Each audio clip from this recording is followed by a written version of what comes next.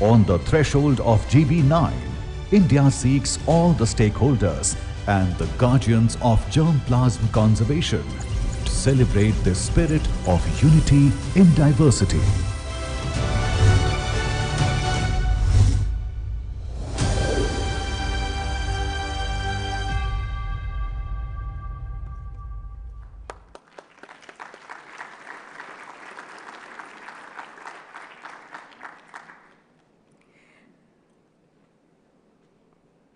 Now we will hear from a young farmer who has traveled from her farm in a village in Bihar to join us here in New Delhi. Her name is Pudi Soren, and she has traveled here with her husband, Hemlal Marandi, to talk to us. Pudi is involved in a project supported by the Treaties Benefit Sharing Fund. She and her husband are accompanied by Mr. Vikas Arora.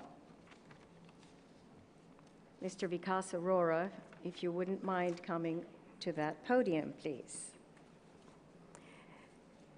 Mr. Arora is program coordinator at a public advocacy initiatives for rights and values in India. I would ask that you take Pudi with you to the podium, please, Mr. Arora. She can go to the podium.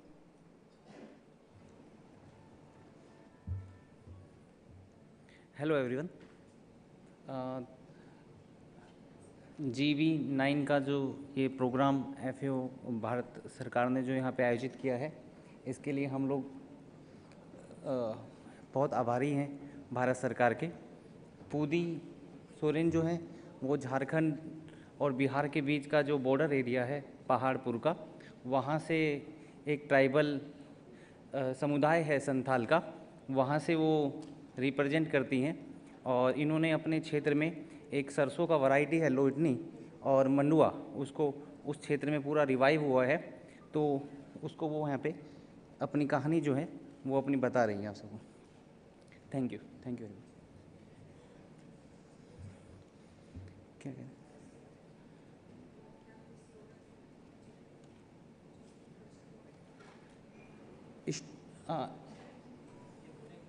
हाँ पूरी यहाँ रखिए।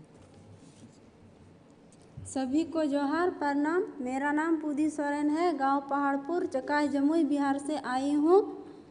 मैं FAO की G9 meeting Bharat में कराने के लिए भारत सरकार की आभारी हूँ, जिसके कारण मैं इस प्रोजेक्ट को सपोर्ट करने वाले ITPGR के सदस्यों से मिल पाई हूँ, जिन्होंने जहाँ मैं रहती हूँ वहाँ मेरे परिवार और मेरे समुदाय को सपोर्ट किया है। मैं ITPGR के सचिवालय का हार्दिक आभार व्यक्त करती हूँ, जिन्होंने मुझे यहाँ शामिल होने का अवसर दिया। मुझे आप लोगों के बीच आके बहुत खुशी हो रही है। मेरे क्षेत्र में यह प्रोजेक्ट नहीं आता तो मैं कभी दिल्ली नहीं आ पाती। मैं पहली बार दिल्ली आई हूँ। आप सभी को मैं हृदय से आभारी हूँ। प्रोजेक्ट के तहत मेरा मंडुआ की पेठरी बनाने का वीडियो बना, जिससे मेरे क्षेत्र की बात, मेरी भावनाएं आप लोगों तक पहुँची। इसके लिए मैं बहुत खुश हूँ। मेरा उम्र 27 साल है। मैंने 8वीं तक पढ़ाई की है। मेरे पास छोटा सा ज़मीन है और रबी के समय पानी की कोई उपलब्धता नहीं है, इसलिए मैं ईंट भट्टे पर मजदूरी करती थी। जब प्रोजेक्ट मेरे क्षेत्र में आया तब मुझे खेती के लिए पैरवी ने लोटनी, अरहर और मंडुआ के लिए बीज दिया, मोटा अनाज दिया। दलहन और तिलहन की खेती में दोबारा पूर्ण रूप से जुड़ पाई। फिर धीरे धीरे भट्टे पर जाना बंद कर दिया।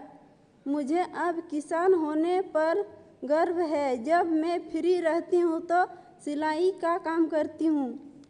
जब हम बच्चे थे तब लोटनी और मंडुआ देखा था। बहुत समय से इसका लगाना रुक गया था गांव में, लेकिन अभी क्षेत्र में सरसों की देसी बीज, लोटनी एवं मंडुआ और दलहन की बीज आ गई है। इसके लिए मैं ITPGR का धन्यवाद करती हूँ। कई सालों पहले हमने जिस मंडुआ और लोटनी को खो दिया था, उसका गांव में रिवाइवल हुआ। इसे मैंने परिवार और बच्चों के लिए मंडुआ की पेठरी और रोटियां और लोटनी का तेल खाने में उपयोग किया। यह लोटनी का तेल बाजार के सरसों के तेल से ज़्यादा स्वादिष्ट और अच्छा होता है, क्योंकि लोटनी और मंडुआ देसी बीज है। पहले मैं मेरे बच्चों के लिए बाहर बाजार से तेल और दाल खरीद के लाती थी, जिसके कारण मेरा 600-700 रुपया खर्च प्रति महीना होता था। अब मैं अपनी बच्चों को मेरे खेत में उगा हुआ दाल, सब्जी, मंडुआ तेल की अच्छी चीज़ें देती हूँ। अभी बाजार में होने वाला मेरा खर्च आधा हो गया है। अब मैं इस बचे हुए पैसों से बच्चों की पढ़ाई में लगाती हूँ। गांव में अभी दलहन, मंडुआ, तिलहन का खेती ज़्यादा हुआ, रकबा बढ़ा। लोगों ने 15-20 साल बाद पुनः क्षेत्र में मंडुआ और लोटनी को लगाया। हम सभी किसान सामुदायिक बीज बैंक से बीज ले रहे हैं।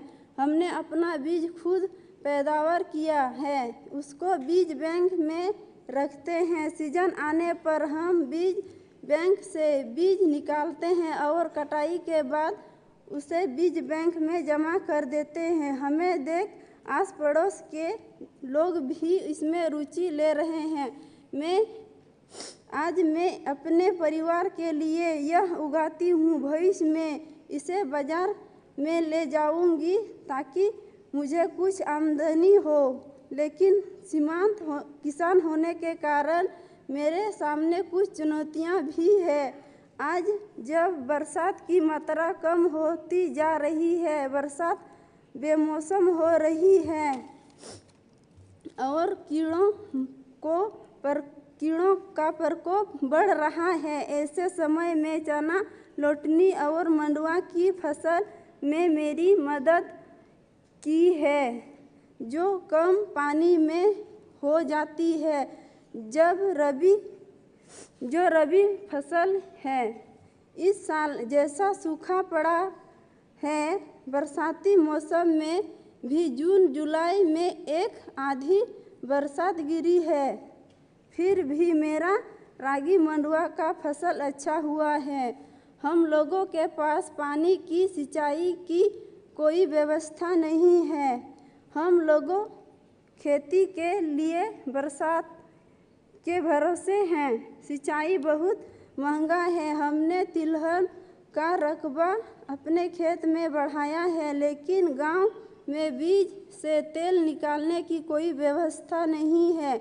इसके लिए हमें शहर जाना होता है। अगर गांव में तेल निकालने की एक मशीन हो जाए तो हम लोगों के लिए यह बहुत अच्छा हो जाएगा, बहुत खुशी की बात हो जाएगी।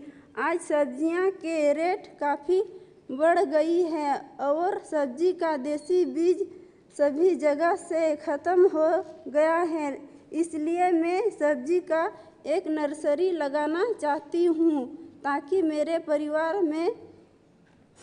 परिवार के लिए मैं खुद ही सब्जी उगा पाऊँ और सब्जी का पौधा आस पड़ोस में बेच सकूं या दे सकूं। मैं आशा करती हूँ जिस तरह से इस प्रोजेक्ट के माध्यम से मैं ITPGR से जुड़ी, भविष्य में भी ITPGR अपने सहयोग को मेरे गांव और दुनिया के लिए बनाए रखेगा। सभी को प्रणाम, जोहार।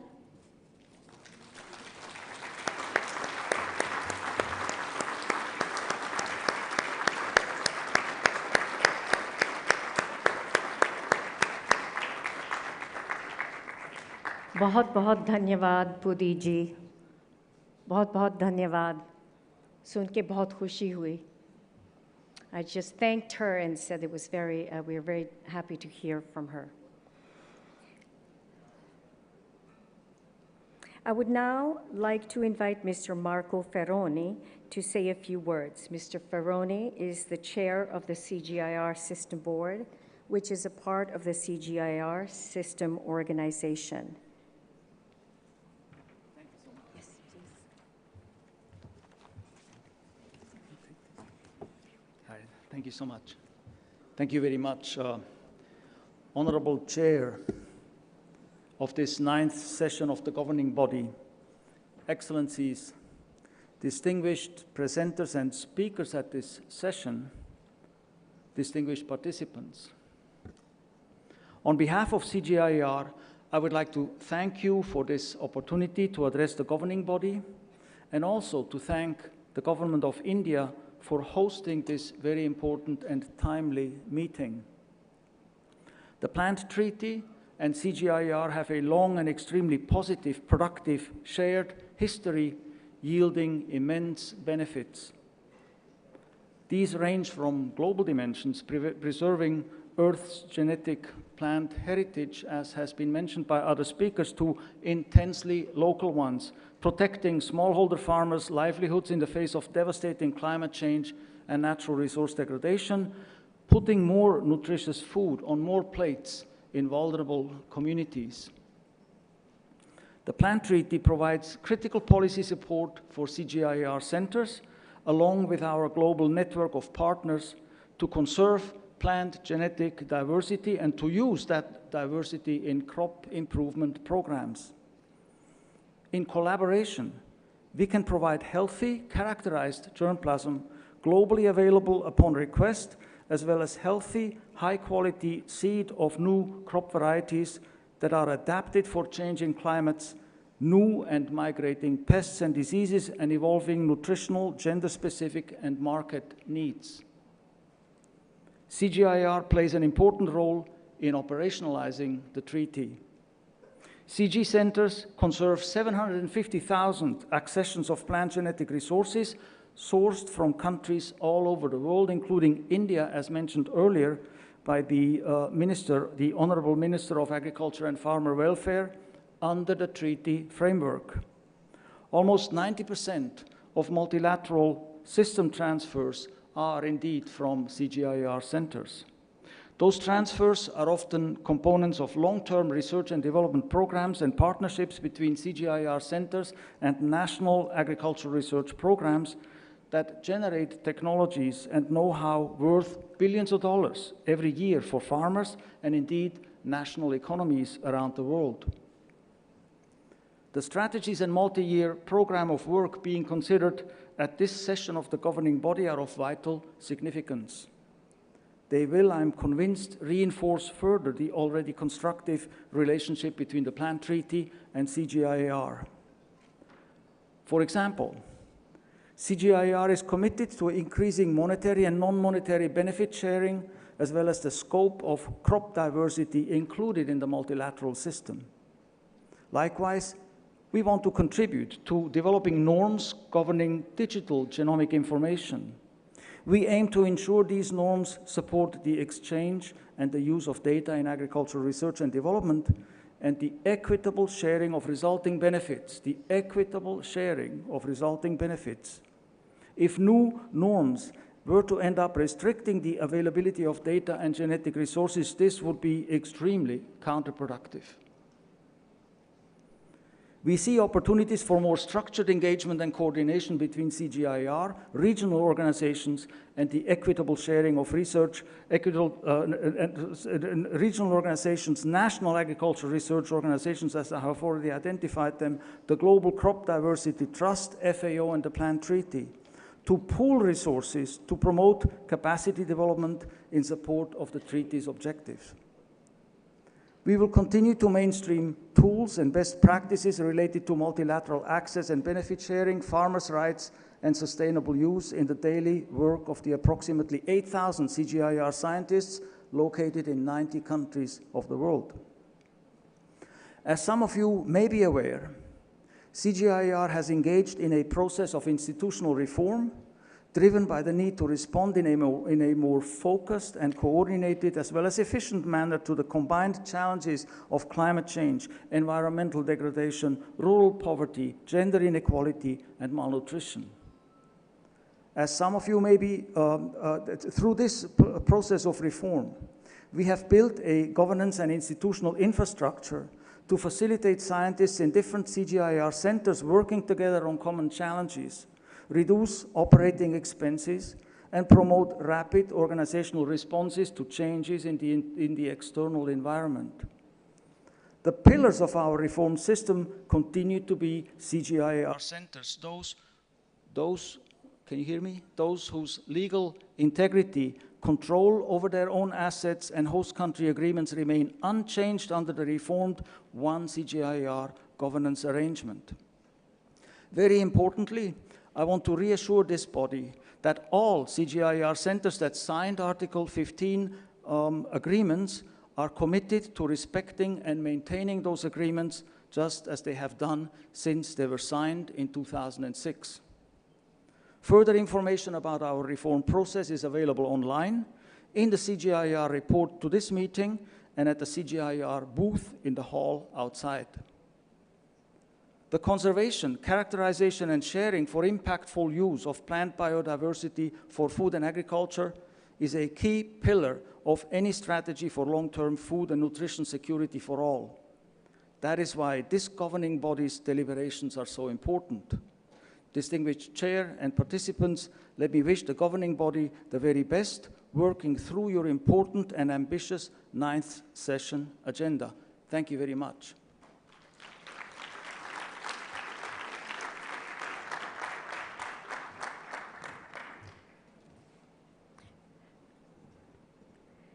Thank you, Mr. Ferroni. Now I would like to request Mr.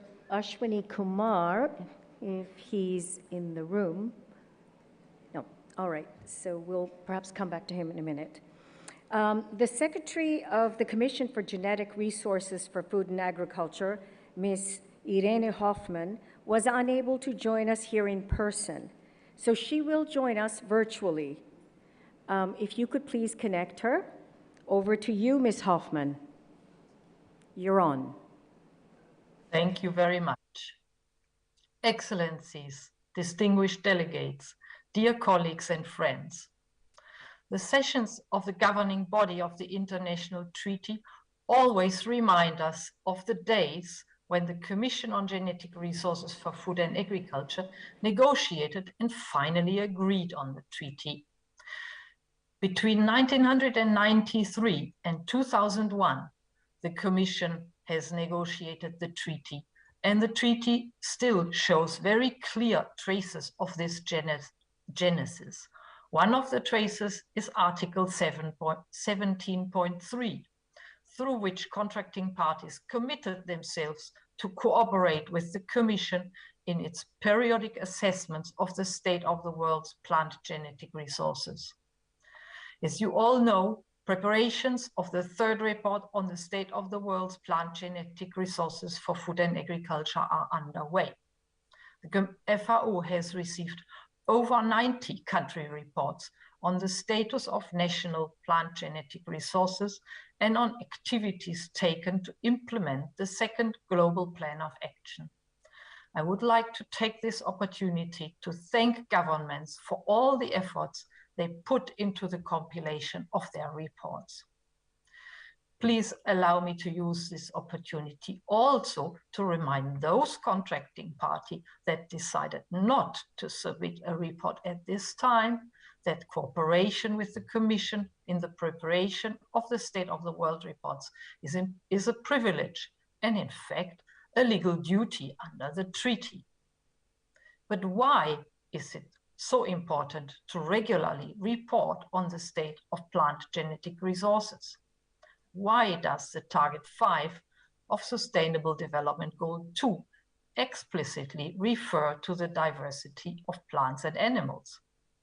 The treaty provides the answer in one sentence at the beginning of its preamble, and I quote, "Plant genetic resources for food and agriculture are a common concern of all countries in that all countries depend very largely on plant genetic resources for food and agriculture that originate elsewhere." Unquote. And therefore, I'm very happy that an increasing number of countries is reporting on this target, from about 70 to 115 now. Another trace of the treaty's genesis is Article 14, which recognizes that the Commission's rolling global plan of action for plant genetic resources is important, and that contracting parties should therefore promote its effective implementation. It's therefore crucial that contracting parties and the governing body will be fully involved in the review of the Commission's second global plan of action that may be necessary in response to the third report that the Commission will consider at its next session. Furthermore, in its last session, the Commission agreed upon the global plan of action on aquatic genetic resources and the framework for action on biodiversity for food and agriculture, both of which have been endorsed by the FAO Council in December of last year. The framework for action aims at creating a contextual framework for the coherent and consistent implementation of the Commission's sectoral global plans of action. It sends a very clear message to the different sectors of genetic resources. There is an urgent need to manage the various components of biodiversity for food and agriculture in a more systematic and integrated and cross-sectoral way. Reversing the ongoing loss of biodiversity for food and agriculture and its sustainable use require a holistic and cross-sectoral approaches that include actions at the genetic, the species, and the ecosystem levels. The Council, through a resolution, also reiterated the need for FAO, the Commission, and the treaty to contribute to the development and implementation of the post-2020 global biodiversity framework. We, together, FAO, governing body, and the Commission, need to play a key role in the implementation of the post-2020 global biodiversity framework on issues within our mandates. And in all of these various perspectives and contexts, the continued collaboration between the Commission and the treaty on matters of common interest is of vital importance if we are to meet the expectations of our parties and members and achieve the Sustainable Development Goals. I thank you very much for your attention and wish you a successful meeting.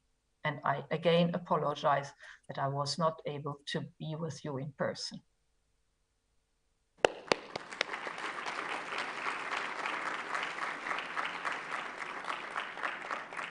Thank you, Irene. Before closing, I would like to turn to the Secretary of the International Treaty on Plant Genetic Resources for Food and Agriculture, Dr. Kent Ndoze, to say a few words. I think the majority of you know Secretary Ndoze either by name or in person. Secretary Ndoze, the floor is yours.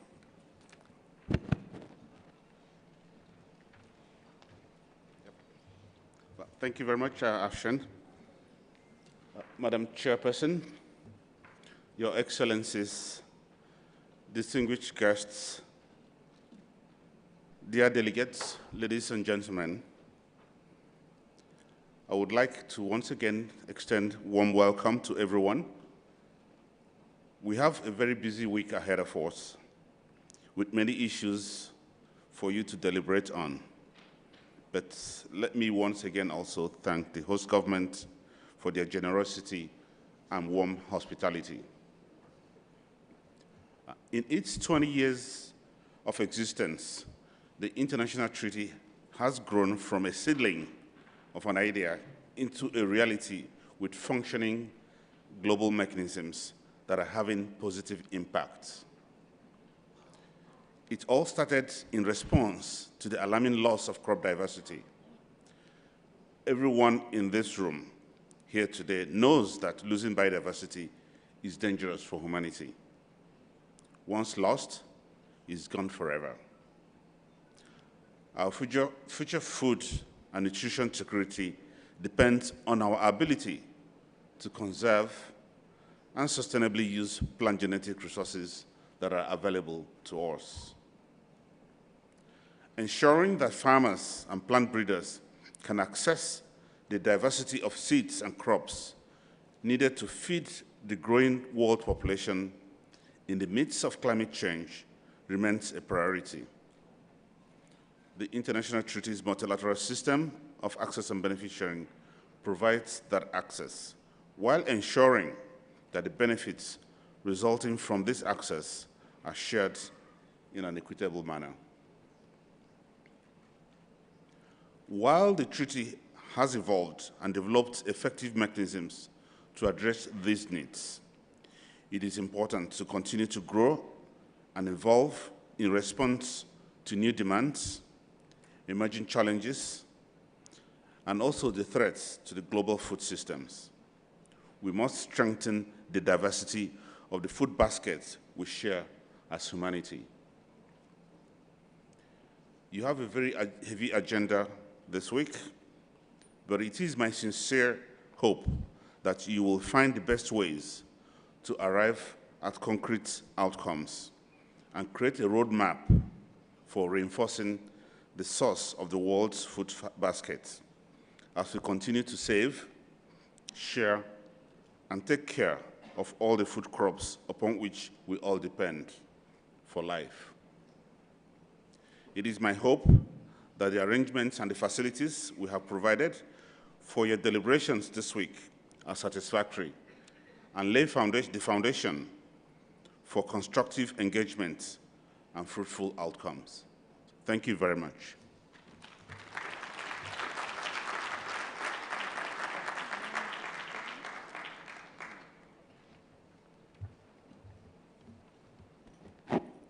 Thank you, Kent.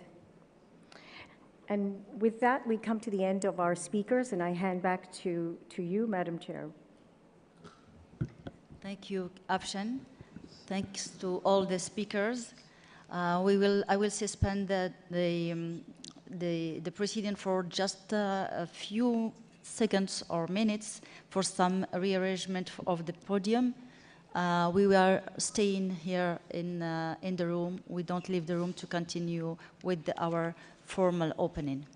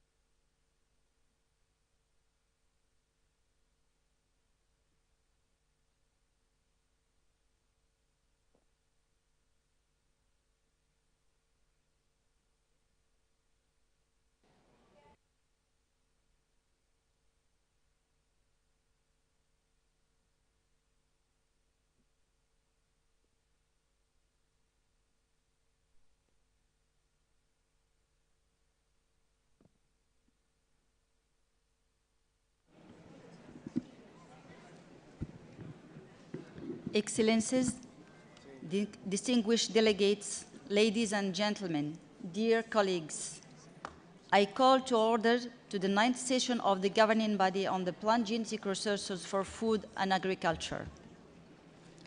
In accordance with Rules 4.3 of the Rules of the Procedures of the governing body, the session is convened by the chairperson of the 9th session of the governing body in agreement with the Bureau and in consultation with Director General of FAO and the Secretary. Before proceeding further, we must ensure the formal status of this session, which will be conducted in hybrid modality, and the validity of the decisions and recommendations adopted by the governing body are preserved. Earlier this year, the Bureau of the governing body considered alternative arrangements to be put in place for convening the 9th session. In these consultations, and based on the feedback from regions, the Bureau agreed to convene the 9th session in hybrid modality of physical presence and remote participation.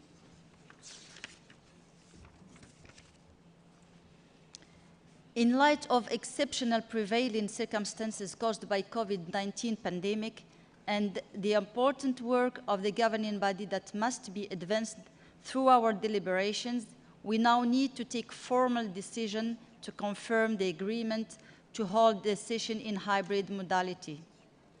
This decision needs to be taken before we begin our substantive deliberations.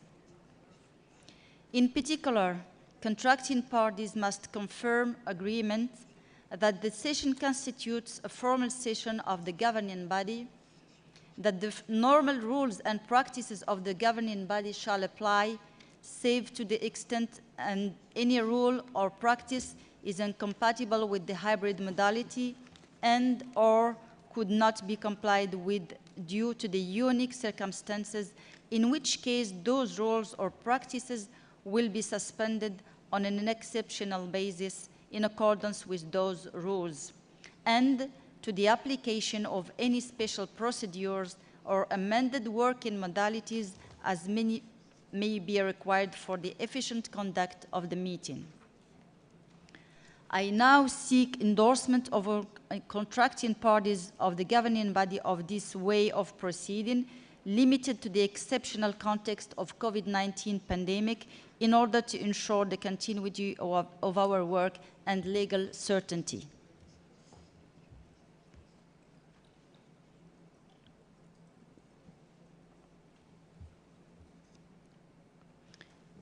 If there are no objections, we will proceed this way.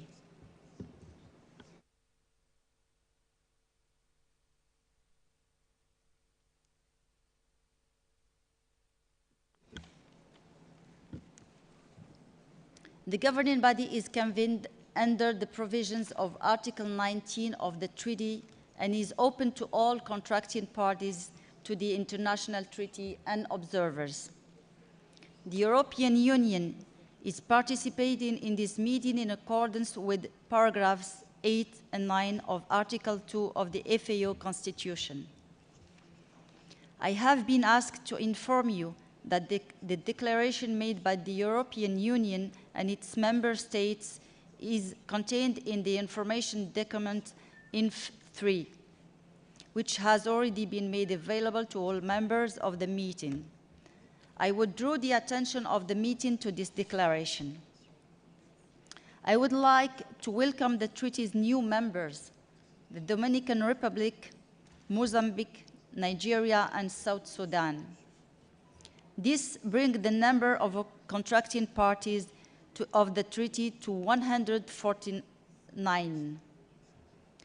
As is the usual practice, and with your agreement, even though the treaty is yet to enter into force for it, I invite Nigeria, the latest party, to fully join us in our deliberations, but may not take part in voting if the need arises. Dear colleagues, during this week, we, as the governing body, will review policy strategic and programmatic matters in order to provide clear guidance for the treaty's activity, not only for the next biennium, but also for the foreseeable future. In this context, we cannot ignore the impact of the COVID-19 pandemic on the activities of the treaty and on the future programming. We should keep in mind as the treaty is evolving and adapting to new challenges. The critical review of issues before us and our guidance will be essential in shaping the contribution that the treaty can make in combating hunger and poverty in the world. I expect that we will arrive at decisions through focused discussions based on broad and representative range of national and regional insights. I would like to inform you of some of the practical arrangements and guidelines that will facilitate the efficient, orderly management of the proceedings of this session. First, I draw attention to the structure of documents for this session.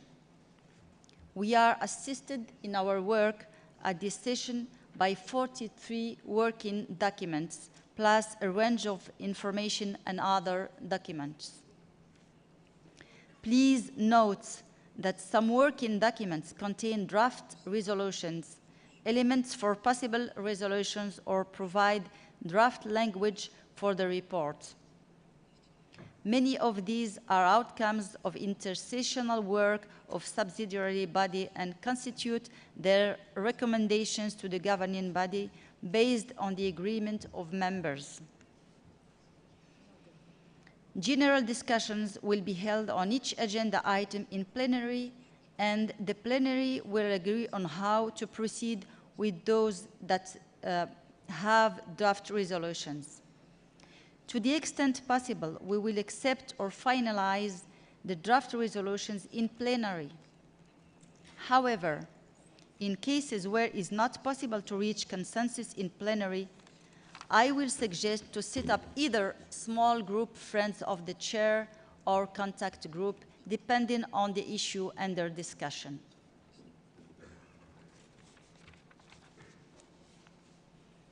During this session, the order of interventions will be contracting parties first, followed by other governments, then international organizations, and NGOs and other civil society organizations. Only the interventions or text proposals by contracting parties will be reflected in the substantive parts of the report of this meeting. All others will be only reflected if supported by a contracting party. I would like to remind delegates of the interpretation schedule, which is 2.5 hours or 3 hours blocks, according to the availability of interpretation in the hybrid modality. The duration of the session will be communicated at the beginning of each block. Because of the time constraints, I would very much like to ensure that we are able to start and finish our sessions on time. The team of interpreters is always ready to start on time. In order to make best use of their time and hours, I would kindly invite you to be ready to commence our sessions at the hours indicated. Thanks to the hospitality of the host government, we will on some occasions be delighted with some short cultural events at the beginning of the day. I would like to invite delegates to, as much as possible, consider making their interventions on the basis of the group or regional positions and through regional representatives so that we may have sufficient time to go through the agenda for this meeting, which is quite heavy. I will also be appreciated if delegates keep their statements brief and focused on the agenda item under consideration. Finally, for those delegates with a written statement, it will be most helpful if you could provide a copy in advance to the Secretariat for the interpreters. I would also like to invite delegates to speak slowly and clearly when given the floor so that their interventions may be interpreted as accurately as possible in all languages. Please note that the quality of the sound may deteriorate in some occasions due to the hybrid modality. I now invite Mr. Kent Nadozi, Secretary of the Governing Body, to make a few announcements concerning the arrangements of this session. Please, Kent, the floor is yours. Thank you. Thank you very much, Madam Chair. Incidentally, we don't have much interpretation time left to go into the formal session. So I think what I would suggest is that after this, before going into the, you call the meeting to order and to adopt the provisional agenda to break so that you can do the side events and go for lunch so that when we reconvene at 3, you can go directly into adopting the provisional agenda. So I would like to remind delegates that you have very interesting side events that are on for today. The schedule and the titles of those events are on the website. In this room, there'll also be the side event on the International Year of Millets. There's also side events in other rooms. The schedules and the venues are already published as indicated. So there are people who are following online. We have access to see the list and when they request for the floor so that we can call them at the same time monitor the request for floor in the plenary hall as well. As we had indicated, we should please ensure that for the safety and well-being of everybody to please stick to the number of delegates that we had requested once we start so that we can have very smooth and safe proceedings during this week. We encourage everybody to the extent possible, as much as possible, even though there is no definite mandatory requirement for it to wear your masks whenever you can, whenever in the hall and you're not speaking. But we hope that we're going to, at the end of the session, not have any major incidents. So with that, thank you very much.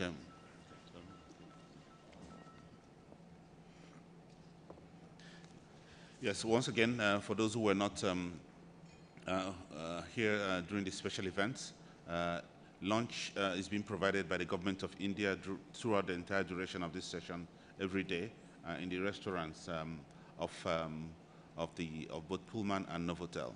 So there is a side event on millets happening here this afternoon, and they're very, very special cuisine that is being presented, so that we'll encourage you to sample them after the side event, so that Madam Thakur, who's the coordinator of the International Year of Millets next year, would give you further details of that during the side event that will take place in this room right after we break from the session.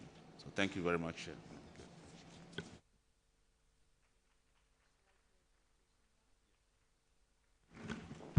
Dear colleagues, I will close this morning's session. We will be back at 3 o'clock this afternoon. Bon appétit.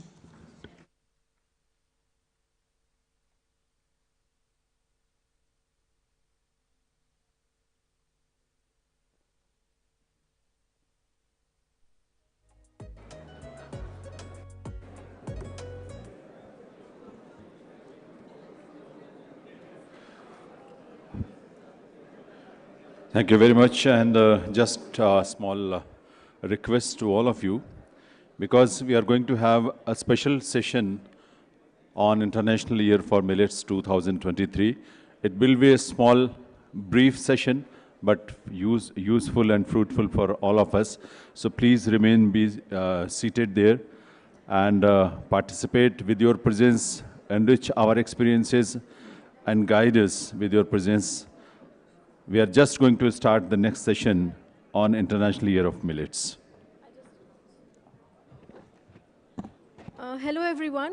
Just a small clarification. We'll have this side event right now, and after this, lunch will be served in all the cafes. So I request you all to be seated. We won't take much of your time, and we'll make this an interesting session. Please bear with us for 40 minutes. Thank you very much.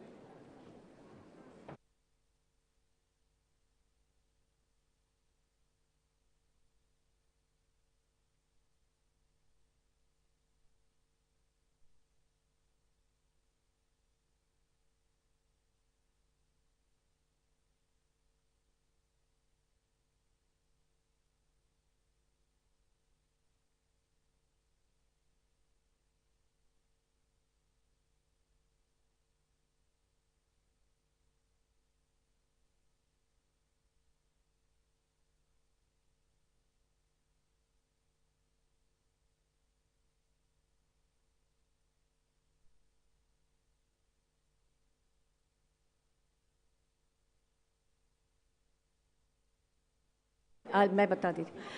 Ladies and gentlemen, lunch will be served after the side event, so please stay for the side event that's being organized right now, right here. And there's another side event, of course, but lunch will be served after this event. Thank you.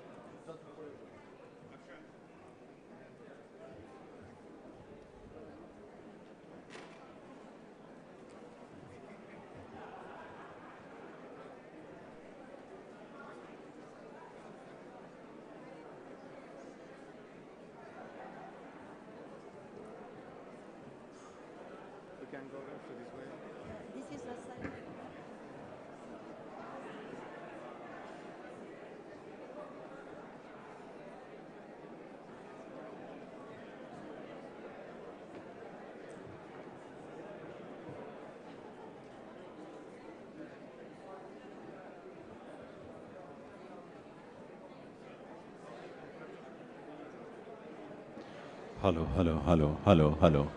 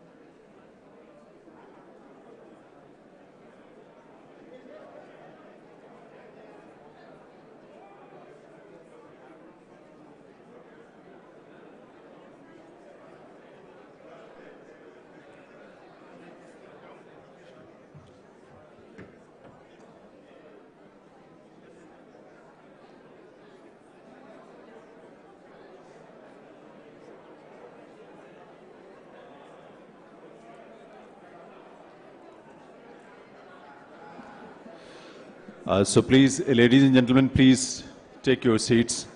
And with your cooperation, we will just starting the session. This is a very special session focusing on International Year of Millets 2023. And I will request all of you to please take your seats and just be part of this session.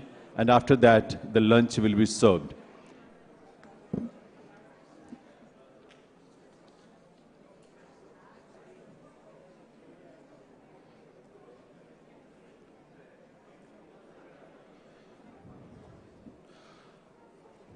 So Namaskar, and once again we extend our warm welcome to all of you in this special session dedicated to the International Year of Millets 2023.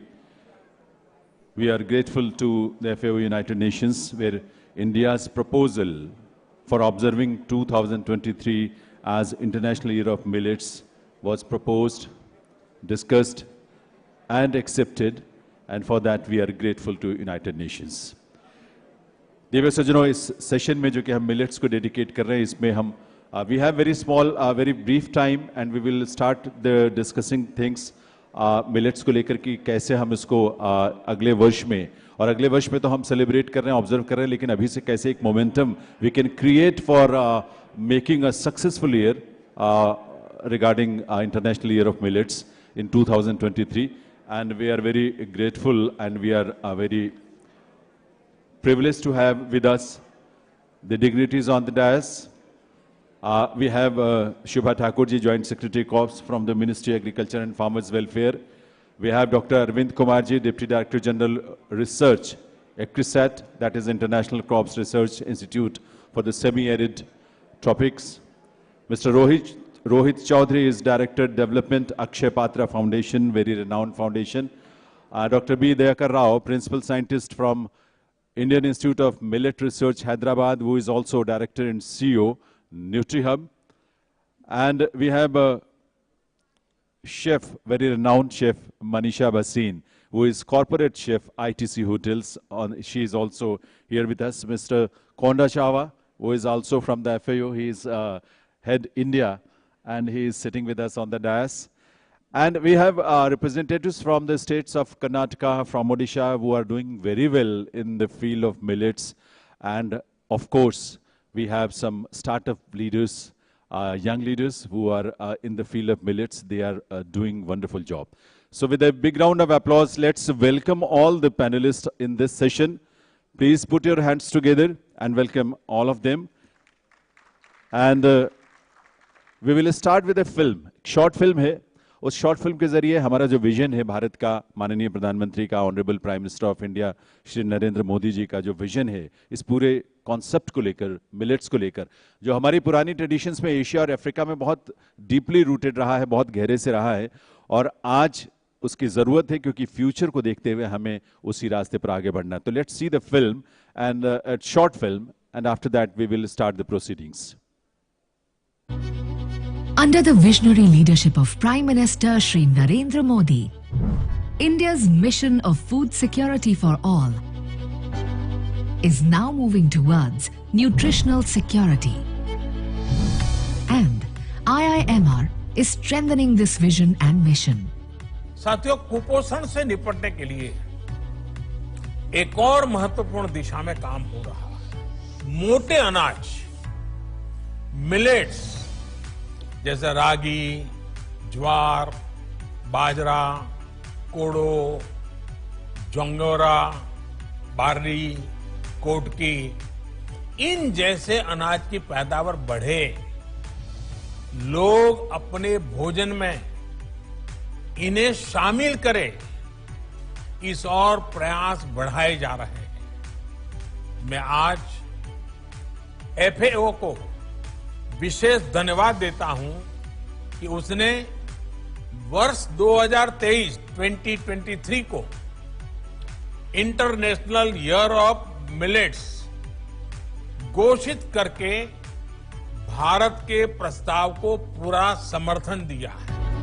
The Government of India's constant emphasis on millets has established it as the alternative cereal of the future and has developed a millets value chain to create demands for millets.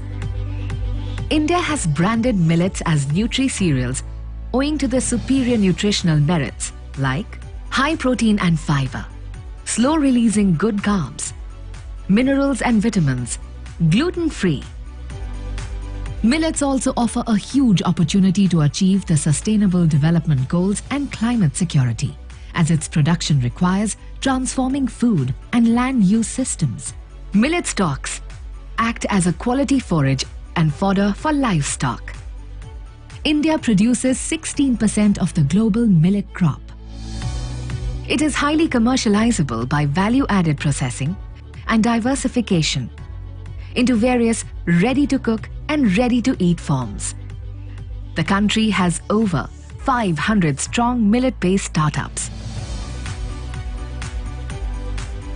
The food industry is building a sizable millet-based product portfolio. The Government of India has introduced conducive policies to boost millet production like crop incentivization, announcement of MSP, mainstreaming millets in public funded programs, positioning millets as nutri-cereals. 2018 declared as National Year of Millets, state millet missions. On a proposal sponsored by India and supported by 70 nations, the UN General Assembly declared 2023 as the International Year of Millets to position millets in global diets for tackling malnutrition and moving towards nutritional security. India is ready to lead the world by sharing best practices, technologies, and goodness of millets and established value chain experiences with other countries. India, the millet hub of the world.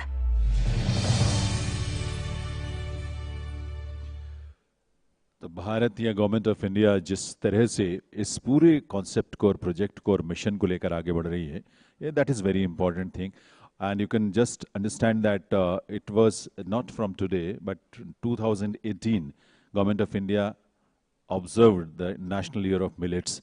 तो इस तरह से इस पूरे एक लंबे, एक दूरदर्शी दृष्टि, एक विजन के साथ इस पूरे प्रोजेक्ट को आगे बढ़ाने की कोशिश भारत सरकार के माध्यम से हो रही है.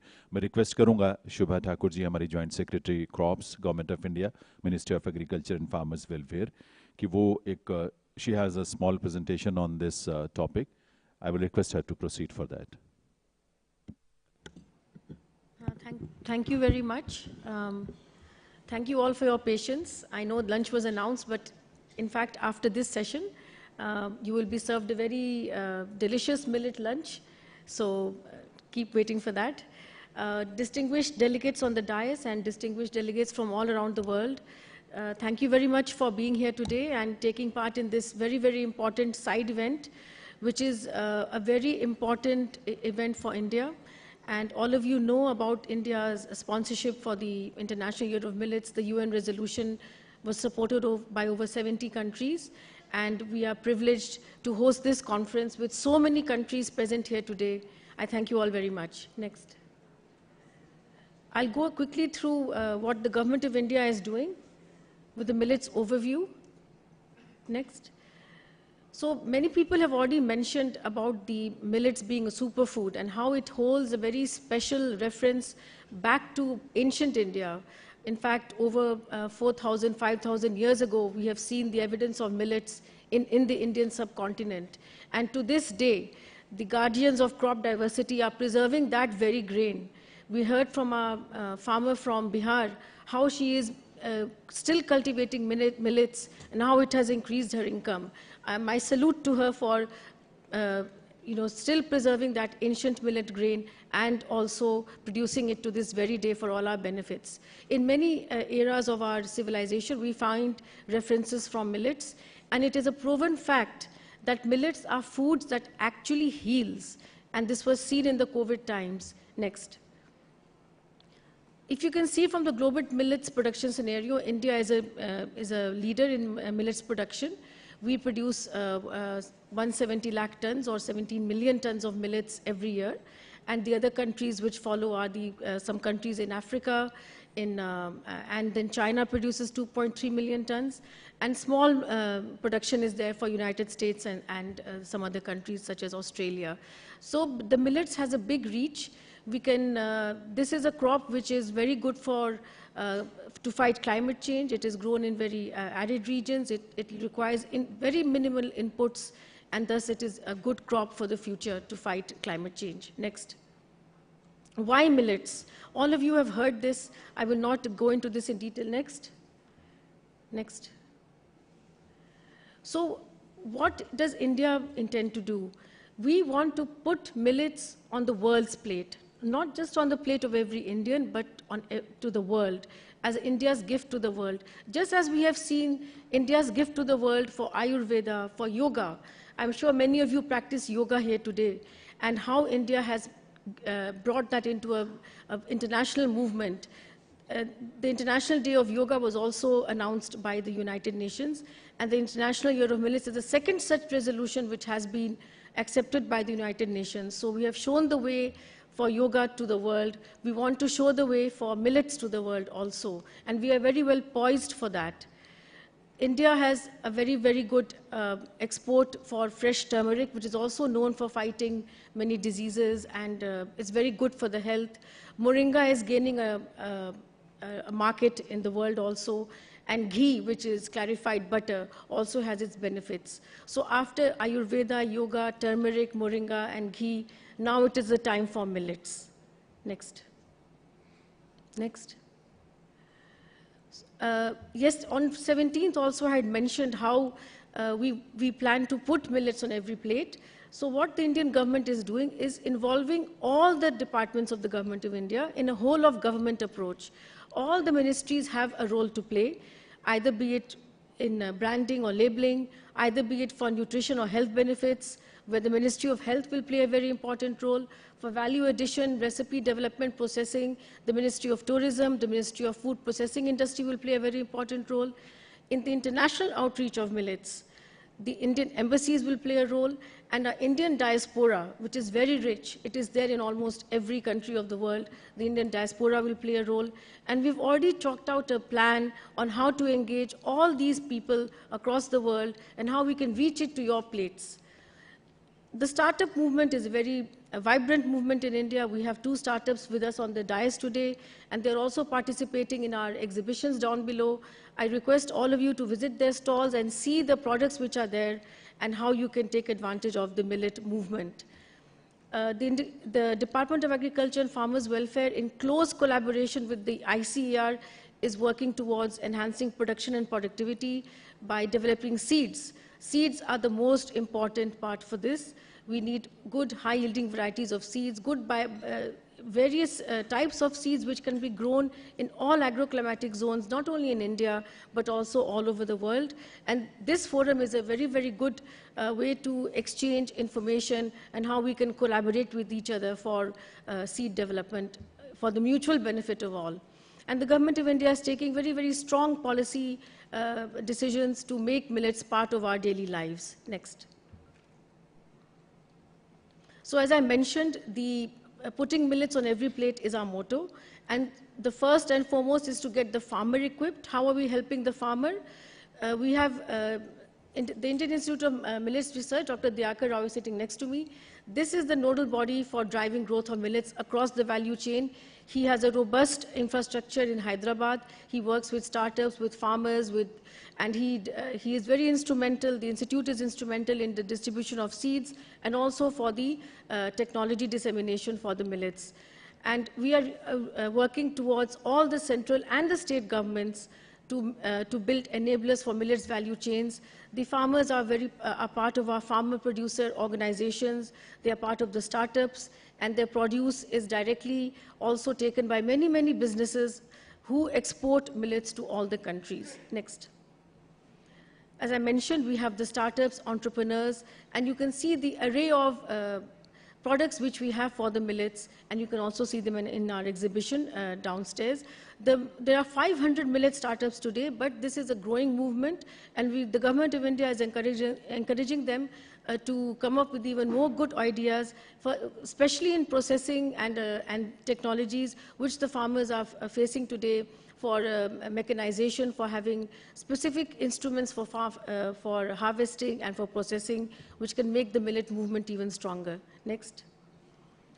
The international outreach is the core agenda for the International Year of Millets, and we will reach out through a number of shows across the world, in all the world expos, the food festivals.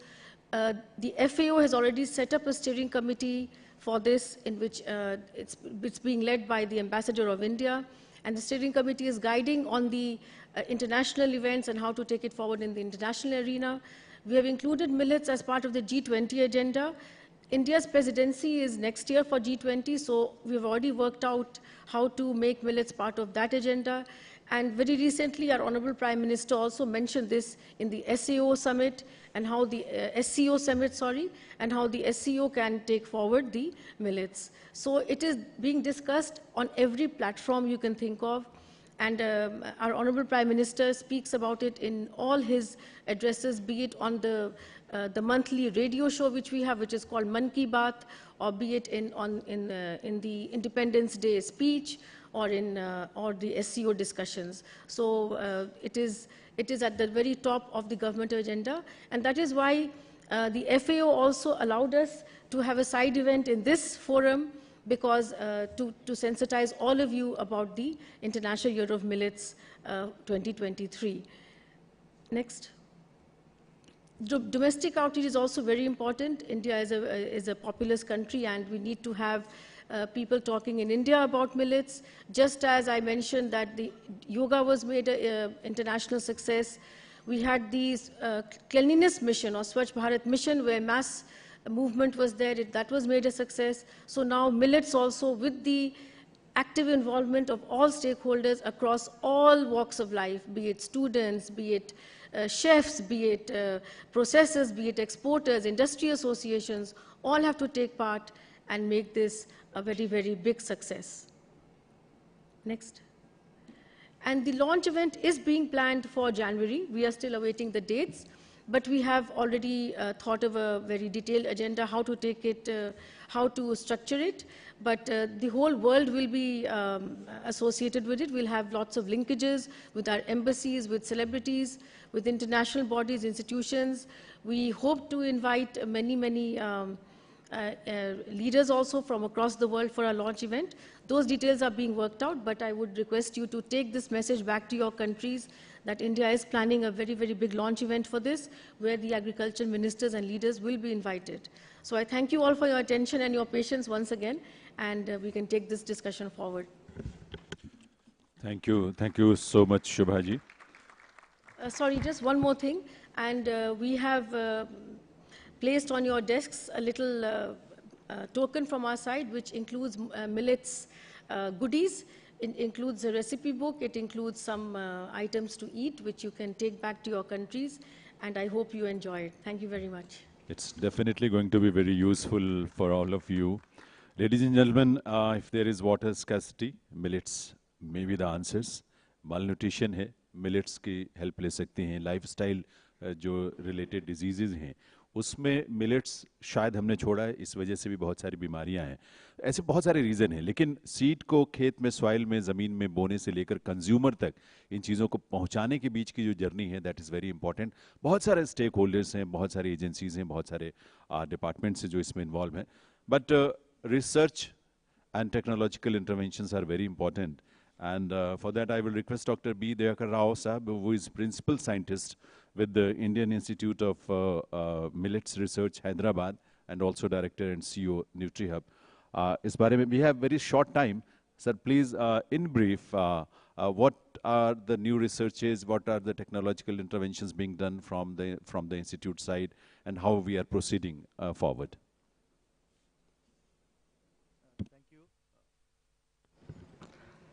Millets are traditionally grown for the farmers in India, especially for their own consumption. This is a shift, and today they need to grow for all the urban as well as for health and wellness segments. So the problem here is not supply, but it's demand side.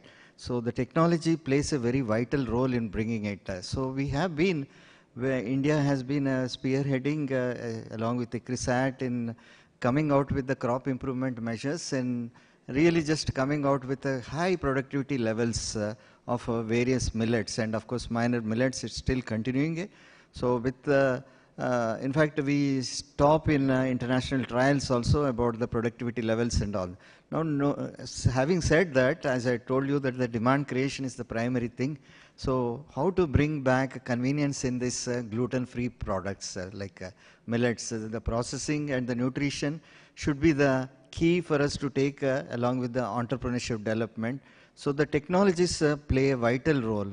The processing diversification plays a very vital role. So value chain development and with the technology backstopping, I think that is what we piloted at Indian Institute of Millet Research, and now it is being scaled up. So today, whatever that is, because you need to take it to the consumer. That's a very vital thing for us.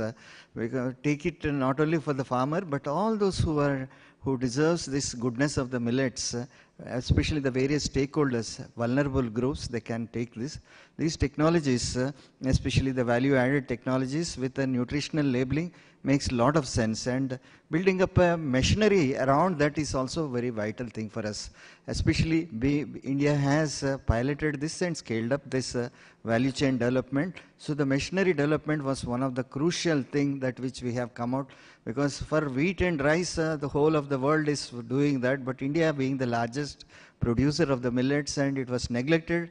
Now the machinery development has taken up to some stage, and which we would like to take up with the various stakeholders, and this is what we would like to replicate to the various countries, because this is what is missing in the entire value chain. Once that comes with the stakeholder engagement, I think we'll be able to make a lot of difference in taking this, replicating the value chains across the world, so that it makes some sense. Tomorrow you may find those on your plate also, various countries representing.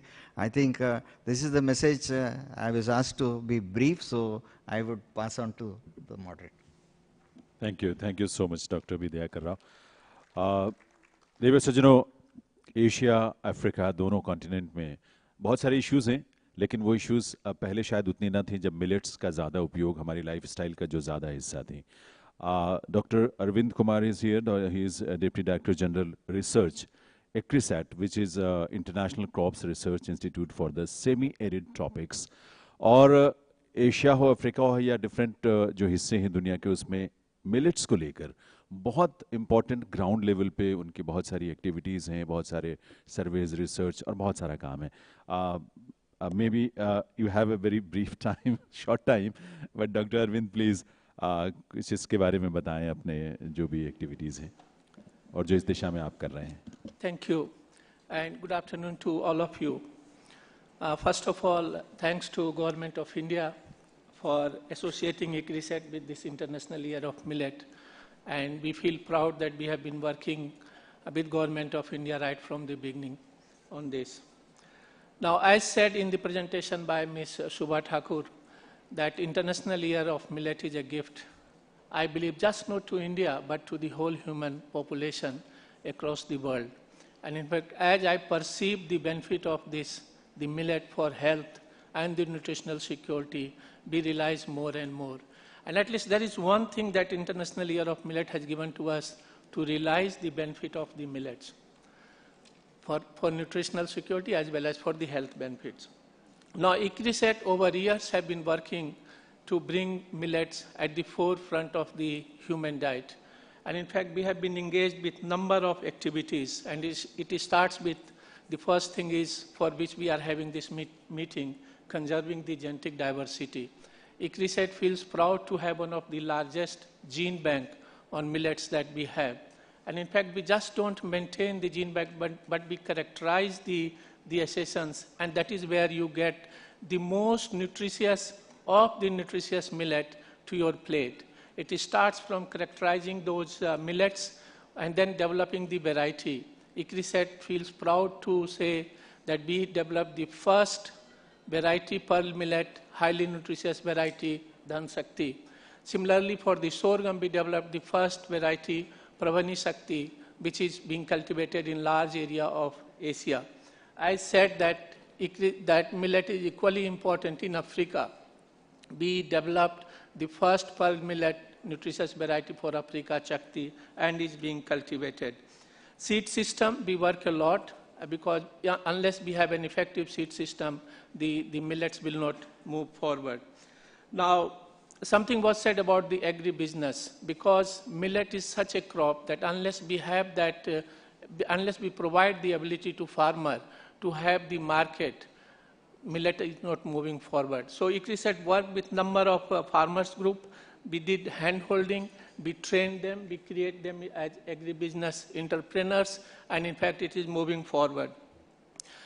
Over years, we have worked towards bringing the health benefit knowledge to the general public. In fact, we have done number of studies where we see that how millets helps in reducing the wasting, how millets help in making us more active, how millet helps to reduce many of the diseases, cardiovascular diseases, type 2 diabetic diseases, and in fact also the millets are low in glycemic index. So that is where we have worked a lot. In fact, we also run a Center of Excellence for Tribal Development promoted by Government of India. Now, millet value chain is equally important in Africa as is important in India. And in fact, we work very closely with the Government of India to take some of the learnings from here in Africa. The same learnings, developing the agribusiness, developing the capacity of the farmers, and also bringing the market for them. Now, we do have challenges for the millets, and it is that how do we ensure that the cultivation of millet moves forward. We have to diversify our agriculture, moving forward from just having the rice, wheat, and maize in our fields. Now, having said this, I feel proud that the International Year of Millets is sponsored by Government of India and taken forward by UN. We see in India many of the institutions coming forward to work together. Today, I have seen a lot of knowledge generated in India on the health benefit of the millet, and number of institutions are coming forward to work.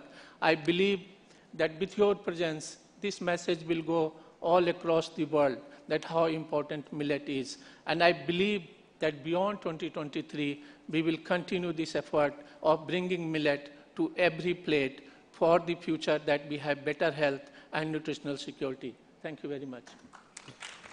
Thank you so much, Dr. Arvind Kumar, for sharing your thoughts.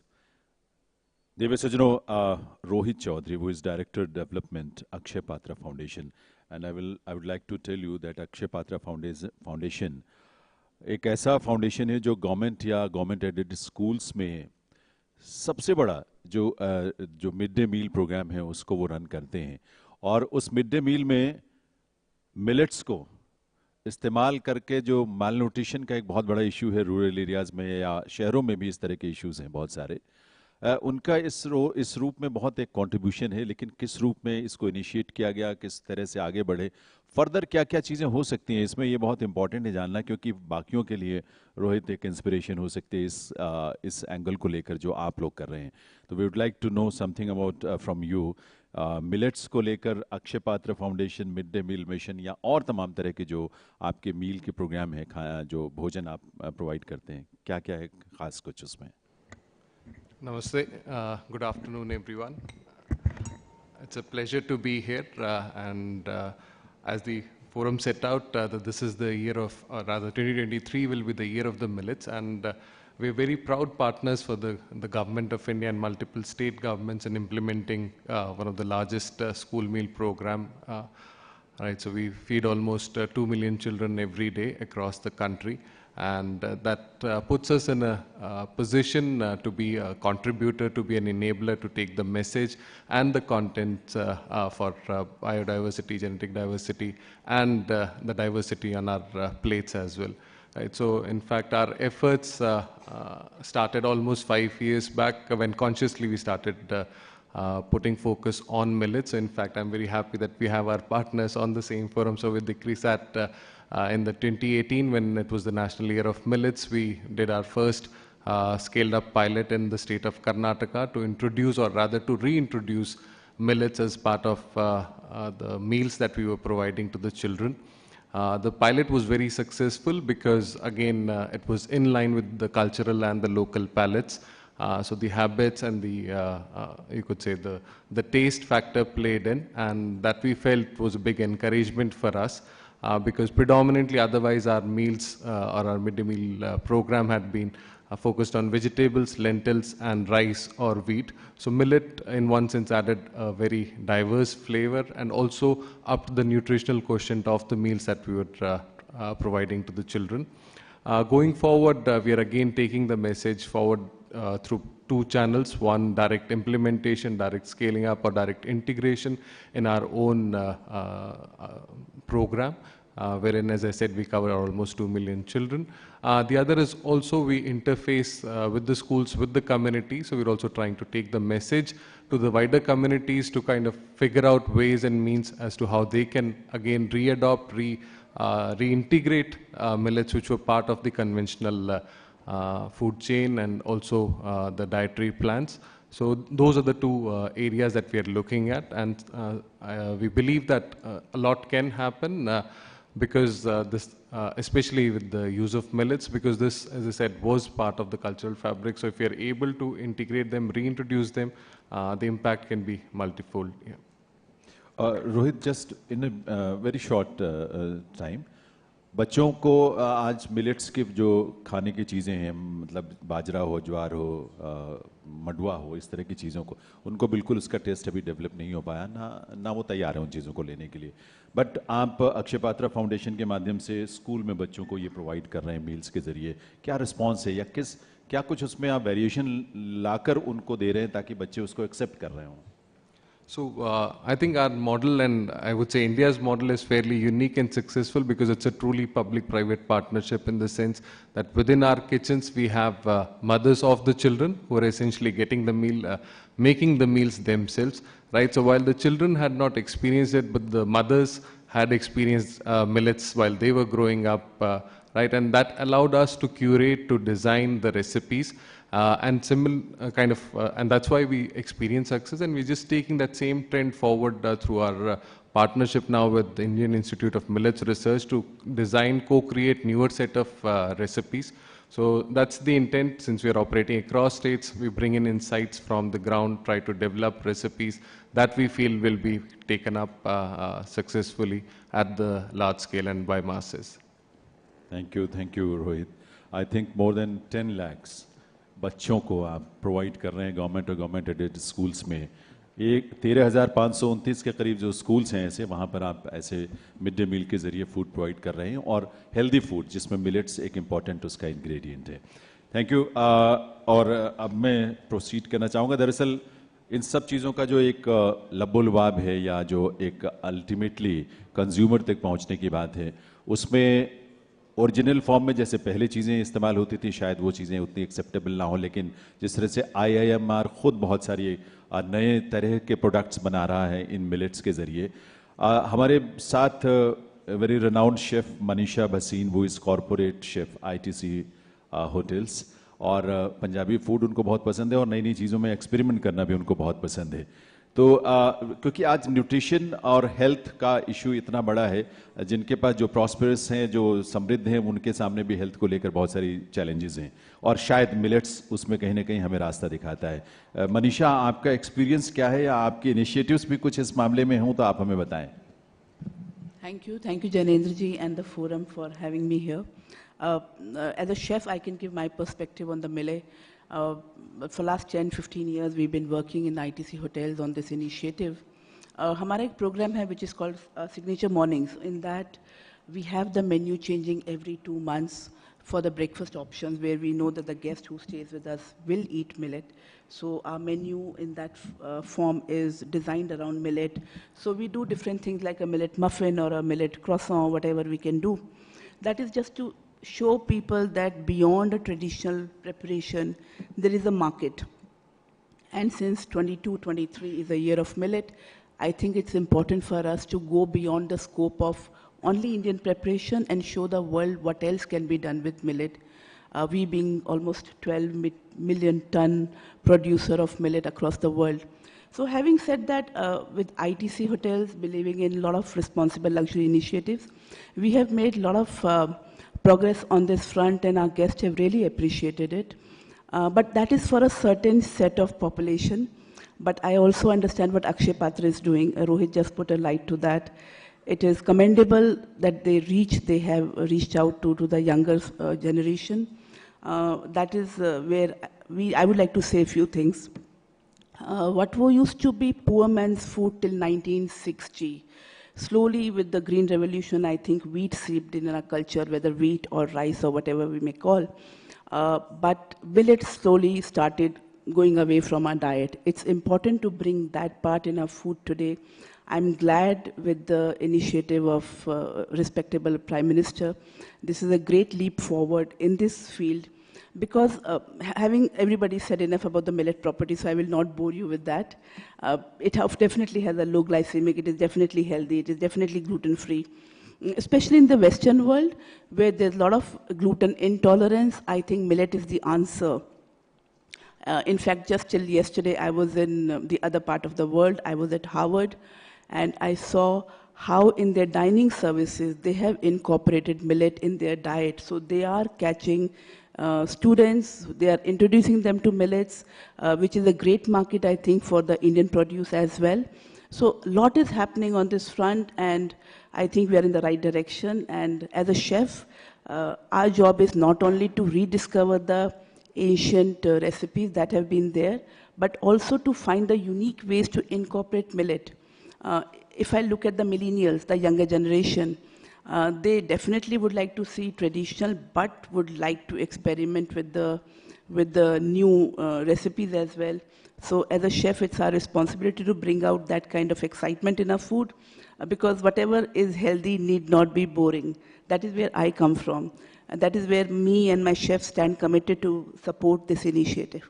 So what kind of response getting? Beg your pardon? What kind of response? So let me tell you, I mean, I have grown up children now, so whenever I would give them millet in a traditional way, they would just play with the food.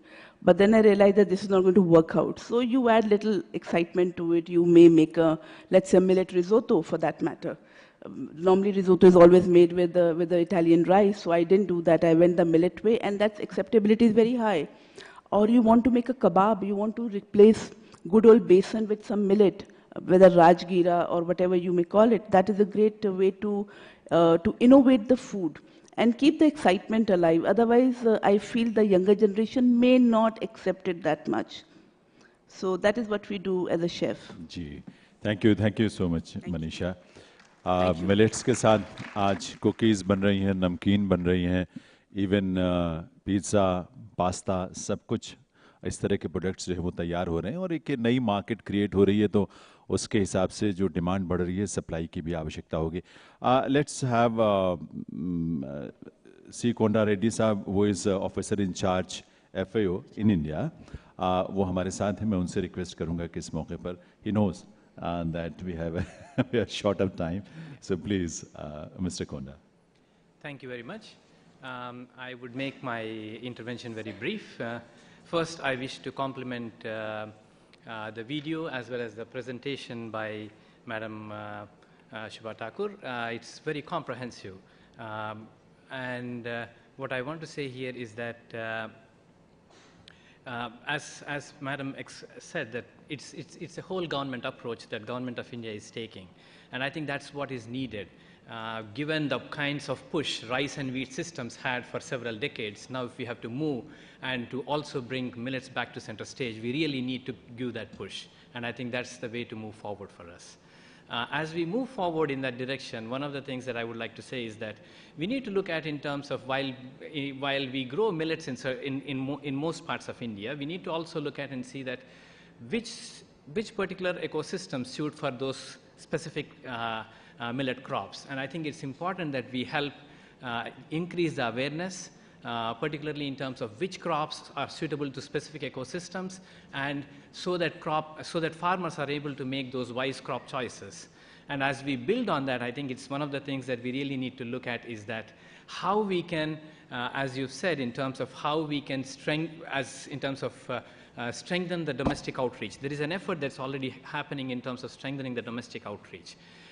So as part of that, we are also looking at how we can, there is research and development that's going on, as Dr. Dayakar said, in terms of how they can improve the productivity, processing, also in terms of strengthening of value chains, branding, and so on.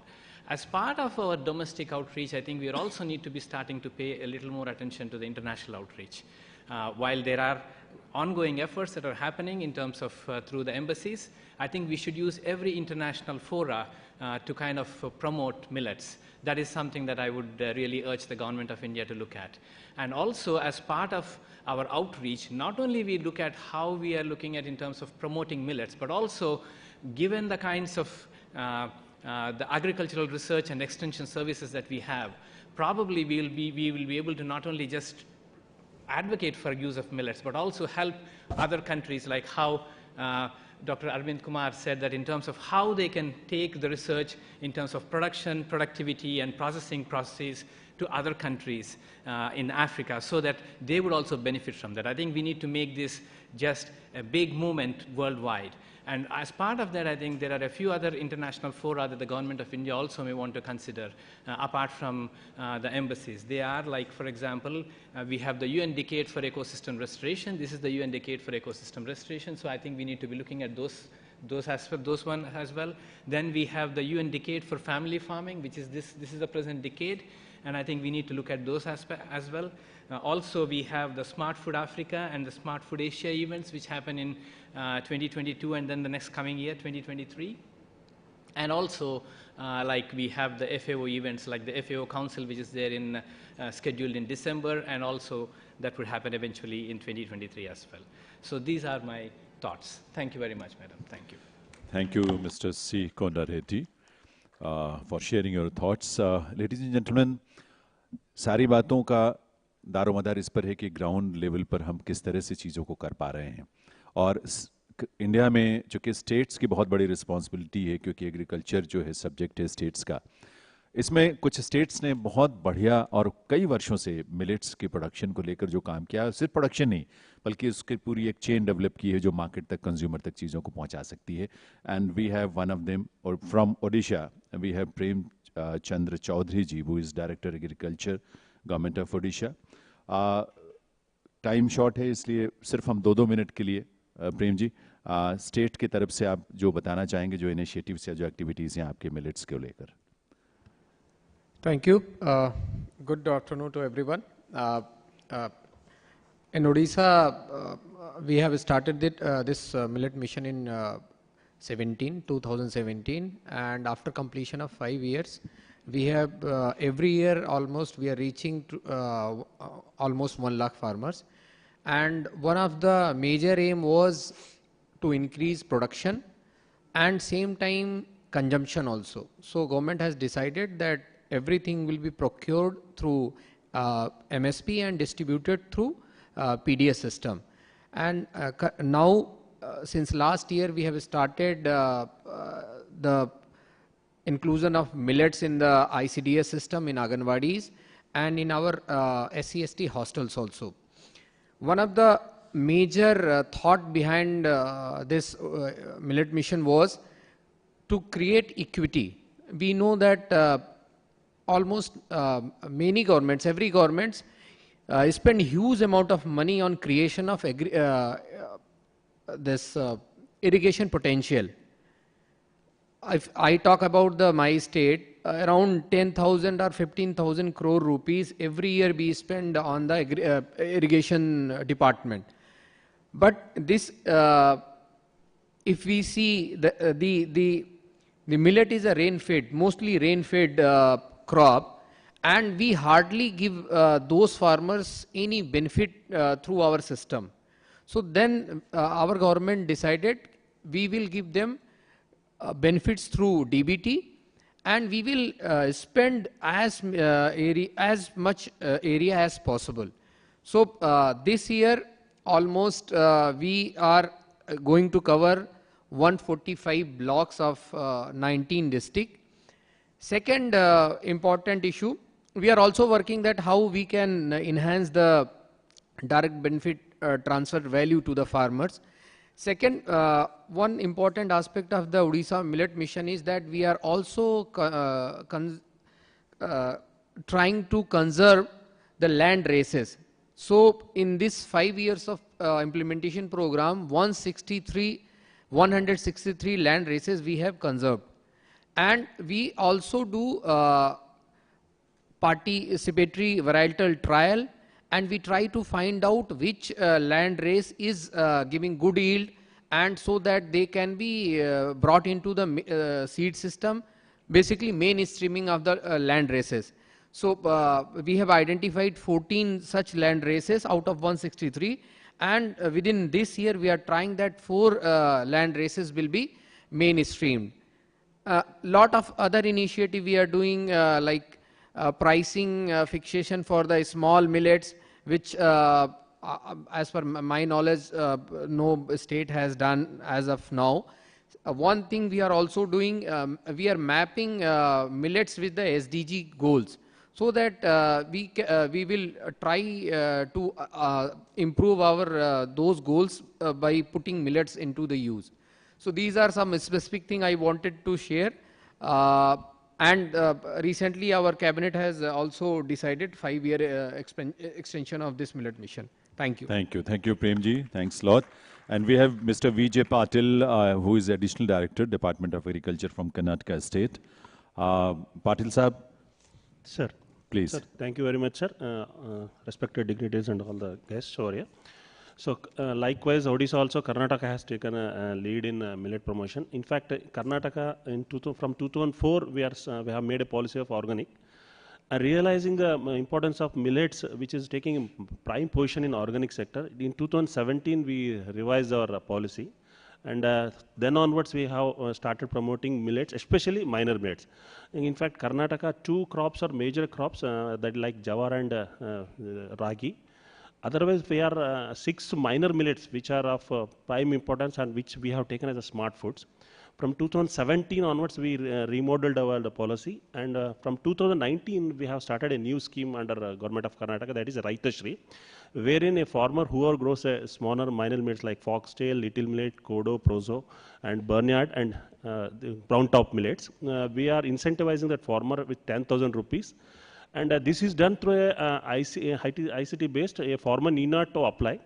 Once he grows the crop, we have an app wherein farmer can upload his data directly from his side, or otherwise a private resident is there in the local who uploads the information that we centrally collect, and every year we are giving 10,000 rupees per hectare for minor millet, and a ceiling limit up to 2 hectares, that is 20,000 rupees. So from 2019 till last year, we have supported around 80,000 farmers to the tune of 60 crores. Then one more program under Aerocity itself, one minor millet we have issue. We have been partnering from IMR and ICRISAT also, and even CFTRI. Processing is a very big issue. In the same scheme, we also support the farmers or entrepreneur or FPOs who are coming for processing industry also. We are supporting 10 lakh rupees to them. So from last 2019, we have been starting and connecting. Third stage is how to connect the consumers with this.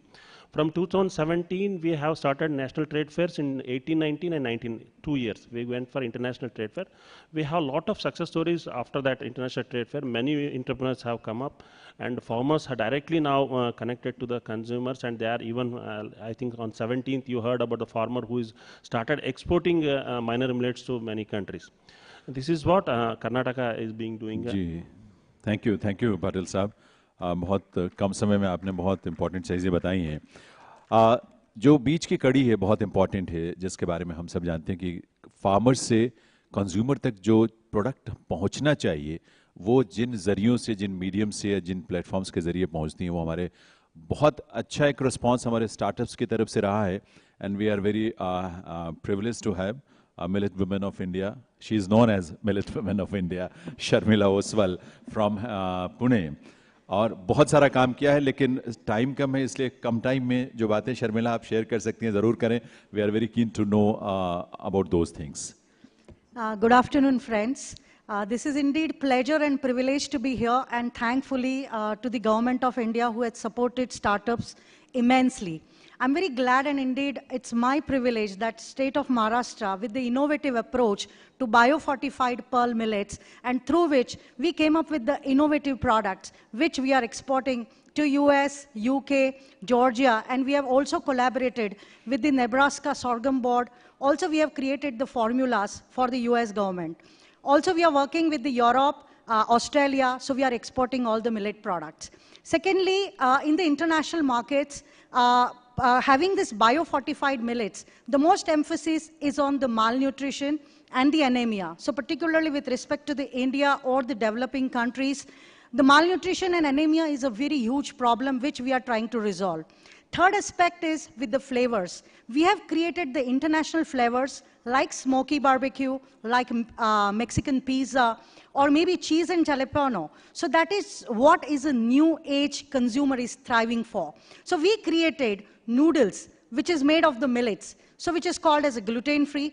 So noodles, pasta, pizza. Now if you see the present generation which is busy with the Netflix or Amazon munching all the time with the chips, we created the formulas of millet crackers, which is gluten-free. So all the munchings comes with full of the health.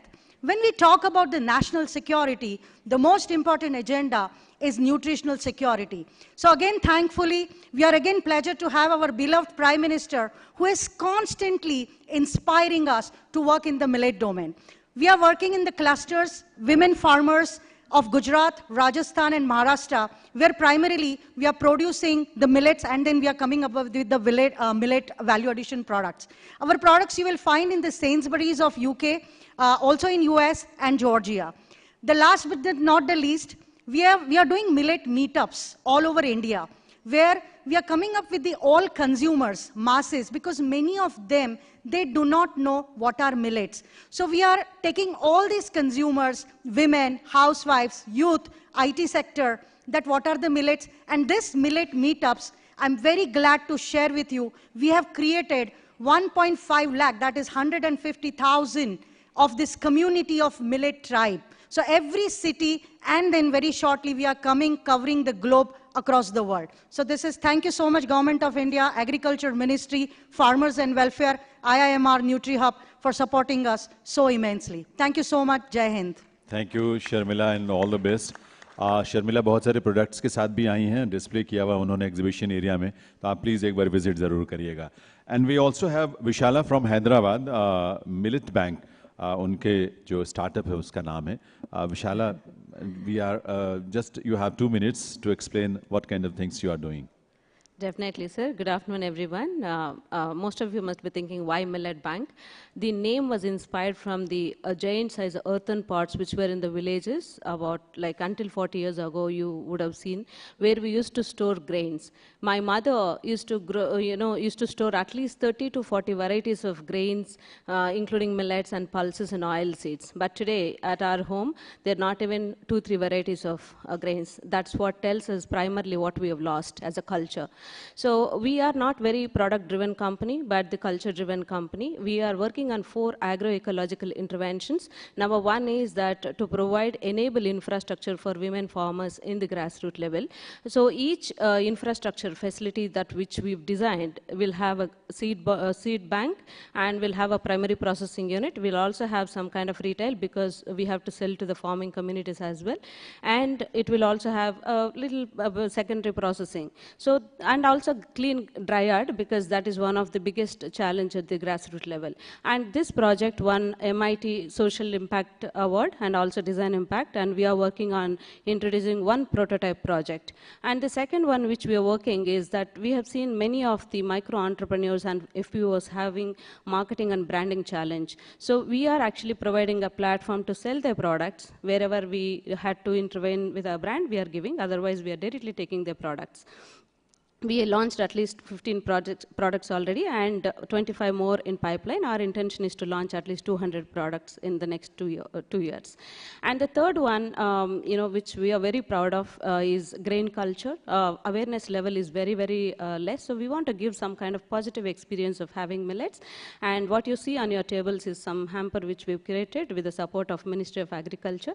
And, we are doing this for conferences and forums where we are curating products and giving it to people so that they can be more aware of the millet products. And the fourth one is Millet Collab Center at the urban centers, which will have a culinary studio. We are reviving recipes. We are showcasing people how they can cook with millets, and also we have a branding studio, and we have bespoke gifting studio if someone wants to, give millets and all. And I feel that agriculture is not just about food production. Agriculture is about, contributing to the ecology and biodiversity. So we are working with lots of rural artists and micro, artisans as well. And I'm very, very proud to be here as someone from farming community who are still practicing millet farming and from dryland agriculture system. And this is the kind of platforms that we need more and more to bring out the goodness of millets. And I thank Ministry of Agriculture and Farmers Welfare, Shiva Thakur ma'am, and IMR and NutriHub. We are working on many more campaigns and awareness activities in the millet space. Thank you so much, everyone. Thank you. Thank you. Thank you so much, Vishala. And ladies and gentlemen, हम बहुत कुछ बात करना चाहते थे क्योंकि मुझे लगता है कि हम इतने सालों में हमने इसके बारे में चर्चा क्यों नहीं की ज़्यादा, लेकिन समय का अभाव है. आप खुद सभी जानते हैं, समझदार हैं, और इन चीज़ों को लेकर एक मोमेंटम धीरे धीरे इस रूप में बनना चाहिए कि नेक्स्ट ईयर जो इंटरनेशनल ईयर ऑफ मिलेट्स 2023 हम ऑब्जर्व करें पूरी दुनिया में, एक नए इसको लेकर जागरूकता भी है, एक नई रेवोल्यूशन इस रूप में, जो कि प्रधानमंत्री जी ने मिलेट रेवोल्यूशन के बारे में जिसका जिक्र किया उसको हम हासिल कर सकें. We are thankful to Shobha Thakur ji for her support and guidance. Manisha ji का बहुत बहुत धन्यवाद. Doctor Arvind Kumar ji, Rohit Chaudhary ji, doctor B Dayakar Rao साहब, और हमारे ओडिशा से प्रेमचंद्र चौधरी जी, विजय पाटिल साहब हमारे कर्नाटका को रिप्रेजेंट करते हुए यहाँ आए. इसके अलावा शर्मिला ओसवाल जी, मिलेट बैंक से Vishala ji, and mister C Konda Reddy, officer incharge FOA United Nations in India. इन सब के लिए एक बार आपकी तालियां ज़रूर बजनी चाहिए, और आपके लिए भी हमारी तरफ से तालियां बजनी चाहिए क्योंकि आपने लंच को थोड़ा सा डिले किया इस बात के लिए कि इस इम्पॉर्टेंट इश्यूज़ को आप डिस्कस कर सके. बट वन थिंग मोर, कल साइट सीइंग का अरेंजमेंट किया गया है हमारे डेलीगेट्स के लिए. If you have not registered yourself for sightseeing, kindly go to the counter and get registered for the sightseeing. There are so many monuments and places in Delhi to see. आप ज़रूर उसे देखें. Thank you very much and all the best.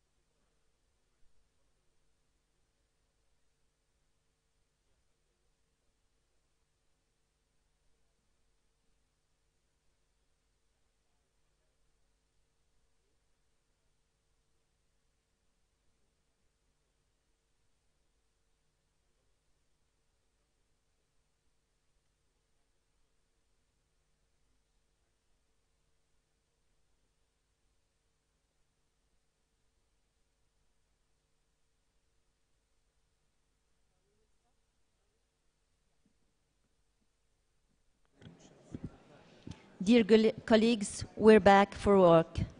But before starting our work, I will give the floor to the Secretariat for some modalities of requesting the floor. Yeah, thank you, Madam Chair. If you wish to intervene or you wish to ask for the floor, press the button in front of the mic that you have. The technicians will note that, and the list of the requests will show up on the screen, and the chair will be able to call on them in the order of the request. And once the technicians give you the mic, it will turn red, so you can start speaking then.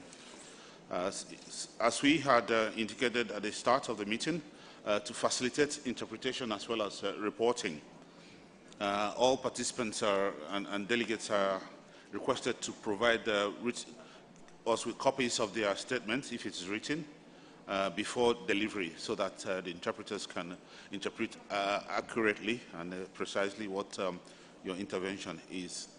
Please do that as early as possible. The email address we have already shared, both in the information note, but also displayed it earlier today. Please, when sending that, it clearly indicates the name of the delegation or the region and the agenda item, so that the interpreters would know where their intervention is coming.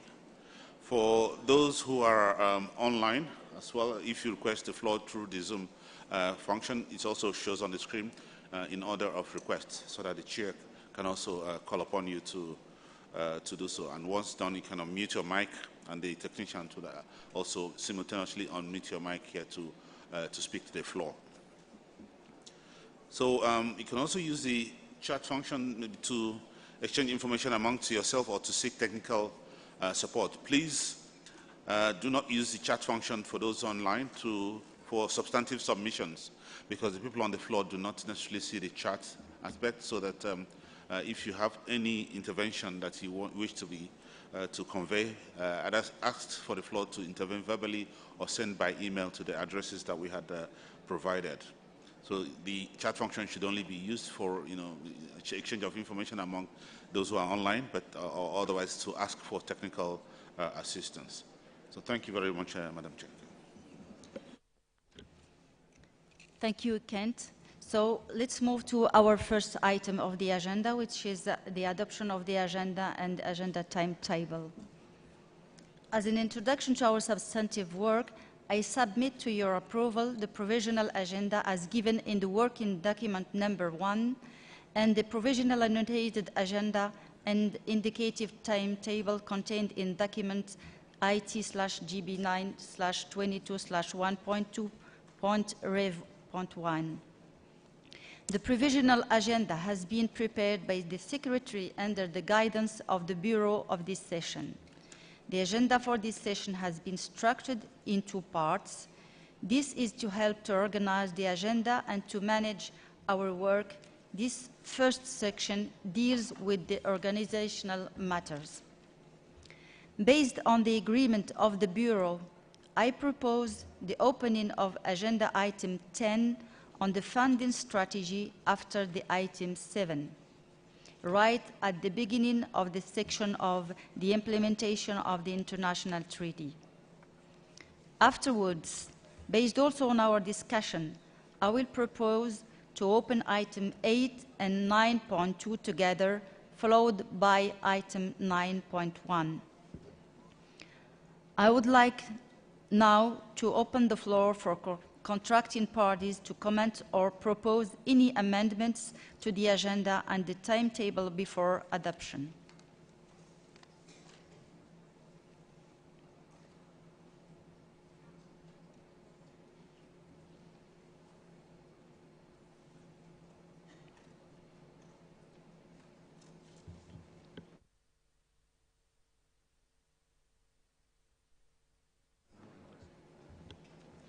I see no request for the floor.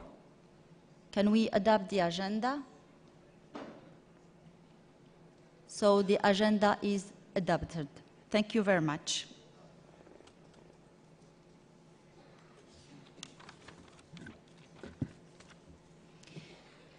In accordance with the rules of procedure of the governing body, I would like to welcome the observers attending this session. Observers are listed in the document number 1.3. They have requested approval to be presented at this session. If there are no objections from the floor, I hereby invite them to participate in this session of the governing body as observers. Colleagues, I will now open the floor to allow for regional opening statements, followed by any other statements from contracting parties and observers.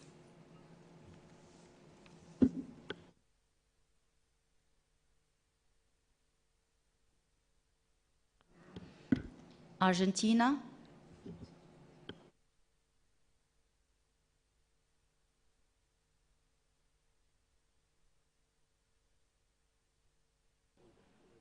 Muchas gracias, señora presidenta. Realizaré esta intervención en español en nombre del Grupo de Países de América Latina y el Caribe. El GRULAC agradece al Gobierno de la India, a la Secretaría y a todos los que trabajaron arduamente para hacer posible esta reunión. El Tratado Internacional es un instrumento muy valorado por América Latina y el Caribe, sobre el cual consideramos que se deben abordar todas sus provisiones de forma integral. En este sentido, el GRULAC espera que esta sea una reunión eficiente, enriquecedora y productiva. Por eso, deseamos presentar 6 consideraciones en relación con la agenda y la organización del trabajo que hemos adoptado y los temas de esta reunión en general. Primero, es importante que la organización de los trabajos permita un rápido inicio de las discusiones. Es necesario avanzar con las cuestiones de fácil resolución e identificar los temas complejos de forma temprana, a fin de otorgarles suficiente tiempo para su negociación, utilizando los mecanismos que se consideren necesarios. Segundo, el GRULAC considera que todos los temas de agenda son importantes. En particular, nuestra región considera relevante que el 9º órgano rector discuta acabadamente los temas de agenda sobre financiamiento, el sistema global de información,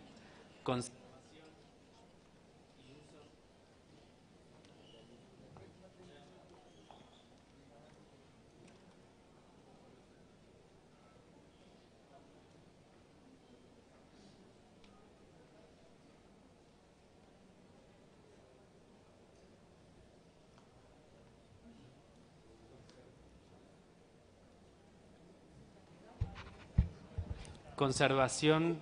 Voy a repetir el párrafo porque he perdido el micrófono. El GRULAC considera que todos los temas de agenda son importantes. En particular, nuestra región considera relevante que el 9º órgano rector discuta acabadamente los temas de agenda sobre financiamiento, el sistema global de información, conservación y uso sostenible y derechos de los agricultores. Tercero, en relación con los temas 8 y 9.2, apertura del anexo 1 y mejora del sistema multilateral, el GRULAC concuerda con su propuesta, pues consideramos que ambos deben ser tratados en su conjunto y no separadamente. Nuestra región es consciente de la necesidad de alcanzar un consenso en relación al tema 9.2 y creemos que la discusión del tema 8 por separado no facilitará dicho proceso. Este tema debe ser también abordado conjuntamente con las cuestiones relativas a la información digital de secuencias, cuyo tratamiento en el contexto de mejora del sistema multilateral es esencial.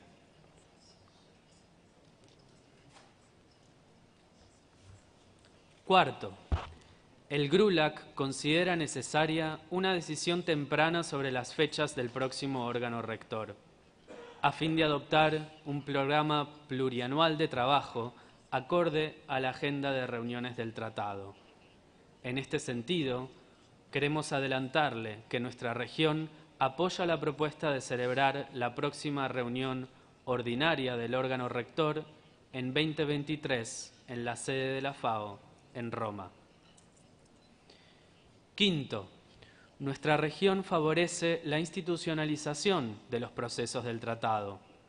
Por lo tanto, deberían buscarse formas para dar estabilidad, estructura y continuidad a los trabajos realizados en los comités de conservación y uso sostenible, de derechos del agricultor y del sistema global de información.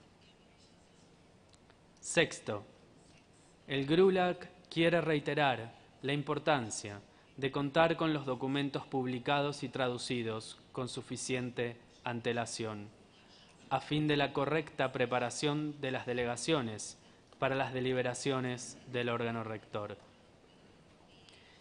En este sentido, el GRULAC propone que a partir de la próxima reunión del OR se posterguen automáticamente la consideración de documentos que no hayan sido publicados con 6 semanas de anticipación.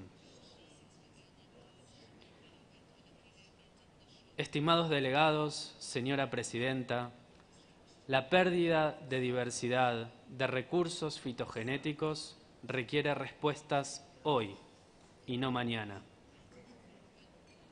Por eso, nuestra región ha venido a Nueva Delhi preparada para negociar y construir consensos que contribuyan a una revitalización y al avance del tratado. Entendemos que este órgano rector debe constituir un hito de avance en todos los temas de la agenda, haciendo honor a la hospitalidad del Gobierno de la India. Esperamos que este deseo se transforme en realidad. Muchas gracias. Thank you very much, Argentina. On behalf of GRULAC region, Lebanon.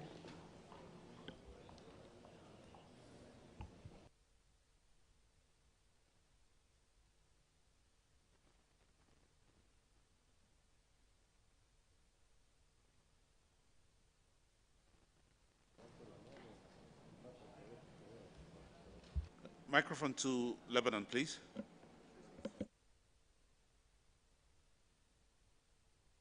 Please, and when you press the mic, press just once and leave it. Because if you press it again, you cancel the request. Okay. شكرا سيدة الرئيسة لإعطاء الكلمة. إني أتكلم باسم إقليم الشرق الأدنى. إن إقليم الشرق الأدنى يشكر الحكومة الهندية على استضافتها الكريمة للدورة التاسعة للجهاز الرئاسي، كما يشكر الإقليم الأمين العام للمعاهدة ورئيس الجهاز الرئاسي وهيئة المكتب على التحضيرات التي قاموا بها للدورة الحالية. سيدتي الرئيسة، العالم اليوم يواجه تحديات كبيرة، أهمها ضمان الأمن الغذائي في ظل العديد من المشاكل والتحديات، أبرزها جائحة كورونا والنزاعات الدولية والإقليمية والتغير المناخي والوضع الاقتصادي الصعب الناتج عما سلف ذكره، والذي تعاني منه معظم الدول. لا يوجد بلد اليوم يتمتع بالاكتفاء الذاتي من الموارد الوراثية النباتية، حيث أن كل دولة تعتمد على التنوع الجيني للمحاصيل من البلدان والأقاليم الأخرى.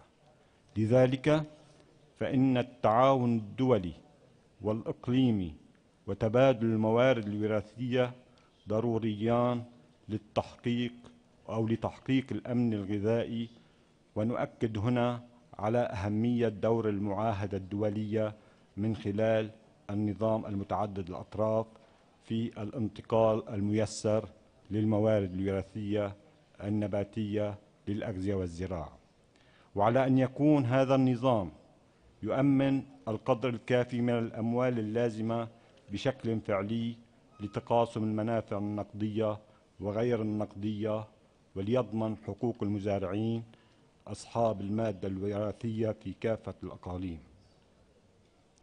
إن إقليم الشرق الأدنى يرى بأن المعاهدة الدولية بشأن الموارد الوراثية النباتية في وضع حرج جدا، مما يوجب على جميع الأطراف المتعاقدة والأقاليم العمل بجد من أجل اتخاذ تدابير جريئة وقابلة للتطبيق لتخطي المصاعب التي تواجه هذه المعاهدة مع الحفاظ على حقوقهم في مواردهم الوراثية. سيدة الرئيسة، إن إقليم الشرق الأدنى يرى بأن النظام متعدد الأطراف نجح في توفير الحصول الميسر للموارد الوراثية النباتية المدرجة في الملحق رقم 1، ومع ذلك فإن المنافع النقدية وغير النقدية الناشئة عن استخدام هذه الموارد وتقاسمها لا يزال ضئيلا جدا وغير ملموس.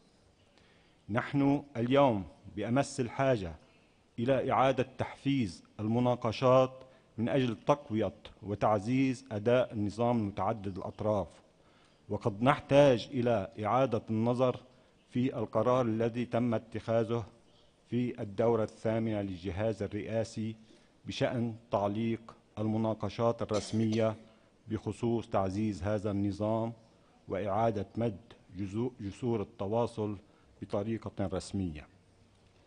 سيدة الرئيسة، إن النظام متعدد الأطراف هو قلب المعاهدة الدولية، فيجب علينا العمل بجد لجعل هذا النظام يعمل بكامل طاقته وبشكل سهل الاستخدام وبسيط من أجل تحسين تدفق الأموال بشكل مستدام لصندوق تقاسم المنافع، وهذا ما يؤدي إلى تحسين امتثال الأطراف المتعاقدة لمكونات المعاهدة وتنفيذ أهدافها. إن إقليم الشرق الأدنى يؤكد على أهمية استخدام معلومات التسلسل الرقمي، ويؤكد في نفس الوقت على أهمية نقل التكنولوجيا الخاصة به للدول النامية ليقوم باستطاعتها أن تتيح وتستعمل هذه المعلومات بشكل متساو مع الدول المتقدمة، وبشرط إيجاد صيغة واضحة وصريحة لإدراج تقاسم المنافع من جراء استعمال هذه المعلومات. ومن جهة أخرى فإن إقليم الشرق الأدنى يشدد على أهمية دور المزارعين في صون الموارد الوراثية النباتية للأغذية والزراعة واستخدامها المستدام، ومن هنا لا بد من التشديد على تجديد ولاية فريق الخبراء التقني المعني بحقوق المزارعين لاستكمال وضع الخيارات لتشجيع عمل حقوق المزارعين وتوجيهه وتعزيزه. ونظرا لأهميته في رفض الصون والاستغلال المستدام، يؤكد إقليم الشرق الأدنى على مواصلة النظر في وضع برنامج مشترك بشأن التنوع البيولوجي في الزراعة من أجل الاستخدام المستدام للموارد الوراثية النباتية للأغذية والزراعة. وشكرا.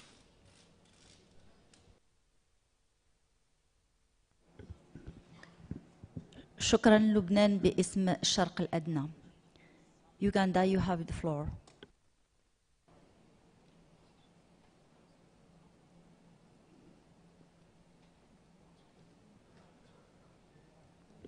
Uganda followed by India. Uganda. Thank you very much, Madam Chairperson. Madam Chairperson, distinguished delegations, ladies and gentlemen, I take the floor on behalf of the Africa Regional Group delegation The Africa delegation sincerely extends its appreciation to the government of India for a very courteous and warm welcome we have been accorded since arrival.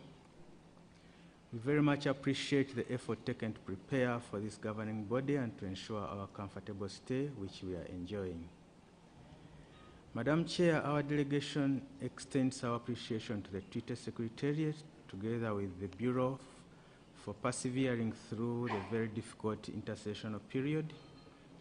We note that it was in less than 2 months after GB8 that the first COVID-19 cases were recorded in Italy, and the pandemic rise and spread did not relent, rendering day-to-day business in Rome very difficult, if not impossible.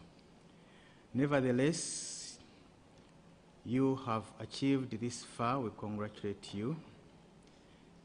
We appreciate all the intersessional coordination and documents you have been able to prepare and share. Madam Chair, allow us extend gratitude to the invisible and visible hands that have facilitated our participation in this session. We thank you very much. Madam Chair, distinguished delegations, the African region comes to this session with its usual open heart towards driving the implementation of the treaty to greater heights. We are mindful of the different regional and national needs, aspirations, and limitations across the treaty family. We, however, believe that we all stand for a common goal and a shared vision. It is our conviction that if we can take a moment and reflect on the past treaty journey, we can find a common bearing to lead us to the realization of the objectives of the treaty. We believe that in order to advance, we ought to look at the treaty as one whole and therefore advance its implementation as one entity. We look forward to fruitful deliberations during this session. I thank you very much. Thank you, Uganda. On behalf of Africa, India, you have the floor.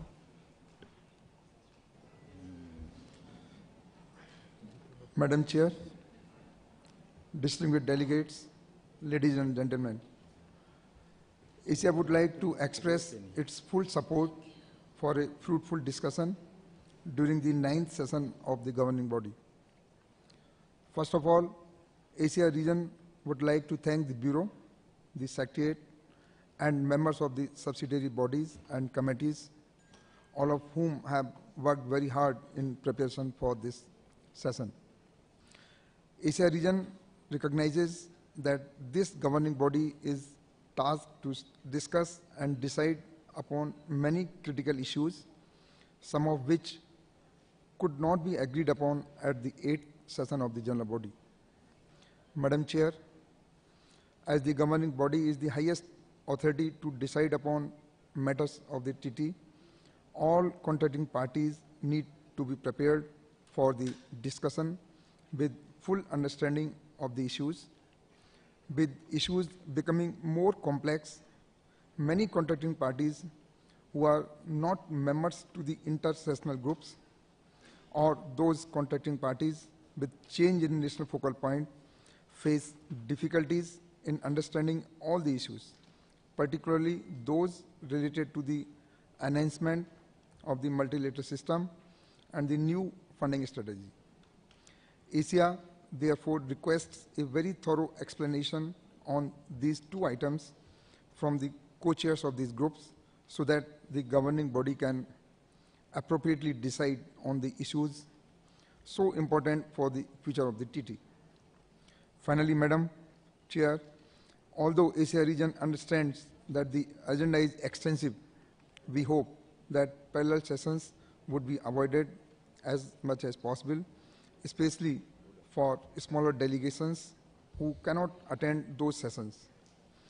We also hope that the small group sessions are open to all the contracting parties. Thank you very much. Thank you, India. On behalf of Asia. Any other requests from the regions before moving to the contracting parties. Canada.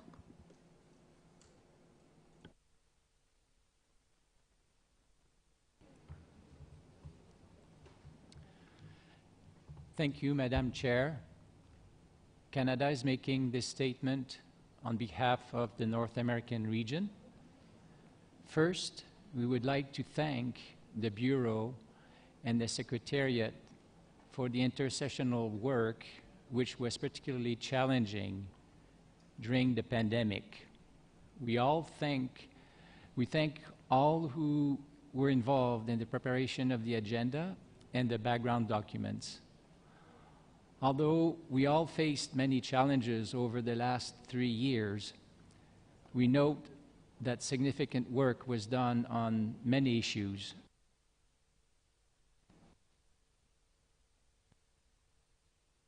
Can you hear me?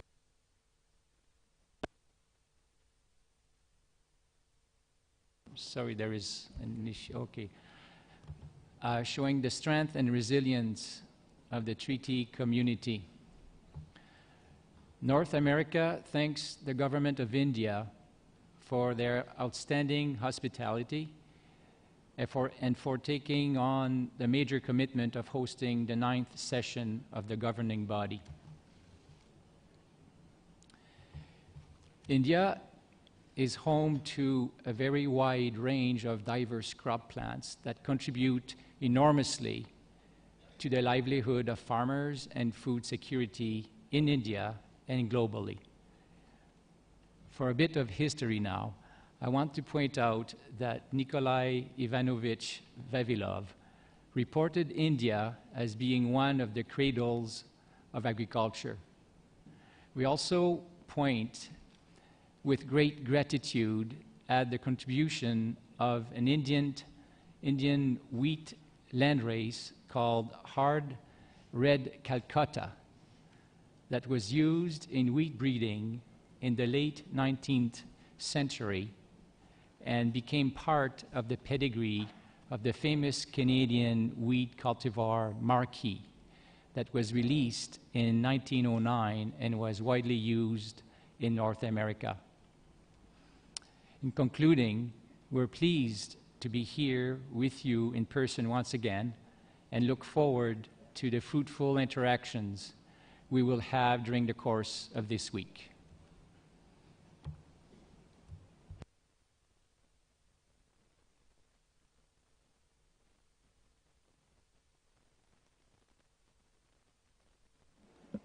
Once more, if you wish to request the floor, press your button once.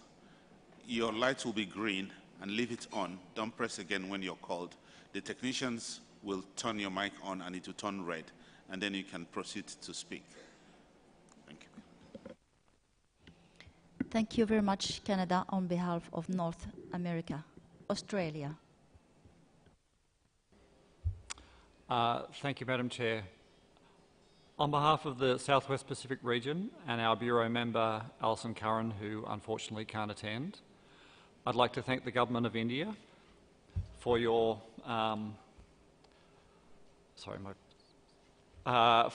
perseverance and generous support in making this governing body meeting a reality, setting a high standard for anyone following in the future. I'd also like to extend our thanks to the Chair and the Bureau for their efforts and leadership during an extended and challenging term, and to the Secretary and staff of the Treaty Secretariat for rising to many of the challenges of supporting our work, particularly as we switch to virtual and now hybrid meetings to keep treaty processes moving. We share the deep concern expressed by a range of the earlier speakers today about rising levels of food insecurity globally as a result of some of the compounding factors, conflict, climate change and COVID-19. Crop diversity is a key part of responding to food insecurity, and we welcome the theme of this session, recognising the guardians of crop diversity. Key crops on which Australia relies, and many of the staple crops on which food security of the Pacific Island countries depend, either originated or have centres of diversity in other regions of the world. Even when diversity is very high in the Pacific region, perhaps higher than anywhere else in the world, such as for bananas, coconut and breadfruit, material from other regions includes genetic diversity potentially useful to the region but not found here. Continued access to plant genetic resources for food and agriculture from other countries and regions is therefore essential to ensure that crops continue to be improved to achieve food security, meet the challenges of climate change, as well as responding to evolving consumer preferences.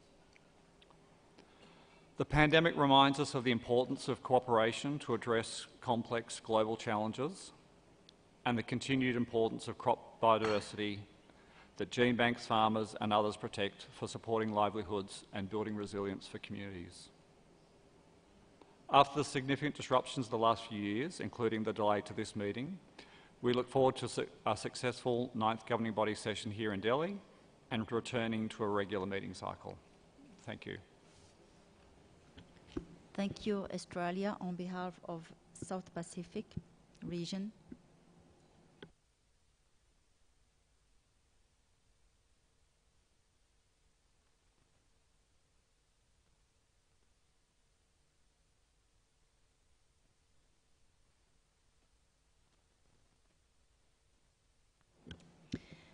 Republic of Moldova, you have the floor. Thank you, Madam Chair, distinguished delegates, ladies and gentlemen. On behalf of the European region, I would like to express our great appreciation to the Government of India for hosting these sessions of the governmental body and for exceptional hospitality that we have been enjoying already. The special event celebrating custodians of crop diversity has inspired us all to work hard during this week. I would also like to express our gratitude to Dr. Kent Nandozi, the Secretary of the International Treaty, and all his team for working tirelessly to make this event a success. We would like also to thank you, Madam Chair, and highlight all the work carried out by the Bureau of the governing body. You are very glad that we can meet with other contracting parties, our colleagues and friends, face to face, and after such a long period of lockdowns and other restrictions caused by COVID pandemic. You resources the very basic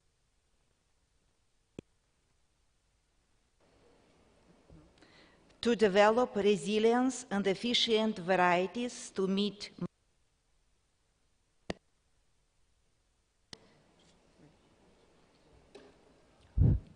Therefore, you recognize the ever-growing importance that the international treaty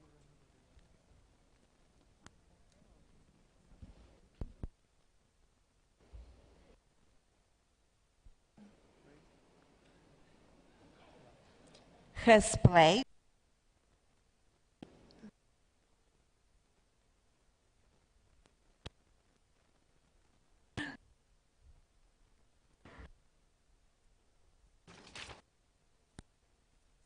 now the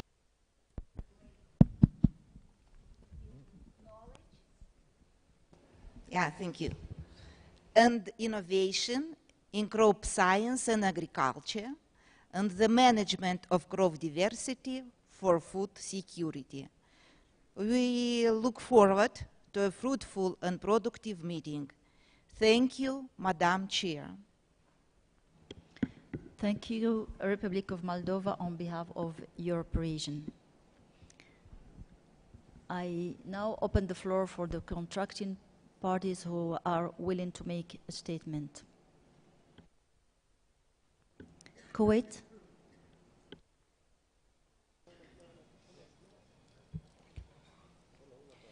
الأخوة الكرام الحضور، أسعد الله مساءكم. باسم مجموعة 77 أشكرك سيدتي الرئيسة لإتاحة الفرصة لنا للتعبير عن امتناننا للحكومة الهندية على حسن ضيافتها لنا لحضور الدورة التاسعة للجهاز الرئاسي.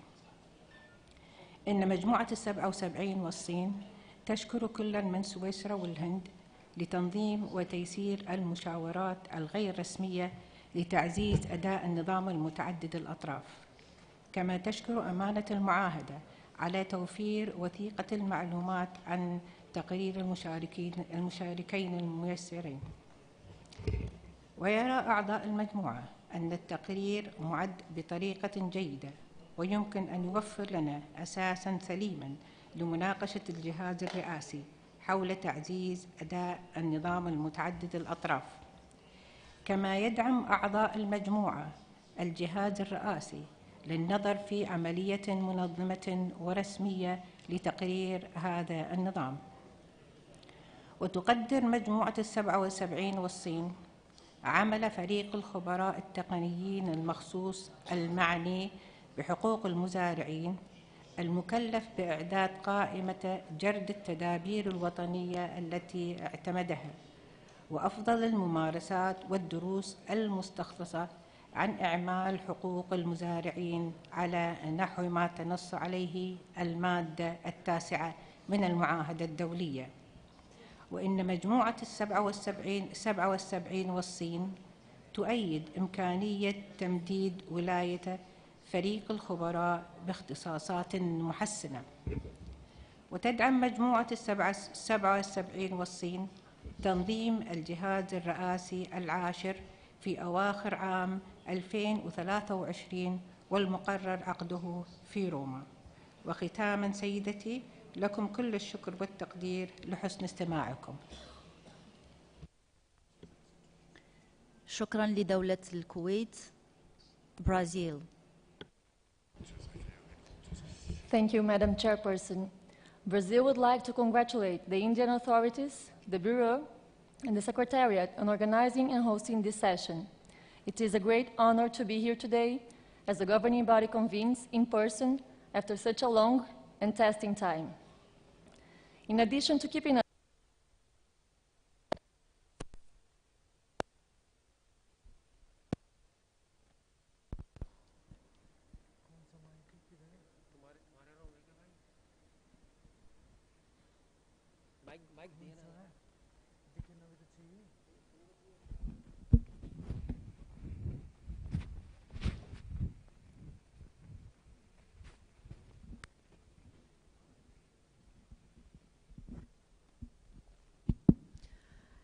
In addition to keeping us apart from each other, as we are all painfully aware, the COVID-19 pandemic has caused immense suffering worldwide, including by exacerbating pre-existing inequalities, many of which are closely linked to the purpose of this treaty. As a representative from the country that hosted Rio+20 and played a fundamental role in the process that led to the definition of the Sustainable Development Goals, I would like to point out that plant genetic resources for food and agriculture are crucial for the fulfillment of all three pillars of the 2030 Agenda for Sustainable Development. Their cross-cutting nature touches food security issues, environmental policies, trade regulations, and matters of intellectual property, to name only a few of their implications. Bearing that in mind, it is high time we reflected upon the key elements of the treaty that need to be improved if we are to face our social, economic, and environmental challenges. We are oppressed by the urgency of rapidly increasing the world's agricultural production in a sustainable way, while ensuring universal access to healthier and more nutritious food. Any solution we come to will necessarily involve agrobiodiversity and the search for better seeds, with all the means available to traditional and modern science. Brazil is fully committed to the enhancement of the multilateral system provided by this treaty. We are convinced that strengthening the Benefit Sharing Fund remains a necessary priority to leverage new and additional resources for the conservation and sustainable use of biodiversity. If we succeed in our mission of effectively improving the multilateral system, the positive outcomes will also benefit other relevant multilateral environmental agreements, in addition to the international treaty itself. As we celebrate in 2022 the 30 years of Rio 92 and its Declaration on Environment and Development, we must commit to a renewed sense of solidarity to achieve sustainable development. I am confident that the spirit of international cooperation will continue to guide our discussions during this 9th session of the governing body. Thank you. Thank you, Brazil.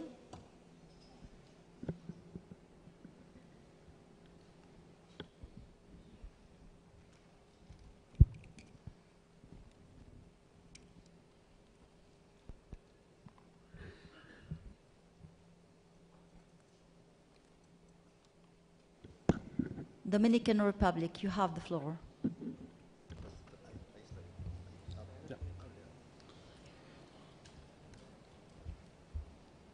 Queremos hacer una declaración agradeciendo el ingreso de la República Dominicana a este tratado. En ese sentido, agradecemos a la señora Yasmina El Barul, presidenta, al distinguido secretario Ken Nadosi, a cada uno de los delegados participantes y cada uno de los integrantes que está presente en este evento. En nombre del Gobierno de la República Dominicana agradecemos al Gobierno de India por su hospitalidad y organización de este evento junto a los miembros de la mesa y la Secretaría por la organización de esta 9ª reunión del órgano rector del Tratado Internacional de los Recursos Fitogenéticos para la Alimentación y la Agricultura. Para la República Dominicana es un honor pertenecer como parte contratante de este tratado, un acuerdo que fue firmado originalmente el 11 de junio del año 2002 y que ratificamos y entró en vigencia el pasado día 2 de mayo del año 2022. Inicialmente queremos destacar ante esta reunión del órgano rector, queremos reconocer dentro de nuestro país a las instituciones y personalidades locales e internacionales que durante 2 décadas hicieron posible el esfuerzo y se concretara esta ratificación este año. En especial al ministro de Medio Ambiente y Recursos Naturales de la República Dominicana, el licenciado Orlando Jorge Mera, quien desafortunadamente falleció de una manera trágica este año. La República Dominicana es un país tropical con una extensión territorial de 48.000 kilómetros cuadrados. Comparte, junto a la República de Haití, la isla de la Española y forma parte de las Antillas Mayores en la región del Caribe, que es parte del continente americano. Queremos destacar que esta isla es rica en biodiversidad, tanto en su flora como en su fauna, y está caracterizada por zonas climáticas con diferentes tipos de vegetación. Sin embargo, enfrenta, como muchos países, numerosas amenazas, especialmente debido a la pérdida de una gran proporción de sus hábitats. Sin embargo, una parte de las buenas noticias que, de acuerdo a estimaciones hechas, en este caso por la FAO, la República Dominicana, nuestros agricultores producen más del 85% de los alimentos que consumen los dominicanos en su canasta básica, especialmente en cultivos como el arroz, los frijoles, musáceas, yuca y batata, entre otros. Al día de hoy, queremos destacar que prácticamente todo el germoplasma que se utiliza para la producción de la simiente que utilizan los productores de la República Dominicana han sido producto de la introducción de material fitogenético, especialmente de las instituciones pertenecientes al CGR, cuyo objetivo, como ustedes saben, es aumentar la seguridad alimentaria, reducir la pobreza, mejorar la salud y la nutrición humana y asegurar un manejo sostenible de los recursos naturales. La República Dominicana pone a disposición de los países del resto del mundo los recursos fitogenéticos de los cuales dispone para la alimentación y la agricultura y que están bajo su gestión y que son de dominio público a través del sistema multilateral de acceso y distribución de beneficios. Aunamos la esperanza de que las discusiones en este 9º órgano rector contribuyan a fortalecer este mecanismo de cooperación y asistencia técnica y reconocemos que los recursos fitogenéticos para la alimentación y la agricultura como elementos clave para contribuir a garantizar nuestra seguridad alimentaria e indispensable en nuestra lucha por alcanzar la soberanía. Esta ratificación del Tratado Internacional facilita a la República Dominicana poder acceder a recursos y asistencia técnica, así como la interacción con especialistas de los diferentes países contratantes de este acuerdo internacional, para la definición a corto plazo, en el caso particular, de una estrategia nacional y un plan de uso. A futuro queremos vernos en el espejo de nuestro país anfitrión, India, donde quizá esta estrategia y política del Estado para promover la producción agrícola están dirigidas no solamente a garantizar suplir los alimentos que demanda la población, sino que se reconoce y se lucha por el bienestar de los agricultores, considerados como los verdaderos héroes de su seguridad alimentaria y su soberanía, y también los guardianes de la diversidad de los cultivos. Finalmente, la República Dominicana se siente honrada en pertenecer a este tratado con pleno derecho y deberes y a un esfuerzo para insertarse a los países latinoamericanos, especialmente a los de la región del Caribe, para crear sinergias y promover la conservación y uso sostenible de los recursos fitogenéticos para la alimentación y la agricultura. Muchísimas gracias. Thank you, Dominican Republic.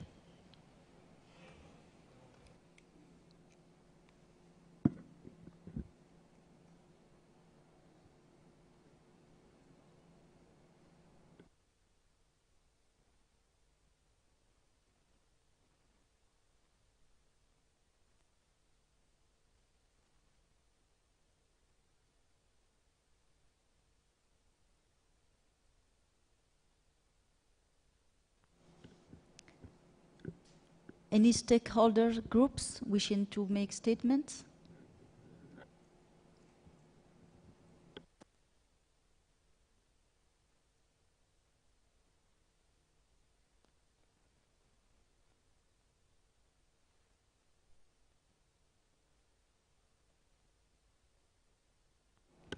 Global Seed Savers. Did you ask for the floor?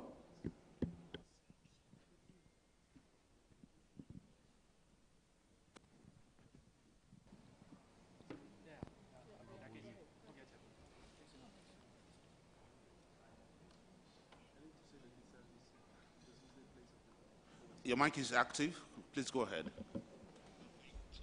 हाँ, चालू है. धन्यवाद. धन्यवाद अध्यक्ष महोदया. मैं राकेश टिकैत हूँ. मैं भारत से एक किसान प्रतिनिधित्व हूँ और आईपीसी सीएसओ की ओर से बोल रहा हूँ. हम सामूहिक रूप से आईपीसी द्वारा खाद्य संपूर्णता के लिए लड़ने वाले दुनिया भर के लाखों किसानों, मछुआरों, आदिवासी, महिलाएं और युवाओं का प्रतिनिधित्व करते हैं. हम खेती, प्राकृतिक जैव विविधता के साथ समन्वय में काम करते हैं और जीवन यापन करते हैं. उनकी बदौलत हम दुनिया का पेट भरते हैं. हम न केवल फसल विविधता के संरक्षण हैं, बल्कि विविधता के उत्पादन, प्रचार, आदान प्रदान और संरक्षण में महत्वपूर्ण भूमिका निभाते हैं. हम अपने ज्ञान के माध्यम से इस जैव विविधता के साथ सह विकास करते हैं. हम इसमें अपने समुदाय को, राष्ट्रीय लोगों, देश के भोजन और स्वास्थ्य के प्रति महत्व देते हैं. महिलाएं बीज संरक्षण, विनियम और भोजन तैयार करने में केंद्रीय भूमिका निभाती है, जबकि हमारी किसान बीज प्रणाली दुनिया के भोजन का 3/4 हिस्सा प्रदान करती है. उद्योग इन बीजों को खाद्य असुरक्षा की आड़ में मुनाफाखोरी के लिए एकाधिकार लेकर हत्या रहे हैं. इसलिए हम ITPGRFA के अनुबंध करने वाले पक्षों को आह्वान करा रहे हैं कि जो इस सप्ताह के दौरान बातचीत करेंगे, यह पुष्टि करने के लिए कि यह संधि और इसके सभी प्रावधान अनुच्छेद 9 सहित उसके महत्वपूर्ण रूप में कानूनन रूप से बाध्यकारी है। MLS दायित्वों के क्रियान्वयन में ISI के उपयोग में उत्पन्न होने वाली चुनौतियों का समाधान करने के लिए और DSI के रूप में PGRFA के उपयोग से उत्पन्न होने वाले लाभों के निष्कर्ष और समान बंटवारे को सुनिश्चित करना, MLS के प्रभावी कामकाज को सुनिश्चित करने के लिए जो किसानों के बीच के उपयोग, बचत, आदान प्रदान और बिक्री के अधिकारों का उल्लंघन न करें और बीज के इस्तेमाल के उभरने वाले लाभों से जुड़े किसानों के हिस्से के दायित्व का अमल करें।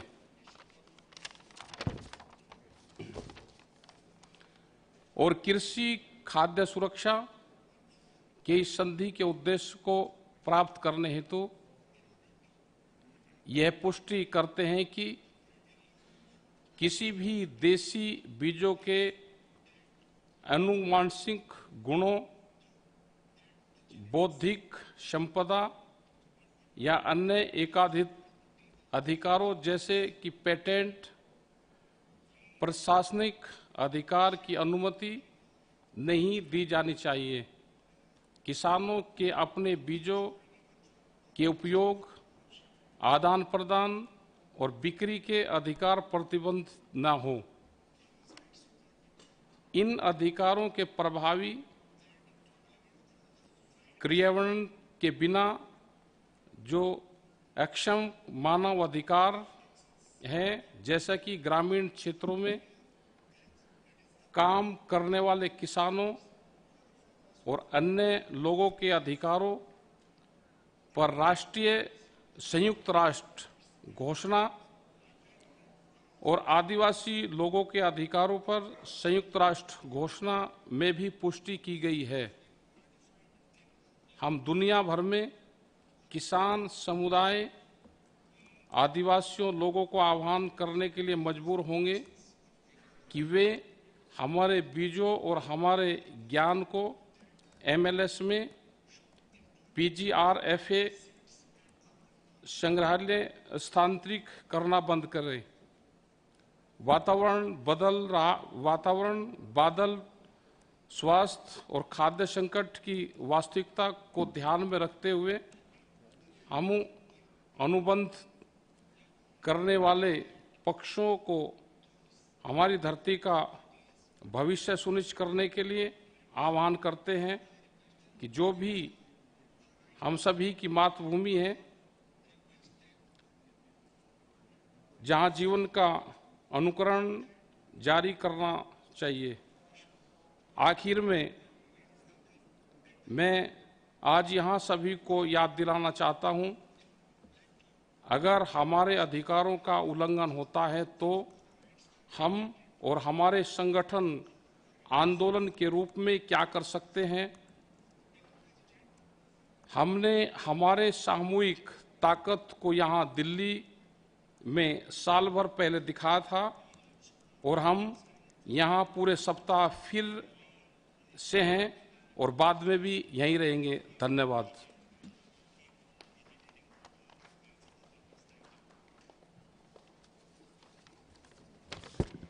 Thank you very much, IPC. Any other stakeholders requesting for the floor?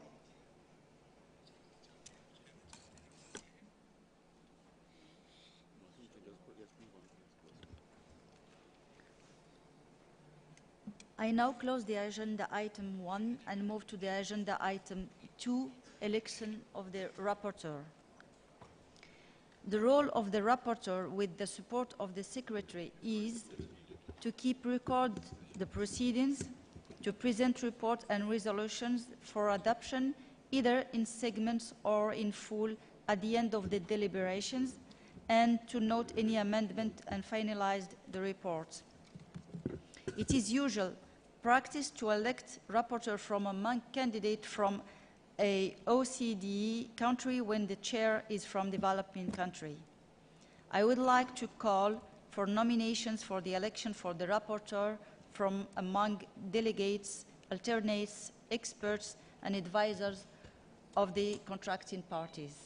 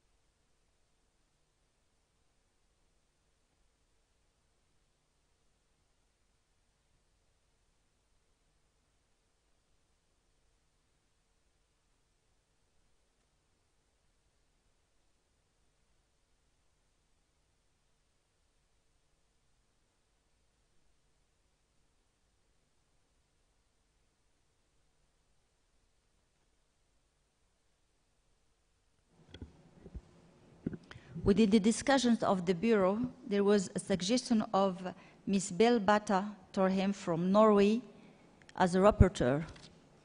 I would like a confirmation of her nomination.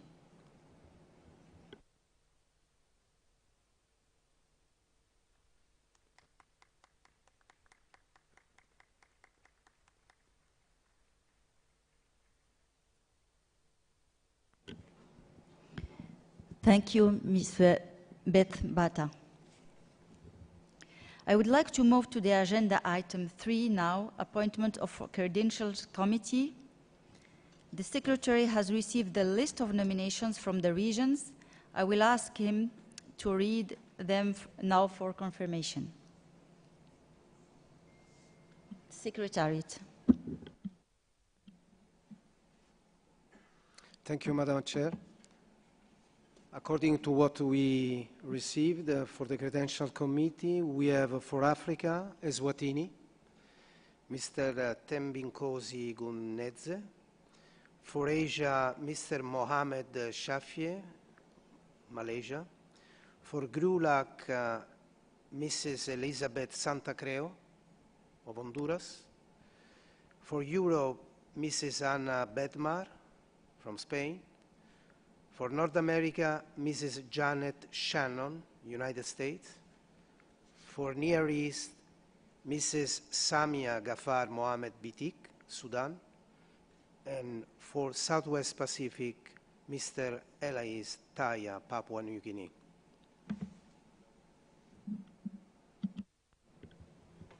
Thank you, Secretariat.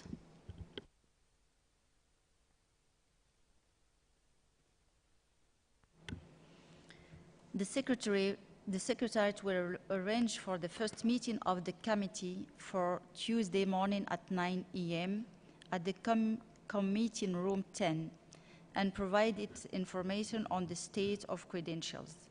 The committee will elect a chair from among themselves. The chair of the Credentials Committee will report to the plenary on Saturday afternoon before the adoption of the report.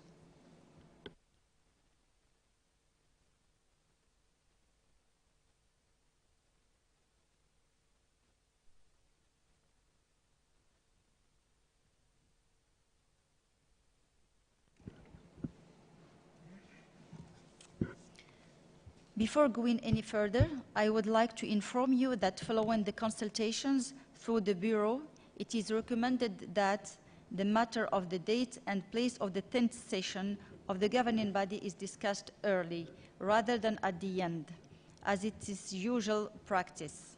This is because, as we know all, the outcome of the discussions may impact a number of other items, and we may save time if we agree on it early in the proceedings.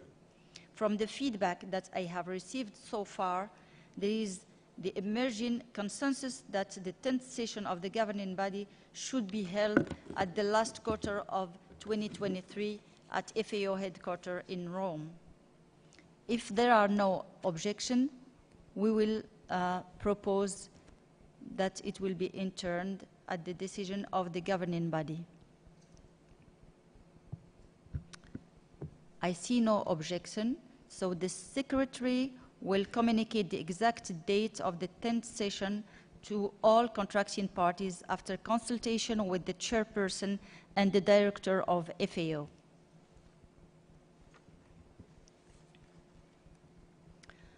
I now turn to agenda item 4, establishment of the budget committee.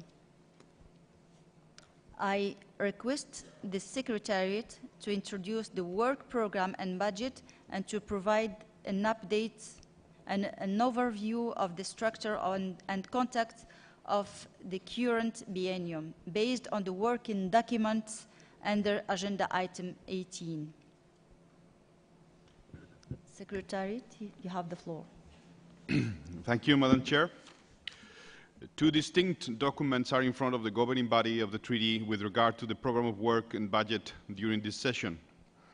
At its 8th session, through Resolution 14/2019, the governing body requested the Bureau to develop terms of reference for the Budget Committee.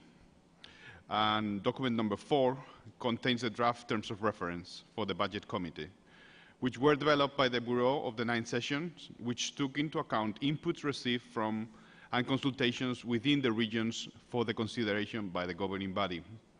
The terms of reference of the Budget Committee are contained in Annex 1 of Document 4, and a number of draft elements for a possible resolution are contained in Annex 2. The agreed text will be incorporated into the final resolution adopting the work program and budget of 2022 and 2023. Secondly, the document 18 presents the draft work program and budget for the biennium 22 to 23. This document is presented to the governing body in accordance with the financial rules of the governing body and Resolution 14/2019, through which the governing body requested the Secretary to prepare and submit such draft work program and budget to the governing body at its 9th session, including the Secretariat's timetable and a draft resolution for its consideration. The draft work program and budget for the biennium is structured as follows. In its introduction, the document provides background information about the implications of COVID-19 pandemic in relation to the program of work and budget for this biennium.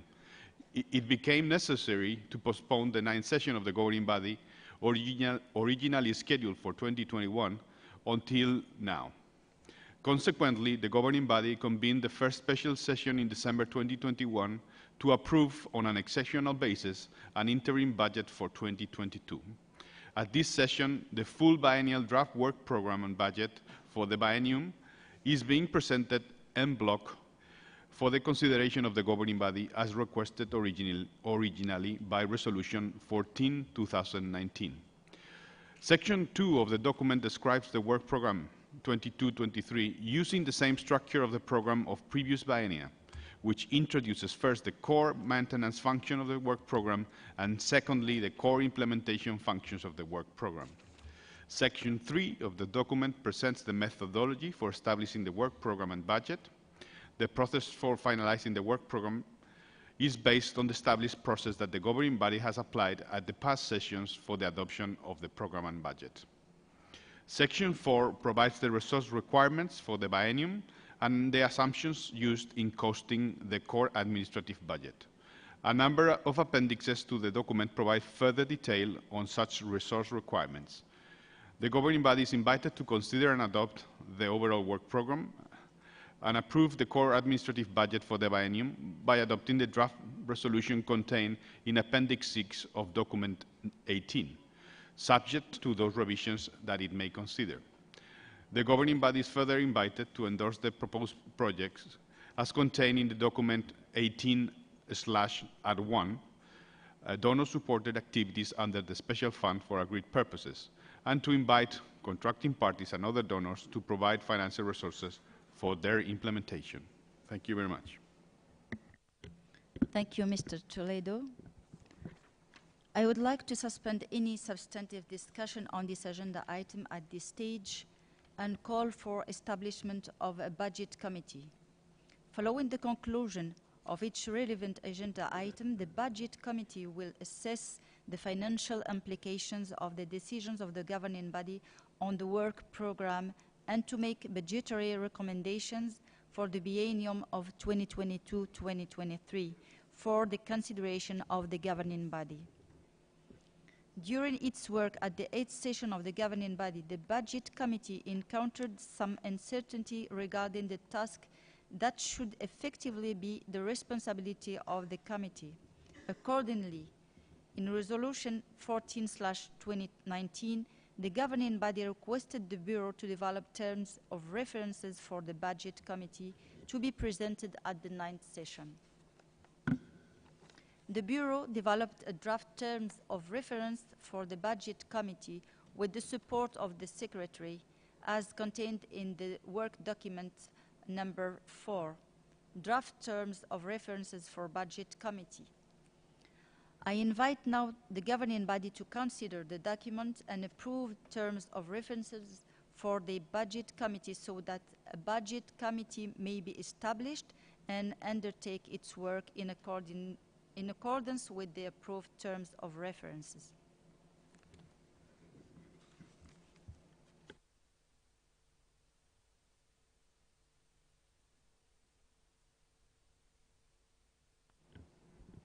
Czech Republic, you have the floor. Thank you, Madam Chair, and I'm speaking on behalf of the European Regional Group. We would like to thank the Secretariat and the Bureau of the 9th session for preparing the draft terms of reference for the Budget Committee as requested by the 8th session of the governing body through Resolution 14/2019. Our understanding, as it is clearly stated in para small Roman I of the draft terms of reference, is that this is an in-session committee. However, paragraph small Roman 6 mentions work also during the intersessional period. We suggest deleting this paragraph small Roman 6 to solve this contradiction.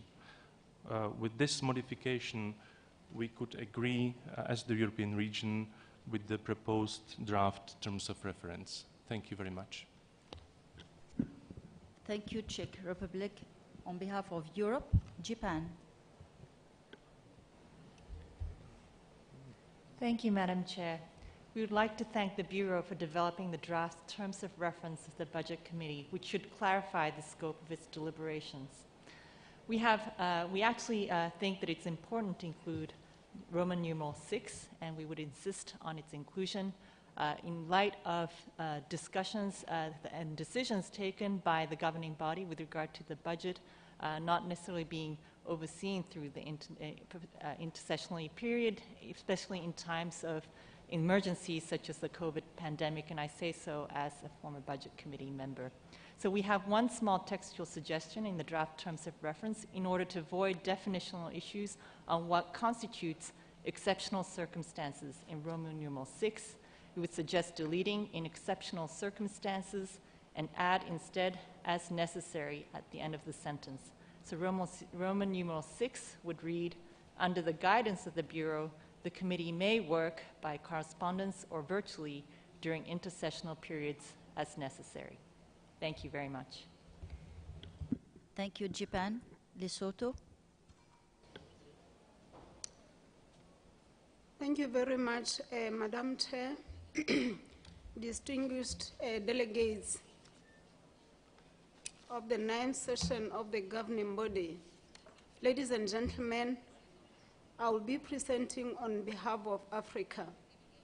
The Africa region has considered the draft terms of reference for the Budget Committee contained in the document GB-9/22/4 in response to the resolution 14 of 2019.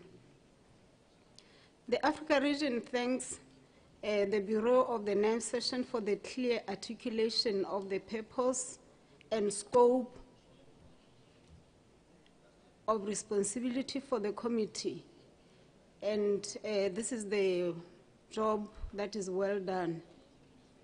The Africa Region delegation has no objection to the adoption of the terms of reference for the Budget Committee contained in Annex 1 and proposes the adoption and approval of the draft elements of a resolution contained in Annex 2 for incorporation into the final resolution adopting the working program and budget for 2022-2023. Madam Chair, the Africa Region delegation has also considered its representation to the Budget Committee and has elected Mr. Lawrence Jopilai Mapunda, the delegate from Tanzania, and Mr. Tambo Reddy, the delegate from the Democratic Republic of Congo, as the Africa Region representatives for the Budget Committee. Thank you very much, Madam Chair. Thank you, Lesotho, on behalf of Africa.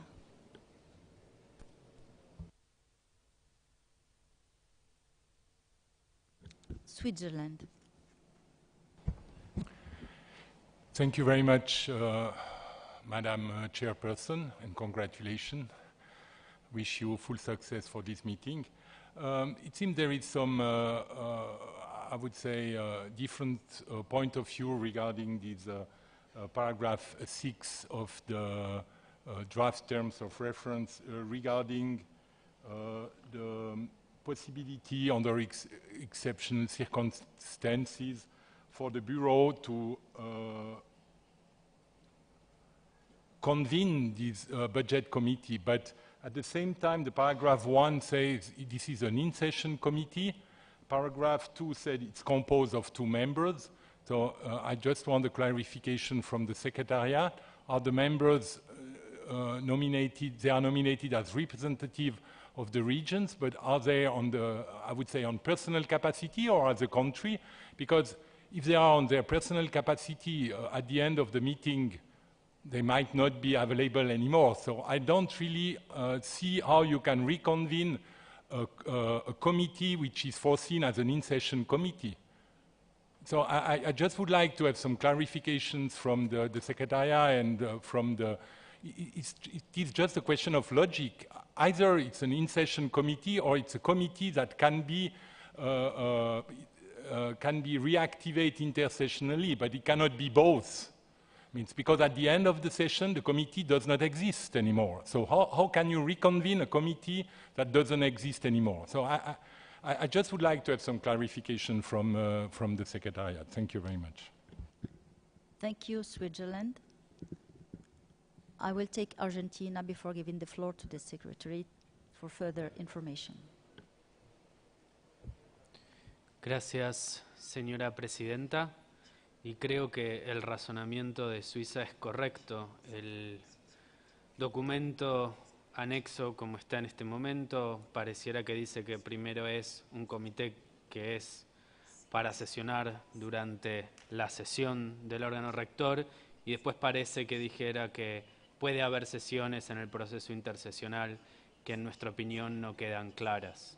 Entonces, a fin de clarificar esto, tal vez la solución, porque estimo que si vamos a ir con las propuestas de modificación al Romanito 6 vamos a tener una larga discusión, probablemente la solución sería eliminar el párrafo 6.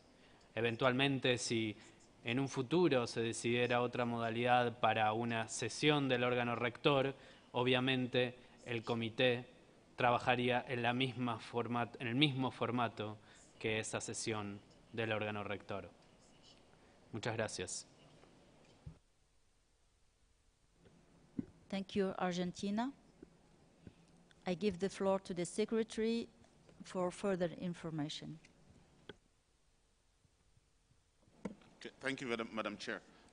First of all, I would like to clarify that these terms of reference were developed by the Bureau with the support of the Secretary.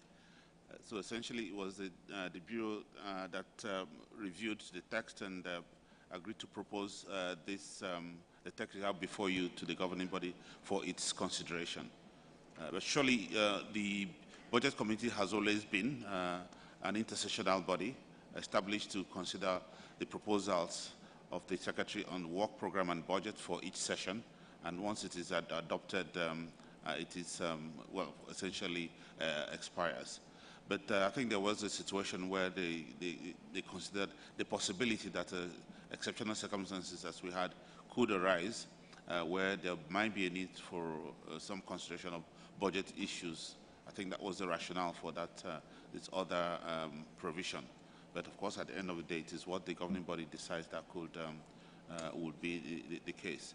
But since, if I may, of course, you can decide ultimately what, as a governing body, what you need to do. There's an issue, certainly, of whether this you can adopt or agree on the terms of reference that you have there, so that the budget committee that is established for this session could work with these functions. While you could either suspend or otherwise leave this particular provision for a later discussion and consideration. And the governing board, of course, has the right to continue to review these terms of reference in the future or on subsequent sessions. Thank you, Madam Chair. Thank you, Secretariat. Kenya. Thank you, Madam Chair. I'm making a suggestion to resolve that issue. So, say that in Roman 1, at the end of that sentence, we add save for exceptional circumstances. Thank you, Madam Chair.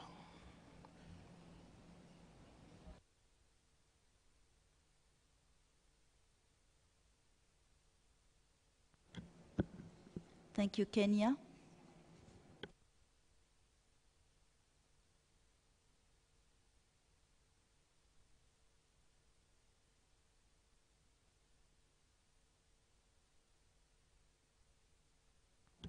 Japan.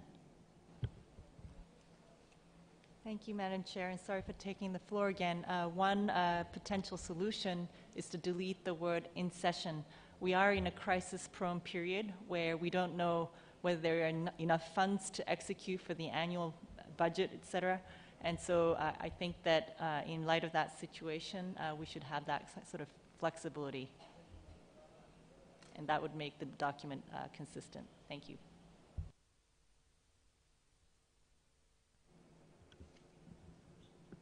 Thank you, Japan. Norway. Thank you, Madam Chair. Norway would like to align itself with the statement made by ERG and that we are continuing with the Budget Committee as an in-session committee. It has a very specific task which are very, very clearly explained in the terms of reference. So we agree to all bullet points apart from this referring to possible intersessional work. To change this would make it a completely different kind of committee. And I think it's sufficient that the governing body adopt the budget for, it's only for a year or for two, and we will have a report by the Secretary at the next session of the governing body on how they have actually spent the money. And I think the Bureau would solve if there are really very exceptional cases. We have dedicated a Bureau to take decisions on behalf of the governing body in the intersessional period. And I don't see what kind of other issues the Bureau couldn't settle if there might be such exceptional cases. Thank you very much. Thank you, Norway.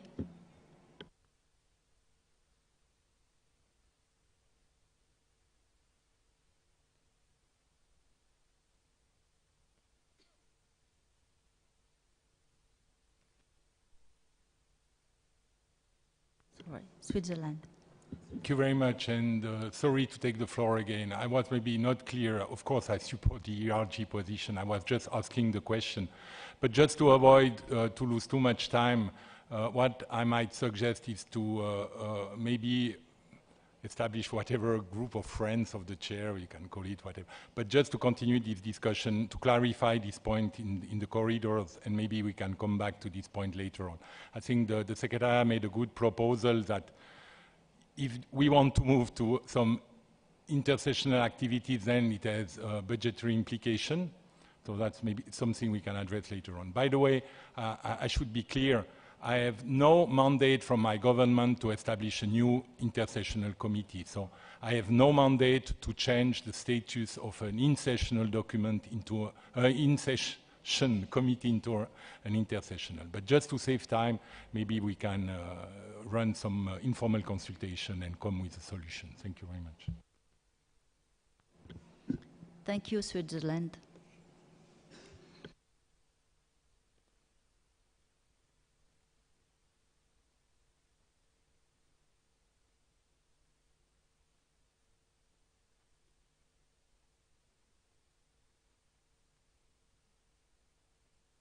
Switzerland. By the way, the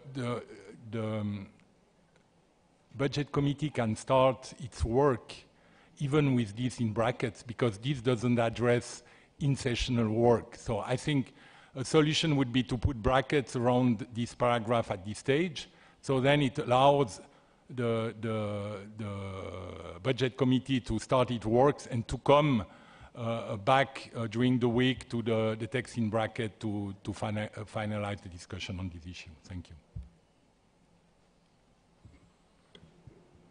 Thank you, Switzerland.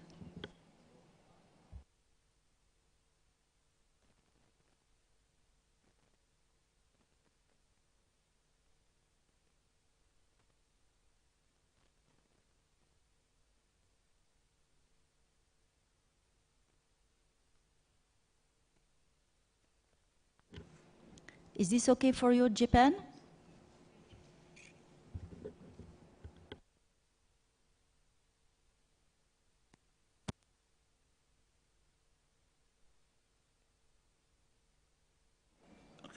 Yes, we'd like to thank the government of Switzerland's proposal for a Friends of Chair, but I also wanted to point out Roman numeral 6 clearly says work by correspondence or virtually, so there will be no budgetary implications. And this is, again, as necessary as we suggest. But we would be happy to do a Friends of Chair on this issue. I think it's very easily resolvable.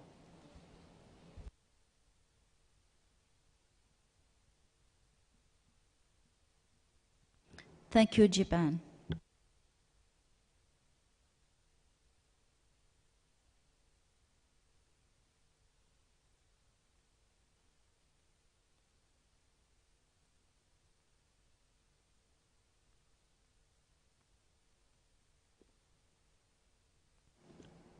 Japan.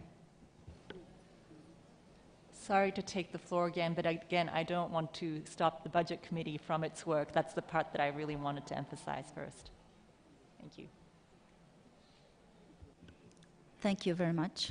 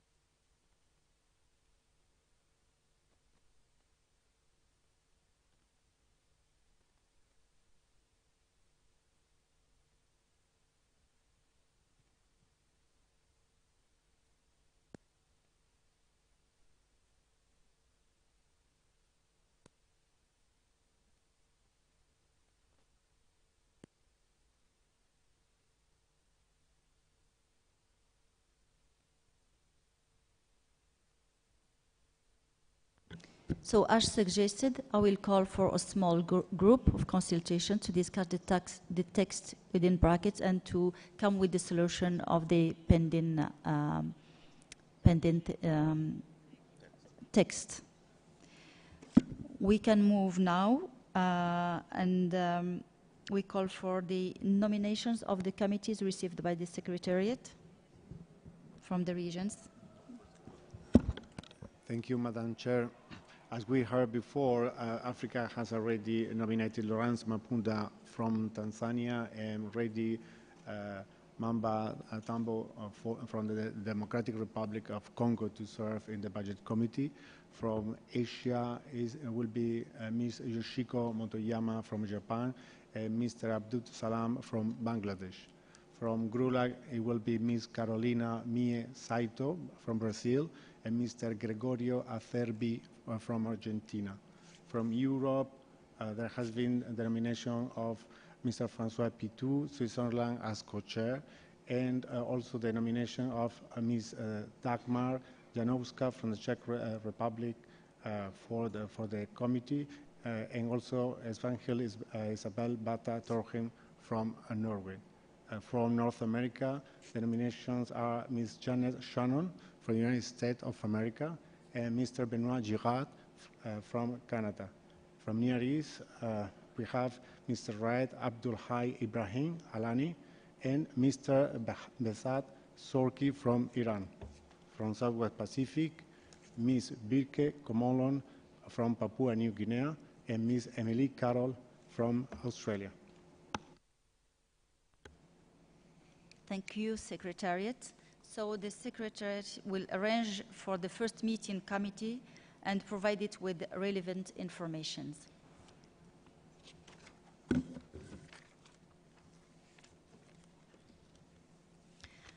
We are moving now to the second part of the agenda, reports and general policy matters. We will start with the item 5, which is the report of the chair. I will provide you with a summary of my report. We can find all the details within the document provided.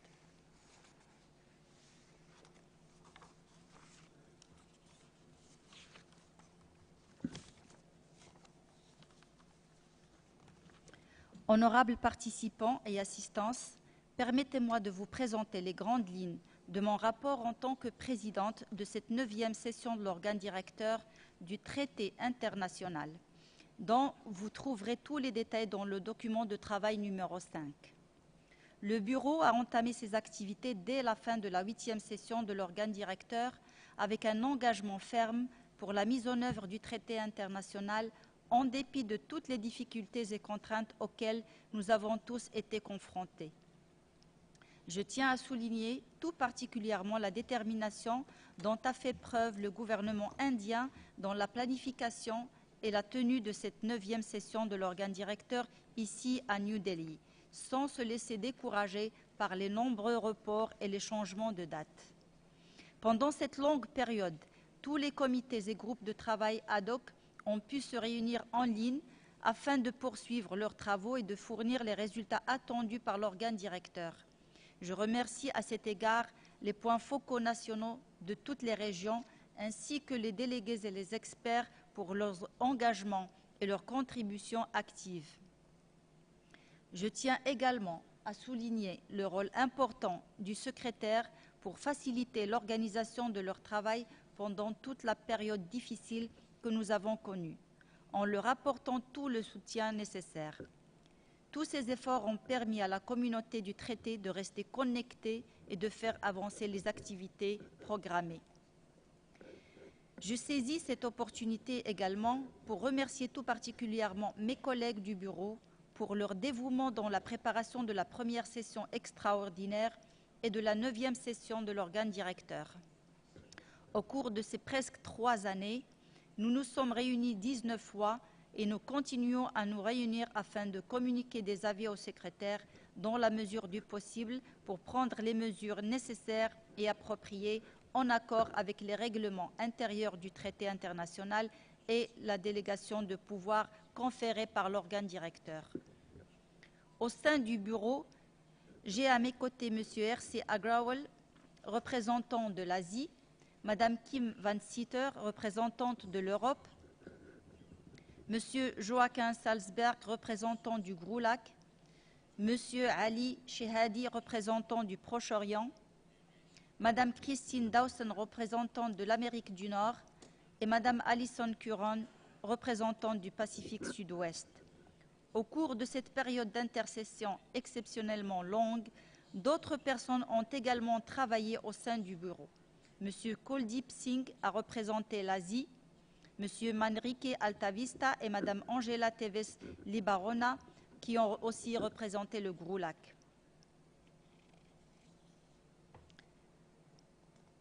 Excusez-moi. Monsieur Michael Ryan nous a aussi rejoints pour représenter le Sud-Ouest Pacifique actuellement. Le présent rapport donne un aperçu des travaux collectifs du Bureau et indique les principales activités liées à la préparation de cette session ainsi que les activités déléguées par l'organe directeur à sa 8e session. Il fait également le point sur les principaux partenariats sur mes activités en tant que président de la 9e session. Je voudrais signaler que pendant toute la période de l'intercession, le Bureau n'a pas été en mesure de se réunir en présentiel. Tous les travaux ont été principalement menés par le biais de téléconférences et de communications électroniques pour guider le secrétariat dans la préparation de la 9e session de l'organe directeur et celle de la première session extraordinaire qui a eu lieu en décembre 2021. Durant cette première session extraordinaire, le Bureau a joué un rôle consultatif dans la préparation du projet de budget provisoire pour l'année 2022 et la supervision des modalités de travail alternatives. Le Bureau a également donné ses orientations pour l'élaboration de l'ordre du jour provisoire et de la liste principale des documents de travail, en plus du choix du thème de la présente session en consultation avec le gouvernement indien. Je suis ravie de vous informer que le Bureau a pris note avec satisfaction du travail effectué par le secrétaire et des progrès réalisés dans l'analyse des effets de la pandémie de la Covid-19, notamment en ce qui concerne les outils de rapport et de suivi, en collaboration avec les partenaires techniques et institutionnels et avec la participation du comité de la stratégie de financement. Le Bureau a aussi sélectionné les membres du groupe d'experts indépendants chargés de l'examen des propositions préalables et de l'examen final des propositions de projet. Par ailleurs, il a été demandé au Bureau d'élaborer un mandat qui sera présenté à la 9e session. Et là, j'ai le plaisir de vous informer que nous avons élaboré un projet de mandat du comité de budget tel qu'il a été présenté tout à l'heure. Mes collègues du Bureau et moi-même avons saisi la direction de la FAO en octobre 2021 pour prolonger le mandat de M. Nadozi, secrétaire du traité international, pour 2 années supplémentaires, comme indiqué dans le document 19.1. Suite à l'achèvement de son premier mandat avec une performance très satisfaisante durant l'exercice biennal. J'ai également le plaisir d'annoncer que le Bureau a tenu des consultations avec le président indépendant du Conseil de la FAO et la direction de la FAO en vue de revoir les procédures de long terme relatives à la sélection et à la nomination des secrétaires des organes relevant de l'article 14 de l'acte constitutif de la FAO qui ont été approuvés par le Conseil de la FAO en décembre 2021 à l'annexe D de son rapport. Le texte est présenté dans le document 19.2 pour examen et approbation. Honorable audience, le Bureau a noté lors des diverses réunions la nécessité d'aller au-delà des politiques traditionnelles et de se donner les moyens de mettre en œuvre le traité en veillant à ce que toutes les parties prenantes travaillent main dans la main. L'organe directeur examinera un large éventail de partenariats et de collaboration du traité. Au cours de cette période, le Bureau a noté qu'il était important de soutenir les collections des ressources phytogénétiques pour l'alimentation et l'agriculture qui sont en danger et que la pandémie a aggravé dans certaines situations. Dans ce contexte, le Bureau s'est déclaré favorable à l'idée de mettre en place un réseau mondial de cryobanques par la voie du traité international afin de créer des doubles de sécurité pour les collections végétales en danger. En ma qualité de présidente de l'organe directeur, j'ai également présidé le Conseil consultatif international de la Chambre forte semencière en février 2020 à Svalbard et communiqué des avis et des recommandations relatifs à son fonctionnement. Nous avons également pris note de la nouvelle désignation des partenariats, des connaissances et des atouts de l'organisation CGR sous l'appellation One CGR. Nous avons estimé utile de porter à l'attention de l'organe directeur à sa 9e session les données relatives à la réforme menant au One CGR ainsi que le rapport sur les coûts et le fonctionnement des banques de gènes relevant du CGR. Pour conclure mon rapport, je voudrais rappeler que le traité apporte une contribution fondamentale à la sécurité alimentaire et que les ressources phytogénétiques sont encore en danger à l'heure où nous discutons.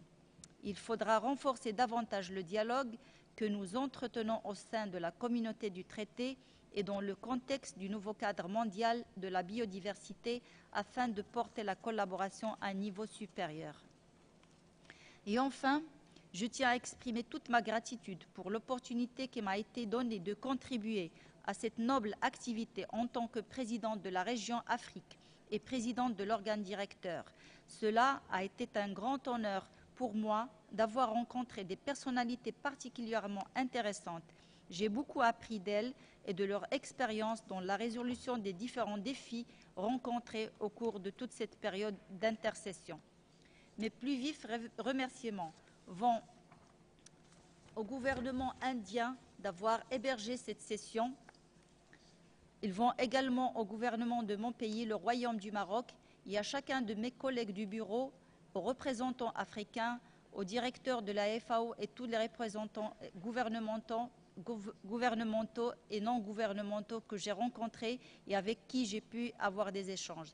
Je tiens également à remercier tous les collègues ici présents qui m'ont soutenu et encouragé. Je tiens aussi à remercier particulièrement M. Kent Nadozi et toute l'équipe dévouée du secrétariat. Merci.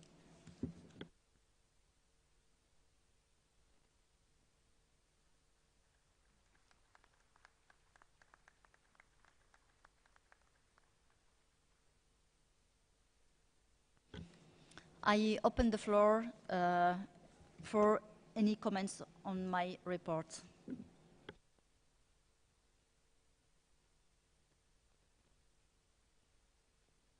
Czech Republic. Thank you, Madam Chair. And I'm speaking again on behalf of the European Regional Group. We would like to thank you for preparing the report that describes the various activities undertaken either in your personal capacity as the chair of the 9th session of the governing body or with close cooperation with the Bureau or Secretary of the International Treaty and his team. This intersessional period was not only exceptionally long, as you said, but also affected by the COVID-19 global pandemic and most recently also by food security challenges in some regions or parts of the world. Therefore, we appreciate all efforts that have been made to continue our work. We would especially like to highlight the fact that the Bureau and all committees and working groups adapted very quickly to virtual modality of meetings and were able to deliver the outputs the governing body had requested. This also included providing advice to the Secretary in preparing for the very first special session of the governing body last year. Several achievements were mentioned in your report. For example, the analysis of the impact of the COVID-19 pandemic, arrangements for the 5th project cycle, conducting the review of subsidiary bodies and intersessional processes, developing the terms of reference for the Budget Committee, or finalizing the long-term procedures for the selection and appointment of secretaries of Article 14 bodies. We welcome the progress made in various areas of work, including strengthening the strategic cooperation and partnerships with other international bodies. Madam Chair, We would like to thank you for the determined and efficient work and manner in which you have led the implementation of the international treaty towards this session. Thank you very much, Madam Chair. Thank you very much, Czech Republic. United States of America. Thank you, Chair. I'm making this statement on behalf of the North America region and our Bureau member, Christine Dawson, who regrets she could not be here in person today. We wish to express gratitude to you, Chair, for the report and to commend you for your effective leadership of the Bureau during this especially challenging and exceptionally busy intersessional period. We appreciate the significant amount of work you personally took on and that the Bureau took on during this intersessional period, and the contributions all bureaus made to the preparation of this session. Again, thank you. Thank you very much, United States of America.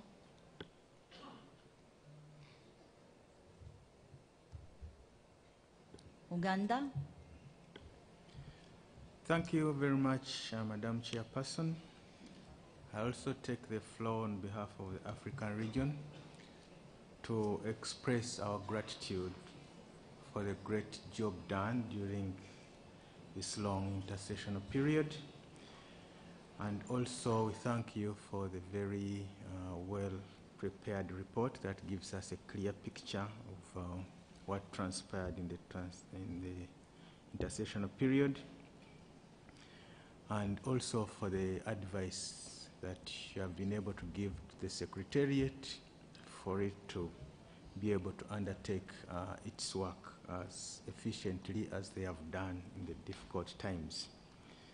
And as Africa region, we are proud that despite the difficulties of the period, we have been able to steer the activities of the governing body and enabled us to be here with all the reports that we need for us to consider to move our agenda forward. I thank you very much. Thank you, Uganda. India. Thank you, Madam Chair. On behalf of India, we would like to place on record the great work, the exceptional work done by you and under your chairmanship. A lot of intersessional meetings could be conducted, and a lot of other achievements despite this COVID could be achieved. So thank you very much, and once again, compliments to you from India. Thank you. Thank you very much, India. Lebanon.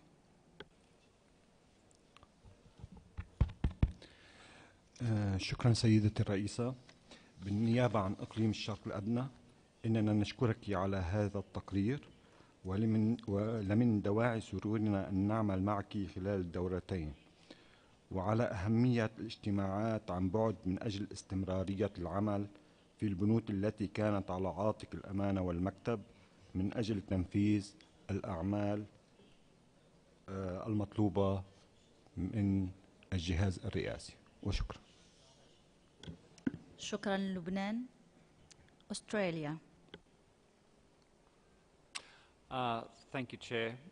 I'd like to reiterate my thanks on behalf of the region and on behalf of Alison Curran, our Bureau member, who unfortunately isn't in attendance.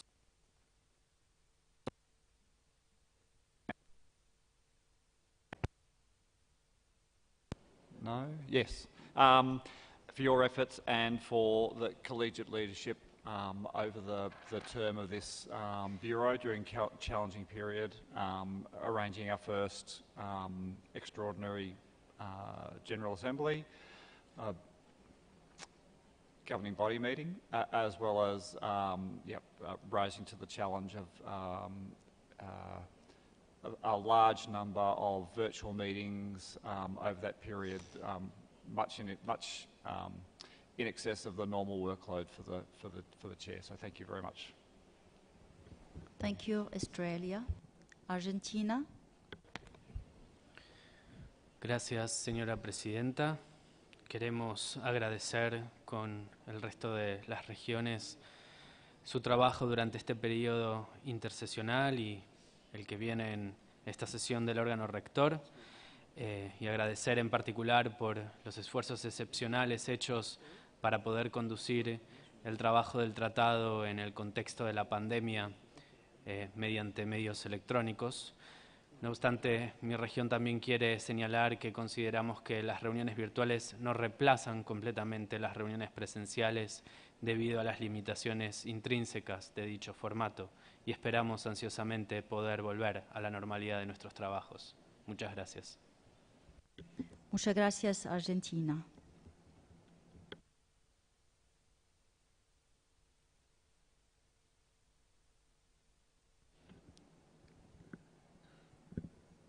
Colleagues, we will move now to the agenda item 6, and I give the floor to Mr. Kent Nadozi for the presentation of his report.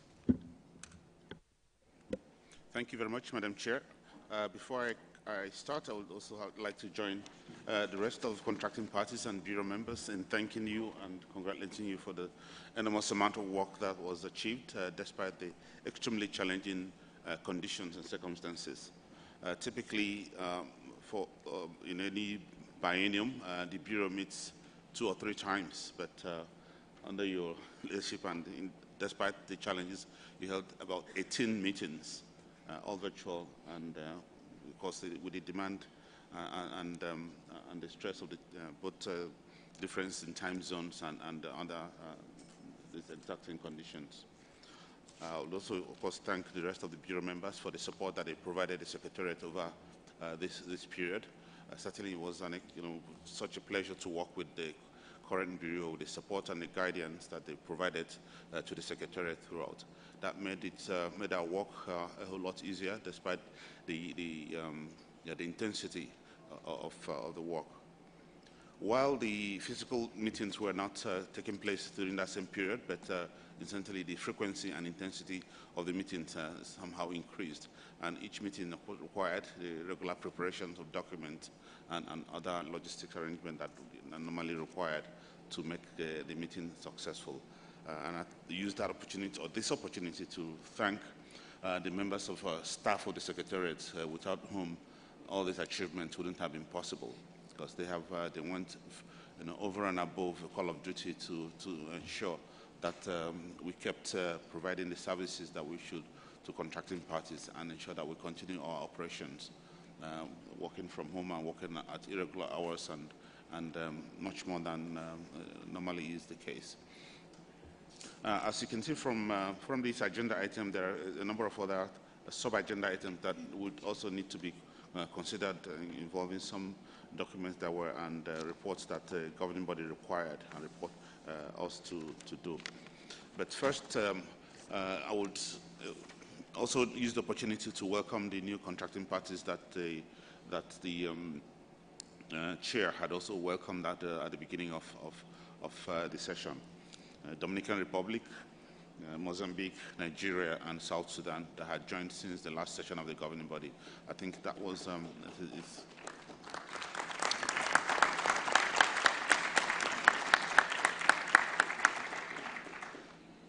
I think that's indicative, of course, the continuous interest and relevance of the treaty.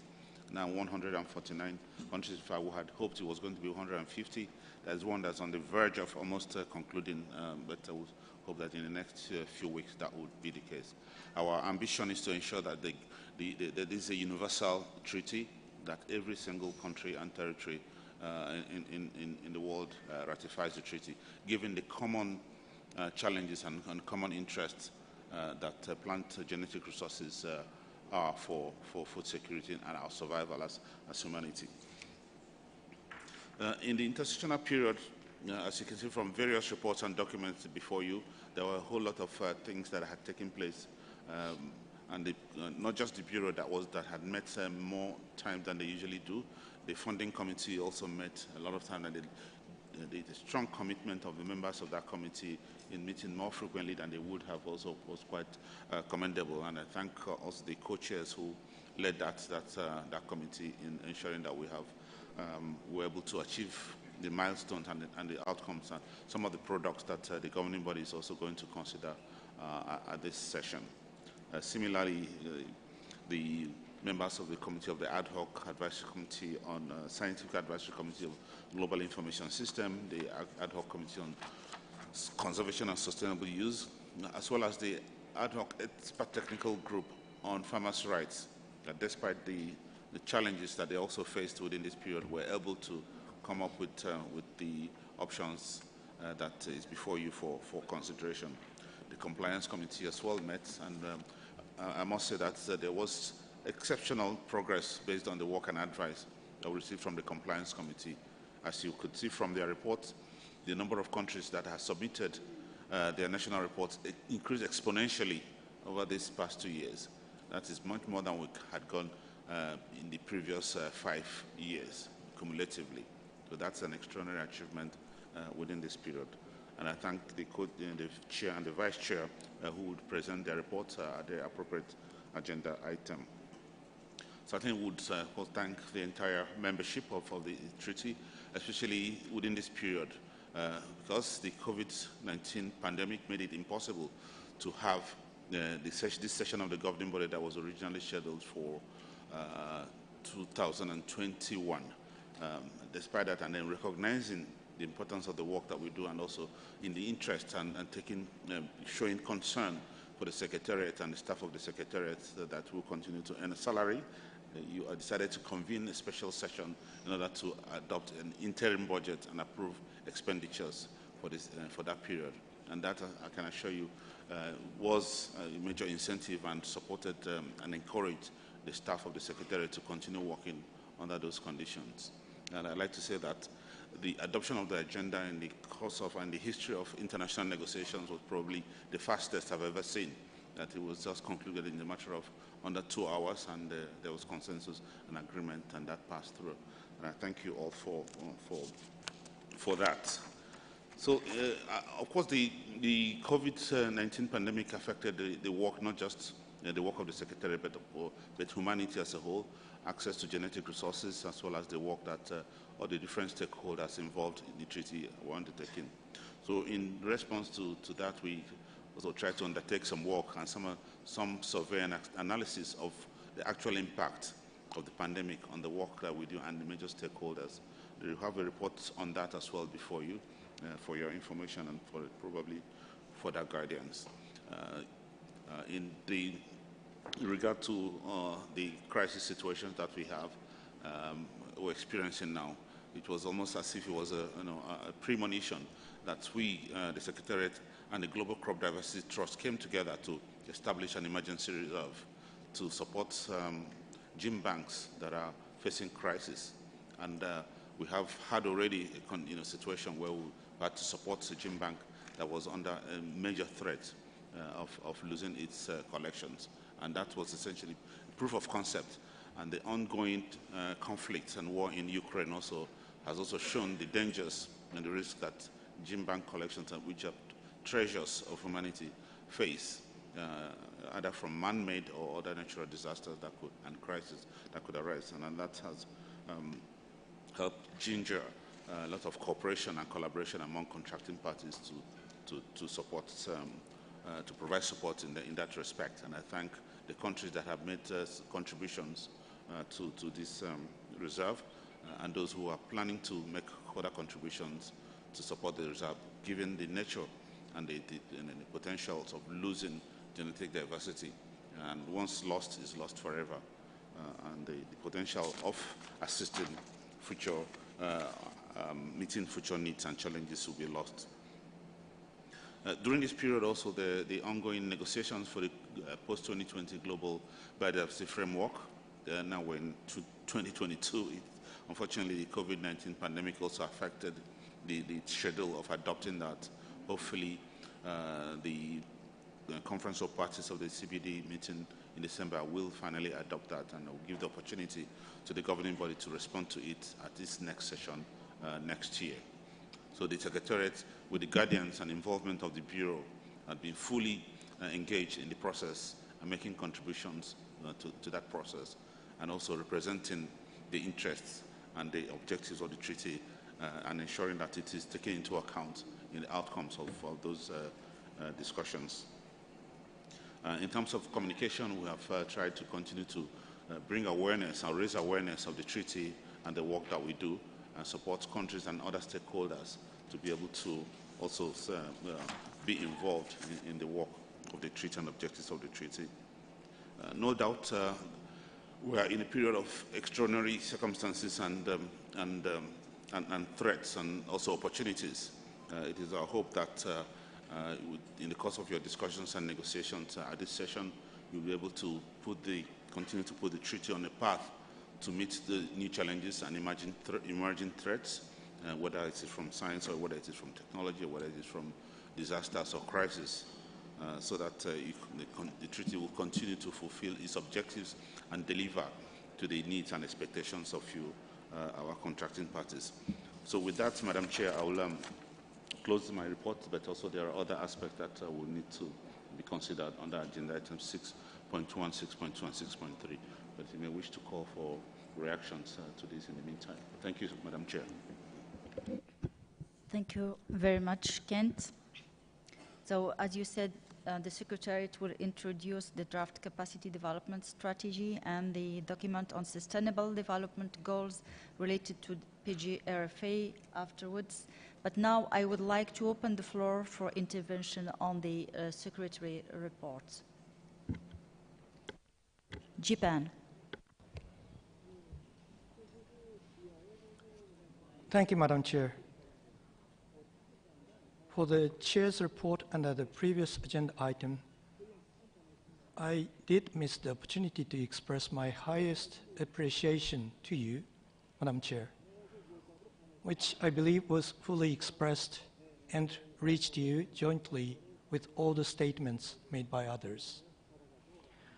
Since this is my first intervention in the 9th session of the governing body, I'd like to echo the previous speakers to appreciate the Government of India for hosting this meeting, the Treaty Secretariat teams for working very hard to prepare this meeting, Bureau members, including you as a chair, as well as those who have contributed behind the scene to make this governing body meeting take place as a face-to-face meeting here in Delhi. Back to the current agenda item for the Secretariat report, I'd like to congratulate the Treaty Secretary Kent for the activities described in the report. Reading through the report text, we have gladly recognized many outcomes from which I'd like to pick up one just as an example. The collection and proper maintenance of plant genetic resources are long-term works and should not be damaged by any incidents. I'd like to particularly commend the Secretariat's efforts of prioritization on that part through the difficult period, as found in the paragraphs 27 and 28. Madam Chair, I believe we all agree that the treaty is for food security, one of the most important global issues. That makes sense why the FAO is hosting the Secretariat in Rome. We have faced a serious challenge over recent years, that is food chain crisis caused by COVID-19 and by various other reasons. The range of crises also reminded us of the importance of food security. As the Secretariat report clearly noted, we need to consider the improvement of resilience for the possible similar or different incidents in the future. In this regard, I'd like to expect that the Secretariat report, as well as other reports, will continuously improve its quality to help us consider further future improvement of the whole system. At the same time, the pandemic gave us an opportunity of considering the importance of meeting practices, such as time and cost-saving ways. While the meetings in person remain its importance, as we enjoy this week, and which is my very favorite, we can now more efficiently discuss issues and share the information in the best mix of real and virtual. Post-pandemic situation will not be the same as before, but will enjoy and should enjoy the improved practices. Therefore, I'd like to ask the Secretariat to consider in planning work and place it into actions in the future, which may save lots of resources. The Secretariat report also included the reference to collaboration with other international instruments, such as CBD. While the CBD discussions are closely linked with the treaty, I would like to re-emphasize the importance of the treaty in terms of food and agriculture. Whenever the issue is relevant to plant genetic resources for food and agriculture, we do believe that the discussion will be conducted in this forum. Also, I'd like to draw your attention to a terminology before concluding my remarks. Some people started deviating from the agreed term generic sequence data, GSD, which was the outcome from the previous governing body meeting after the long discussions, not another term. Thank you, Madam Chair. Thank you very much, Japan. Ecuador. Gracias, señora presidenta. Al ser la primera vez que Ecuador interviene, quiero agradecerle por el esfuerzo y la constancia realizada para llegar a esta reunión. También agradecer a los miembros de la mesa que han hecho un gran trabajo. Les deseo el mejor de los éxitos para que en esta novena reunión lleguemos a consensos que permitan una implementación plena del tratado. También Ecuador agradece la calurosa hospitalidad del gobierno de la India, un gran país con gente amable, con una gran riqueza de agrobiodiversidad y una cultura milenaria. En relación al informe del secretario del tratado, Ecuador agradece a la Secretaría por el trabajo fructífero y constante que se ha realizado y que se refleja en el informe.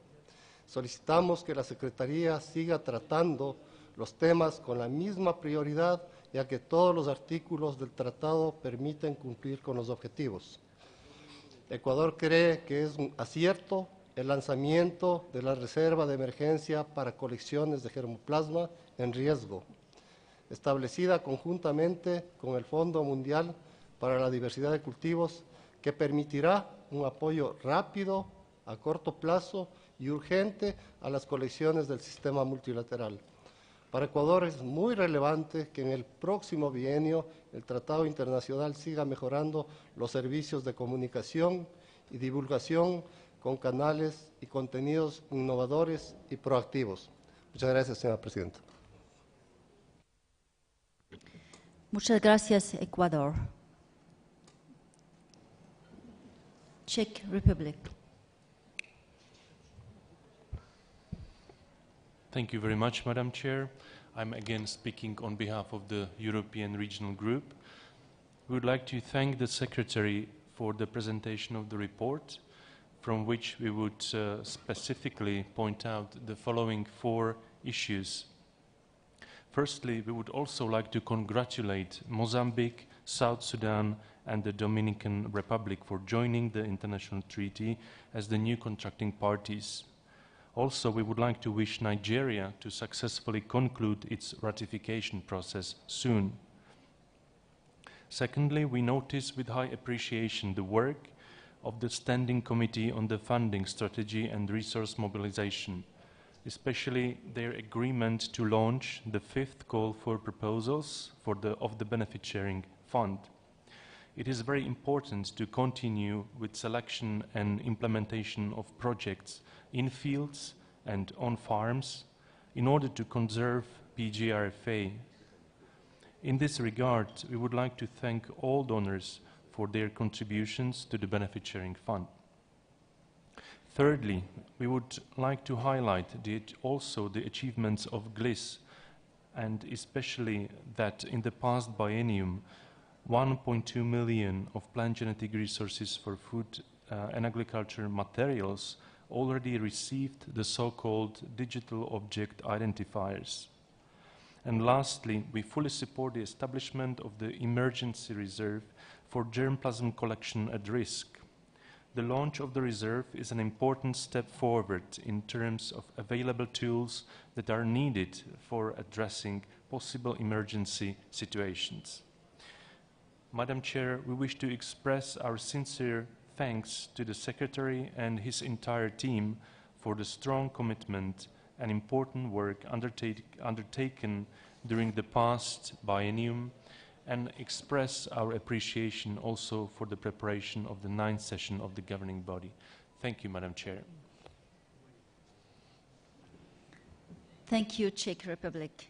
United States of America, you have the floor. Thank you, Chair. I'm making this statement on behalf of the North America region. We thank the Secretary for the presentation of the report. We appreciate the information provided and commend the Secretariat for their efforts to support the treaty community and ensure the continued functioning of the treaty system during this challenging period. We especially welcome the launch of the emergency reserve for germplasm collections at risk. We recognize that collections may be increasingly at risk from natural and man-made disasters. From climate change to armed conflict, no national or international germplasm system is immune to these threats. International collaboration is necessary to safeguard globally important plant genetic diversity, which is critical for food security. With this in mind, we are pleased to announce that the United States has made a contribution of $150,000 US to the Emergency Reserve Fund. We welcome the new members to the treaty, the Dominican Republic, Mozambique, and South Sudan, and look forward to welcoming Nigeria when they complete their ratification. And we're pleased that the membership continues to grow. We appreciate the outreach done to encourage new ratifications. I want to reiterate our thanks to the Secretary and the Secretariat for your dedication and tireless work to support the members and to advance the treaty's objectives in the face of many significant challenges. Thank you.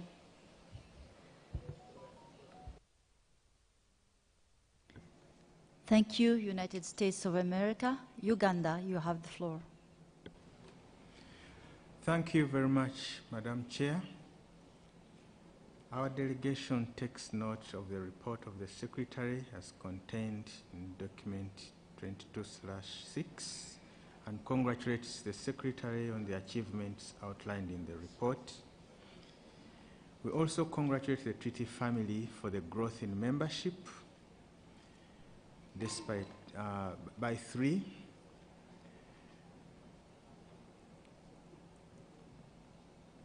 And we look at this as a very strong sign towards enhancing the functioning of the Matato system, which shall ultimately enhance the trust and performance of the organs, programs, and activities of the treaty. Our delegation, Madam Chair, drives gratification in noting that of the 3 new contracting parties, 2 are from the Africa region. This is clear testimony of the trust and hope the African region holds in the treaty for its contribution to the wellness of humanity beyond its primary objectives. We also note the steps Nigeria has taken towards signing the treaty and looking forward to receiving the most populous nation in Africa to this family. Our delegation takes note of document ITGB 9/22/6.1 on the draft capacity development strategy for the treaty. We also take note of the document IT/GB 9/22/6.2 and commend the effort in establishing and launching the emergency reserve for germplasm collections at risk. We also take note of ITGB 9/22/16.42 on the initiatives to establish a global plant conservation initiative. Madam Chair, we look forward to making contributions towards the different aspects of the report during their substantive considerations under the different agenda items in this GB session. Thank you. Thank you, Uganda.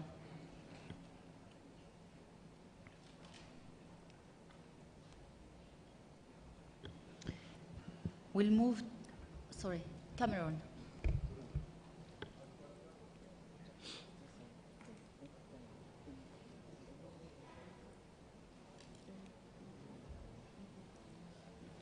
Cameroon.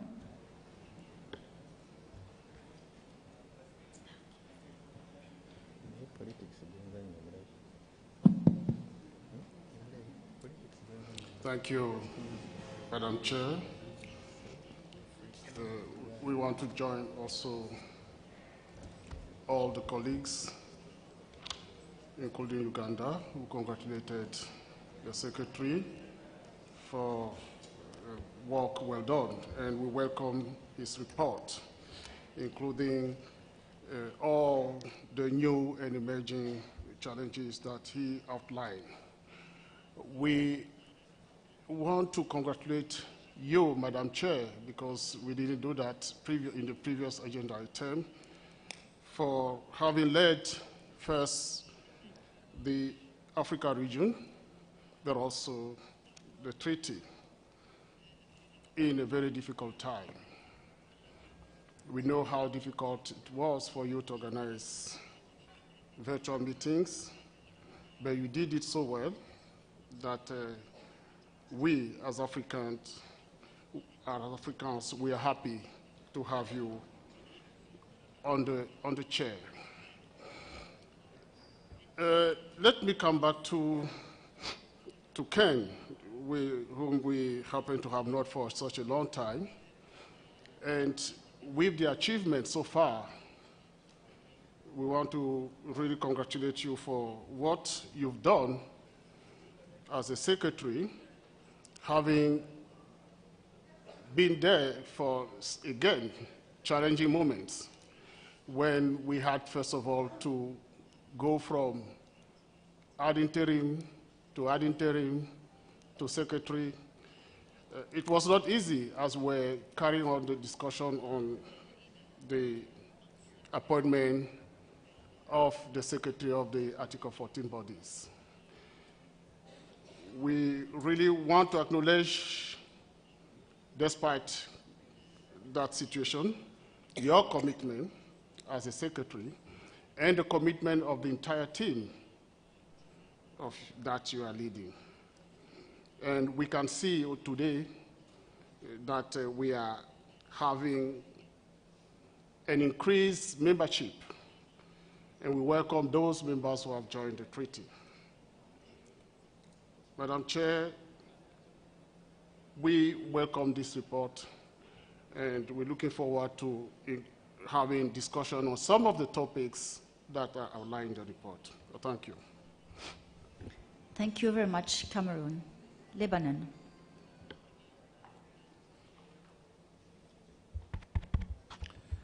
شكرا سيد الرئيس لإعطاء الكلمة.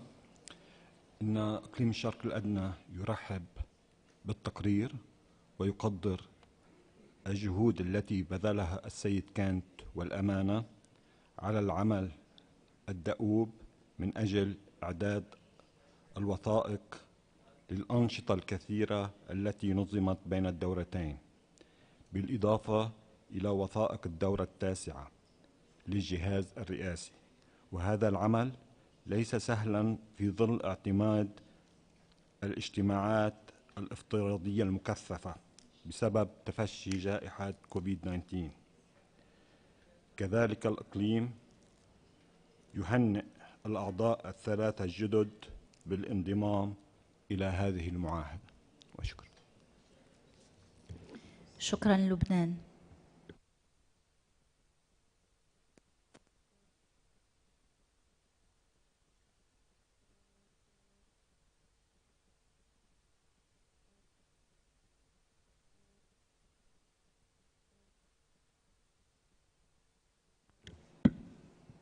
We're moving to the second section of this item, draft capacity development strategy, and I invite Mr. Mario Marino to introduce the draft capacity development strategy. The floor is yours, Mario. Thank you, Madam Chair.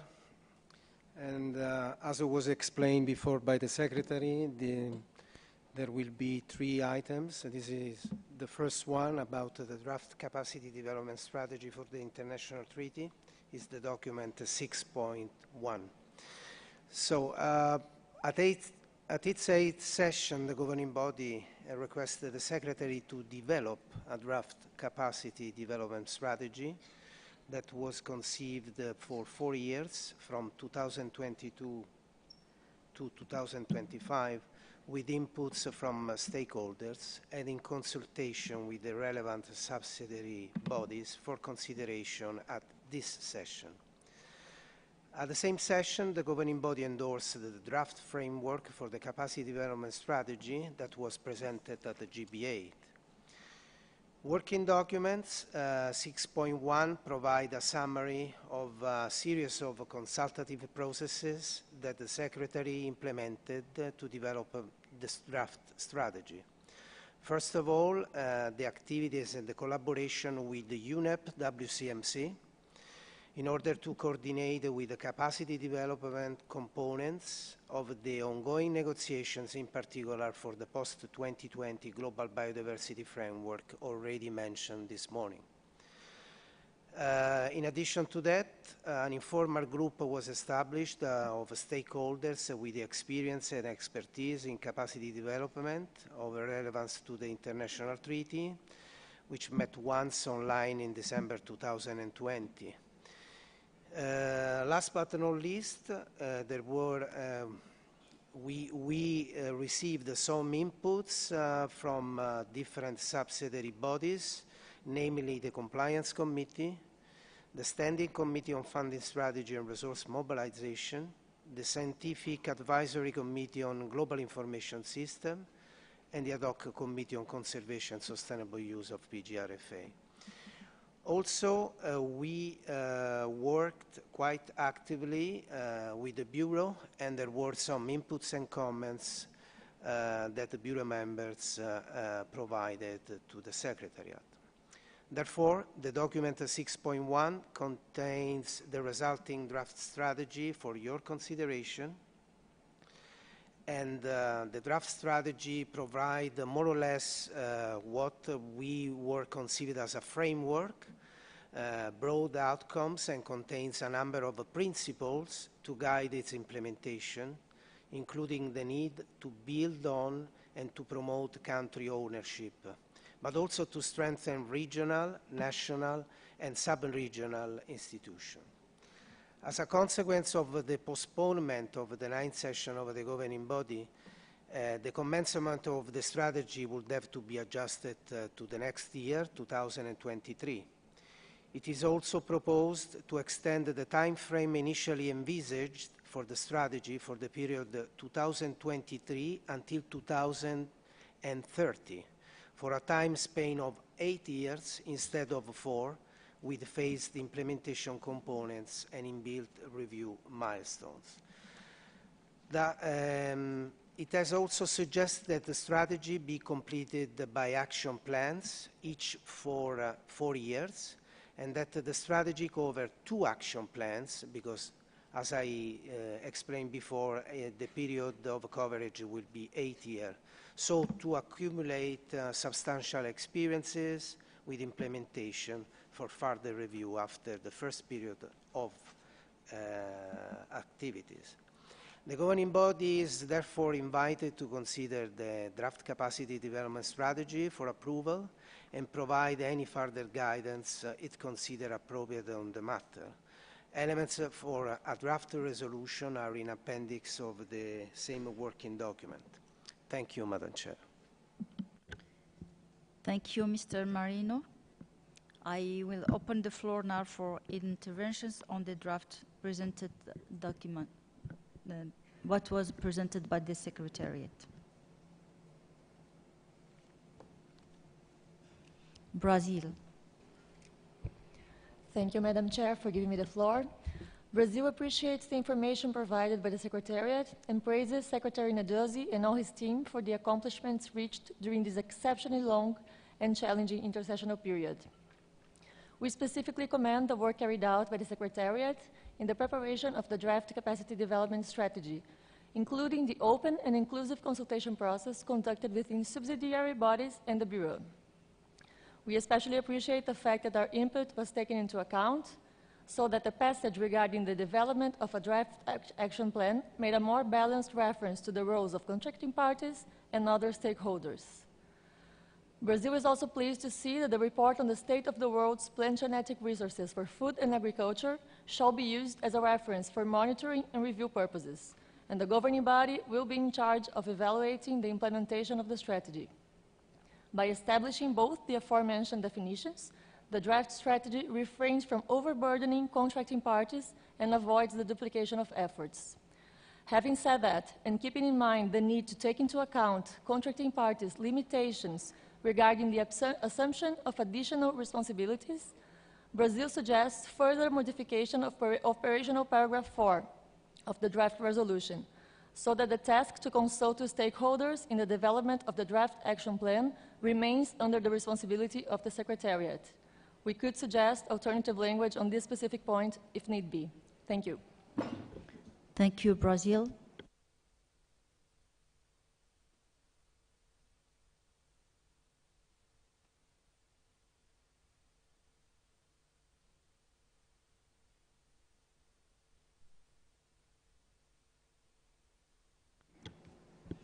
Democratic Republic of Congo.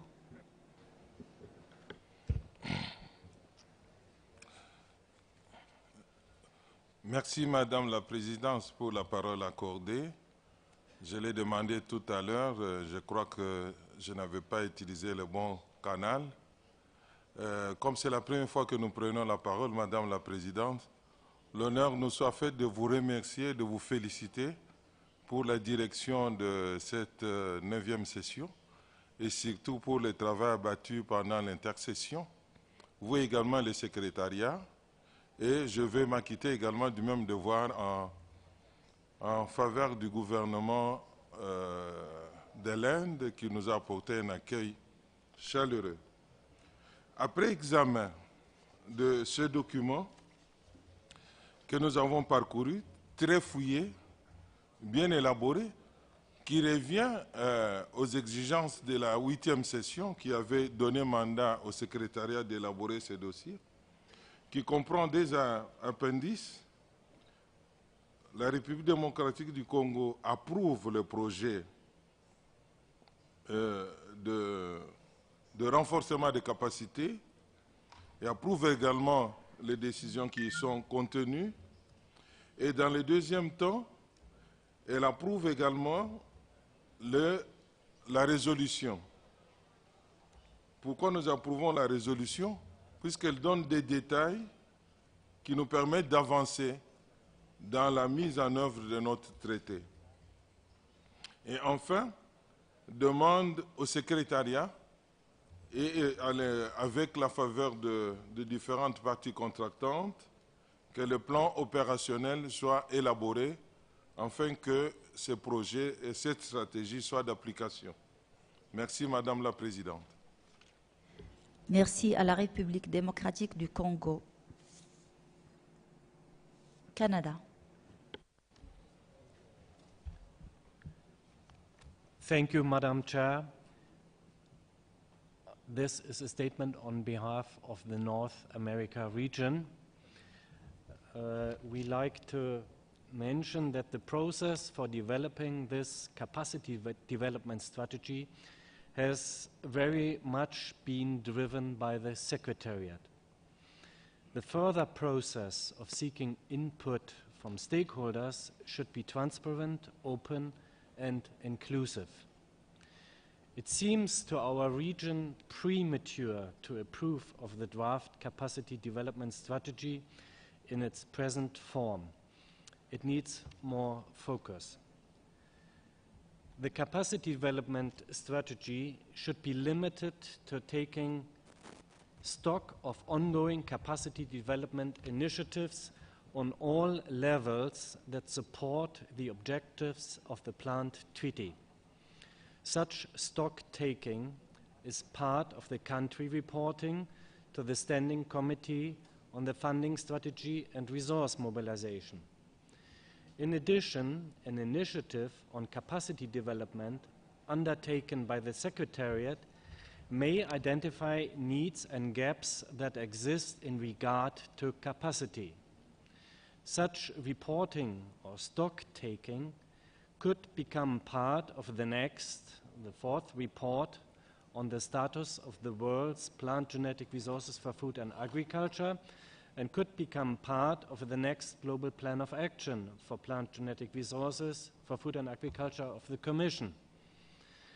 A stock taking or reporting exercise should be carried out to A, find out how much funding is being spent on capacity building and in which areas under the treaty, and B, to find out how much is being undertaken and in which area that contribute to the objectives of the treaty but is not funding under the treaty. The resulting report should be itemized by country. Gaps and needs for capacity building should be identified. Based on these comments, we have also some text suggestions to make to the draft resolutions that was proposed, and I sent them to the Treaty Secretariat, but I want to briefly mention them here. So in the draft resolution, under the third paragraph, starting with affirming, we suggest to replace what follows, or to delete, allow for the full implementation, and so on. So to stop this by so to support the implementation of the objectives of the plant treaty. We feel it's important to make sure, as stated, the objectives of the capacity development strategy are vague, appear very broad, and it's not always clear how they directly relate to the objectives of the treaty. It is very ambitious to formulate additional outcomes or objectives. Article 13.3 sets out the treaty framework, the expected capacity development outcomes. Based on our comments, we also suggest to delete the paragraph further affirming the importance of accompanying the strategy with 4-year action plans. We think such action plans may not be required. It will be a lot of work to create them and to observe their implementation. So therefore we suggest to delete that paragraph. Under number 4, we suggest to be a little bit more specific by saying requests the Secretary to invite countries to report on ongoing capacity development activities and needs or gaps in capacity for achieving the objectives of the plant treaty. We suggest deleting develop the first 4-year action plan and so on, and continue after what I read to you, and further the requests and so on, and close with again deleting the action plan at the end, closing by on the development of such a stock-taking exercise. Thank you for your patience. Thank you, Canada, on behalf of North America. Czech Republic, you have the floor.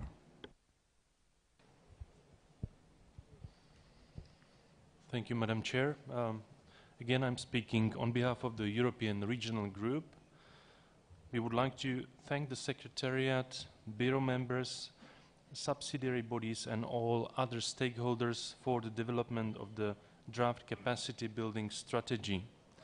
We would also like to thank the government of Italy for its financial support to this process. In our view, capacity development activities are crucial and must be continued and strengthened. We appreciate the clear structure and the list of guiding principles within the draft strategy. We also support the overall goal that is focused on promotion and enhancement of the implementation of the international treaty through improving the coherence, efficiency and effectiveness of capacity development efforts related to the conservation and sustainable use of plant genetic resources for food and agriculture, as well as access and benefit sharing. Accordingly, the major emphasis of the strategy should be on strategic approaches for capacity development needs, addressing the objectives of the treaty, while currently we note mainly proposals on networking, partnerships and general collaboration. As a general principle, all capacity building activities should be based on what are agreed activities as reflected in the various resolutions of the governing body. Thus, the current text in brackets in the draft capacity building strategy related to the UPOV Convention should be deleted. The relationship with the UPOV Convention will be discussed further under agenda item 16.4. The working document also assumes that the capacity building strategy is accompanied by 2 action plans, each for 4 years. We would consider it helpful if an outline of the action plan for the first 4-year period were made available together with the draft strategy. Therefore, we suggest that the draft strategy is further developed based on our inputs and presented at the next governing body session together with the action plan. We further suggest including the adoption of the draft capacity building strategy as an item of the multi-year program of work at the next governing body. Based on this statement, we are proposing amendments to the draft resolution, and we have submitted already those amendments in writing. Thank you very much, Madam Chair. Thank you, Czech Republic, on behalf of Europe. Ecuador.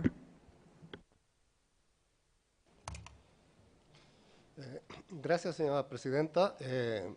Ecuador está de acuerdo que la estrategia inicie en el año 2023 y también que se amplíe el plazo desde 2023 al 2030, con 2 planes de acción, cada uno durante 4 años y que va de acuerdo con la política agropecuaria del Ecuador 2020-2030.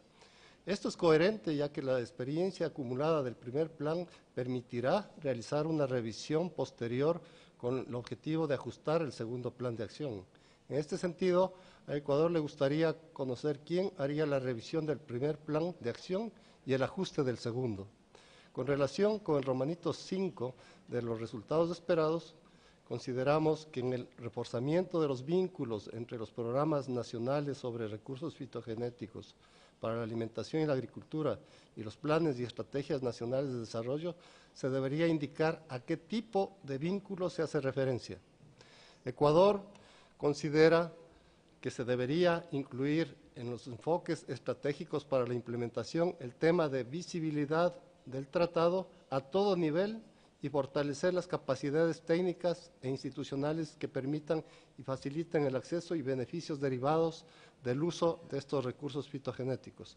Con estos comentarios, Ecuador está de acuerdo que se apruebe los elementos para un proyecto de resolución que se encuentra en el apéndice 2. Gracias, señora presidenta. Gracias, Ecuador. Lebanon. شكرا سيدة الرئيسة. إني أتحدث باسم إقليم الشرق الأدنى. تثمن دول الشرق الأدنى المجهود المقدم من قبل الأمين مع مساهمات من أصحاب المصلحة وبالتشاور مع الأجهزة الفرعية ذات الصلة في إعداد مسودة استراتيجية تنمية القدرات للمعاهدة الدولية، إذ أن إقليم الشرق الأدنى يرحب بمسودة الاستراتيجية الهادفة لتنمية القدرات الأطراف المتعاقدة لتحسين الامتثال لمكونات المعاهدة، وذلك بالاشتراك مع الجامعات، القطاع الخاص والمؤسسات العالمية. إن الاستراتيجية تتضمن العديد من الأفكار البناءة، ويجب العمل عليها بجد من أجل تنفيذها، كما أن أقليم الشرق الأدنى يشدد على ما ورد في الاستراتيجية في بناء القدرات ذات الصلة بالمعاهدة الدولية، مثل تنمية القدرات الوظيفية والقدرات التقنية التي تعمل على 3 مستويات: الفردي، المؤسسي، والبيئة التمكنية، وعلى أهمية تنمية القدرات التقنية في مجالات محددة، وخاصة في مجالات تربية النبات وكيفية استخدام نباتات الأقارب البرية والأصناف المحلية من أجل استنباط أصناف جديدة ذات إنتاجية عالية ومتحملة للظروف المناخية. إن أقليم الشرق الأدنى يؤكد على أهمية وضع خطط عمل ل4 سنوات، وذلك من أجل تطوير آليات عملية لجعل الاستراتيجية فعالة وتوضيح الإجراءات بشكل خاص. وشكرا. شكرا لبنان باسم الشرق الأدنى.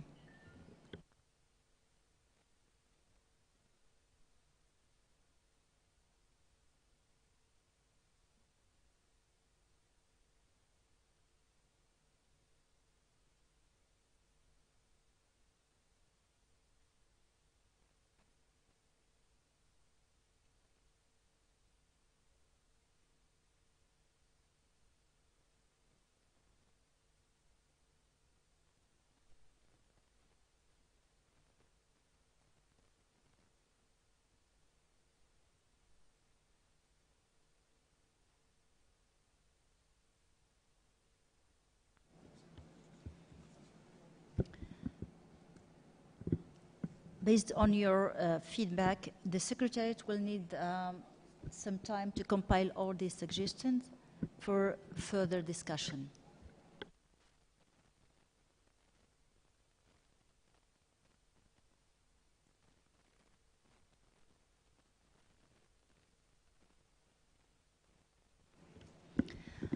I will invite now Mr. Alvaro Toledo from the Secretariat to introduce the working document 6.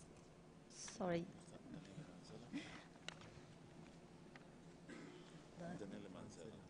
I will invite Daniele Mansala, from the Secretariat to introduce the working document 6.2 on the impact on the COVID-19 pandemic on the implementation of the international treaty. The floor is yours. Thank you, Chair. Delegates, working document 6.2 informs the governing body of the activities that the Secretary undertook in the biennium under the guidance of intersessional bodies in response to the COVID-19 pandemic outbreak, in order to monitor and manage, to the extent possible, the impact of the pandemic on the implementation of the international treaty. Document 6.2 highlights a number of activities that the Secretary promoted in partnership with other organizations and technical institutions. The activities include 3 surveys and 3 online webinars, the monitoring of international treaty systems and operations, including for the multilateral system, the global information system, the funding strategy, and the compliance procedures.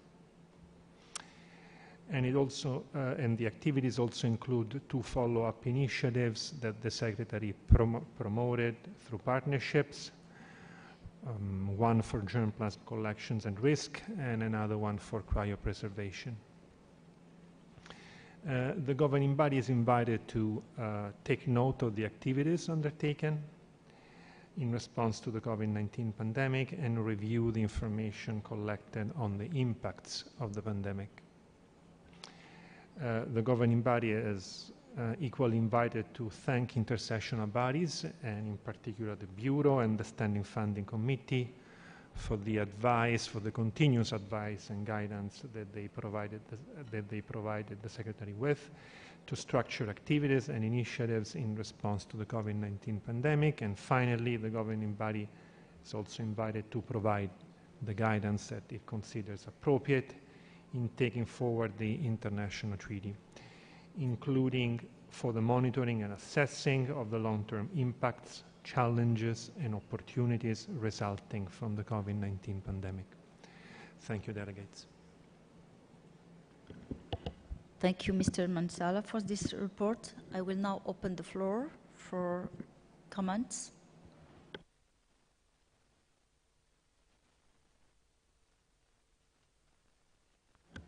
Czech Republic.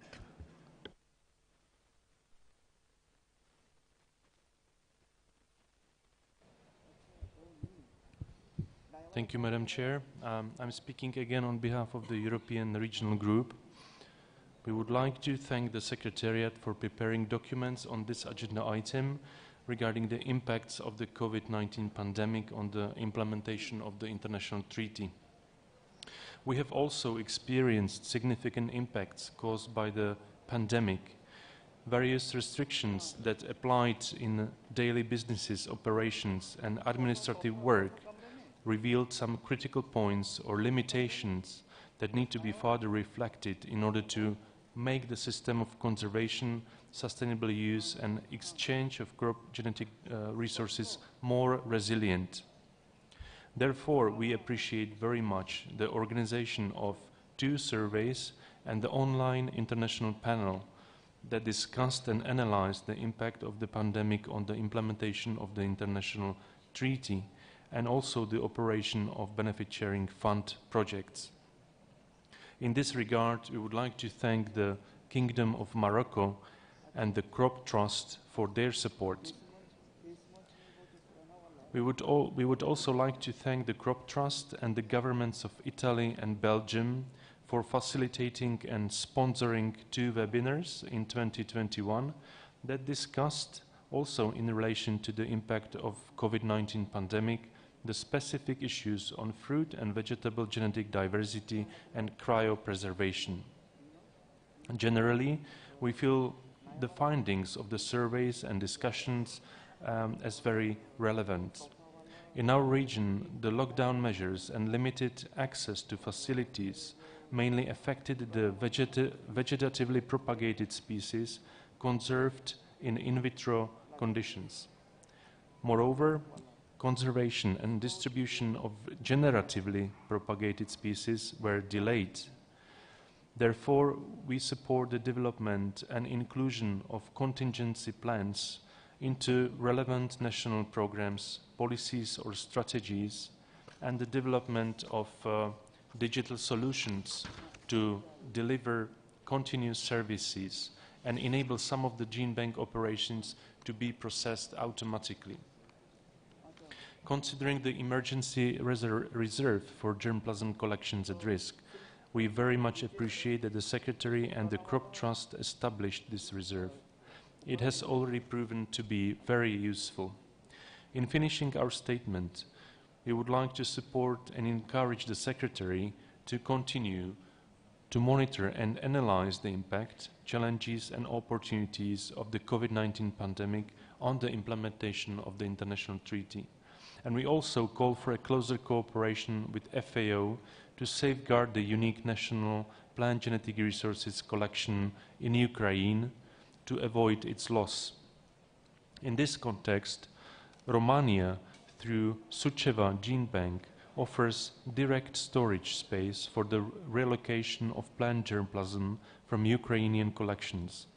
The available storage capacity varies depending on the species and the size of the seeds, and so will be between 20,000 and 150,000 accessions. There are also other countries within the region that have been already supporting the conservation of plant genetic resources for food and agriculture in Ukraine. Thank you very much, Madam Chair. Thank you, Czech Republic. Ecuador.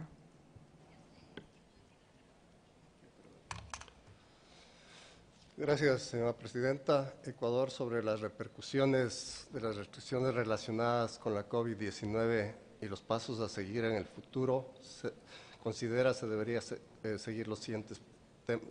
tratar los siguientes temas.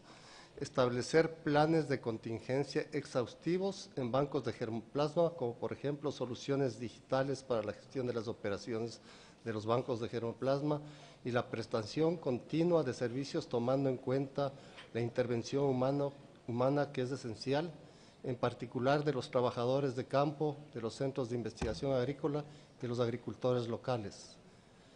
Conceder a la agricultura y al sector de las semillas en particular la condición de servicios esenciales. Estudiar las implicaciones posteriores a la COVID-19 para la investigación genómica, la innovación y la diversidad genética. Seguir apoyando a las comunidades locales que han jugado un papel fundamental en la producción y abastecimiento de semillas, principalmente a los productores de la agricultura familiar campesina.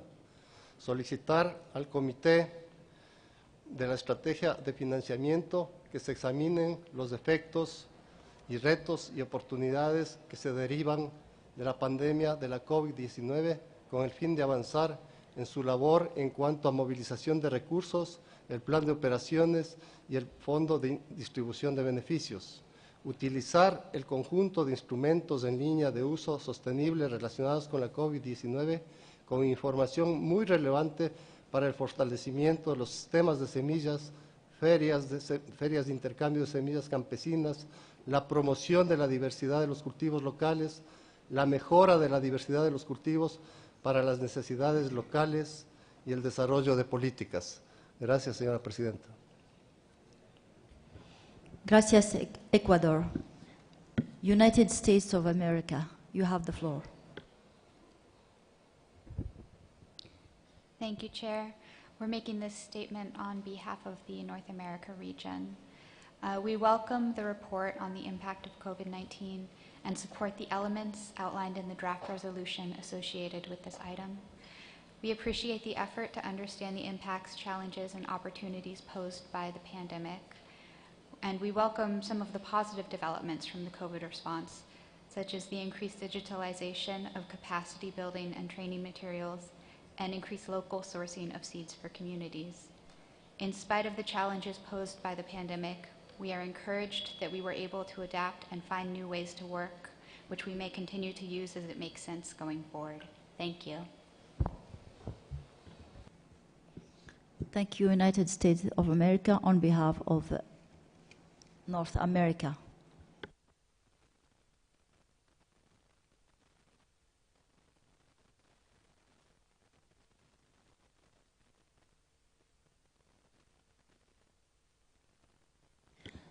I will give the floor to Mr. Nadozi. Thank you very much, Madam Chair. Just very briefly, I would like to use the opportunity to express our gratitude and thanks to the donors that provided the resources to launch the emergency reserve, the government of the Kingdom of Norway, the government of Italy, and quite recently, United States of America, for the generous contributions that they've made to make it possible for us to provide that support and the buffer that is required and needed. I use the opportunity to appeal for that donors that are able to do so to further provide support, because the dangers and the risks certainly are going to emerge and keep coming, so that we're ready to support in every way that we can. Thank also partners from Europe who have been working closely with us and the Crop Trust to develop programs and projects and approaches to assist in rescuing and hopefully relocating the resources that are in danger in Ukraine. Thank you very much, Madam Chair. Thank you, Kent. So the Secretariat is taking note of the guidance and recommendations from the floor. And now we'll move to the following part, and I invite Mr. Olivier Okondo to introduce the working program document 6.3 on the Sustainable Development Goals. Mr. Rukondo. Thank you, Madam Chair. In Resolution 1/2017, the governing body reaffirmed the important role of the international treaty in providing an effective governance framework for the management and exchange of plant genetic resources for food and agriculture. Through the same resolution, the governing body decided to take stock at this session of the progress made in the achievement of Sustainable Development Goals 2 and 15, in particular those targets related to plant genetic resources for food and agriculture. Working document on item 6.3 provides a brief overview of progress made so far towards the achievement of SDGs targets 2.5 and 15.6 as they relate to plant genetic resources for food and agriculture in order to further advance and accelerate progress in the implementation of the 2030 Agenda for Sustainable Development and the achievement of SDG targets relevant to plant genetic resources for food and agriculture. The document takes into account the information provided by contracting parties on the national reports on the implementation of the international treaty submitted in accordance with compliance procedures. The document also takes into account other information available through the reporting mechanism of the multilateral system. In addition to the figures provided in Section 2 of the document, we would like to bring to the attention of this governing body the content of Section 3 on lessons learned. The governing body is thus invited to take note of this report and provide guidance and recommendations to accelerate progress toward the achievement of SDGs relevant to plant genetic resources for food and agriculture and the international treaty. Thank you, Madam Chair. Thank you, Mr. Kondo. I will open the floor for intervention. We still have around 10 minutes for interpretation, so I will ask you to be brief in your intervention. Thank you.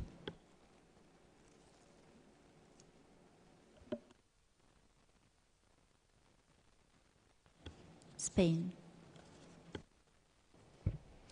Thank you, Madam Chair, and congratulations to you. I am speaking on behalf of the European Regional Group. We thank the Secretariat for the working document, of which we take note. We would like to reiterate the important role of the international treaty in providing an effective framework for the management and exchange of PGRFA, and therefore its contribution to the achievement of the 2030 Agenda for Sustainable Development and the SDGs. In particular, SDGs targets 2.5 and 15.6 as they relate to PGRFA. We thank the Secretariat for the training workshops, webinars, and other initiatives that it has organized to increase awareness about the contributions made by the treaty implementation to the achievements of these two targets, and we request it to continue to do so. We acknowledge the efforts made by contracting parties to make progress on the achievement of these targets. We welcome the increased number of accessions being made available under the multilateral system, the increased number of materials being transferred to the SMTA, and the efforts to promote the in situ conservation and the on-farm management of PGRFA.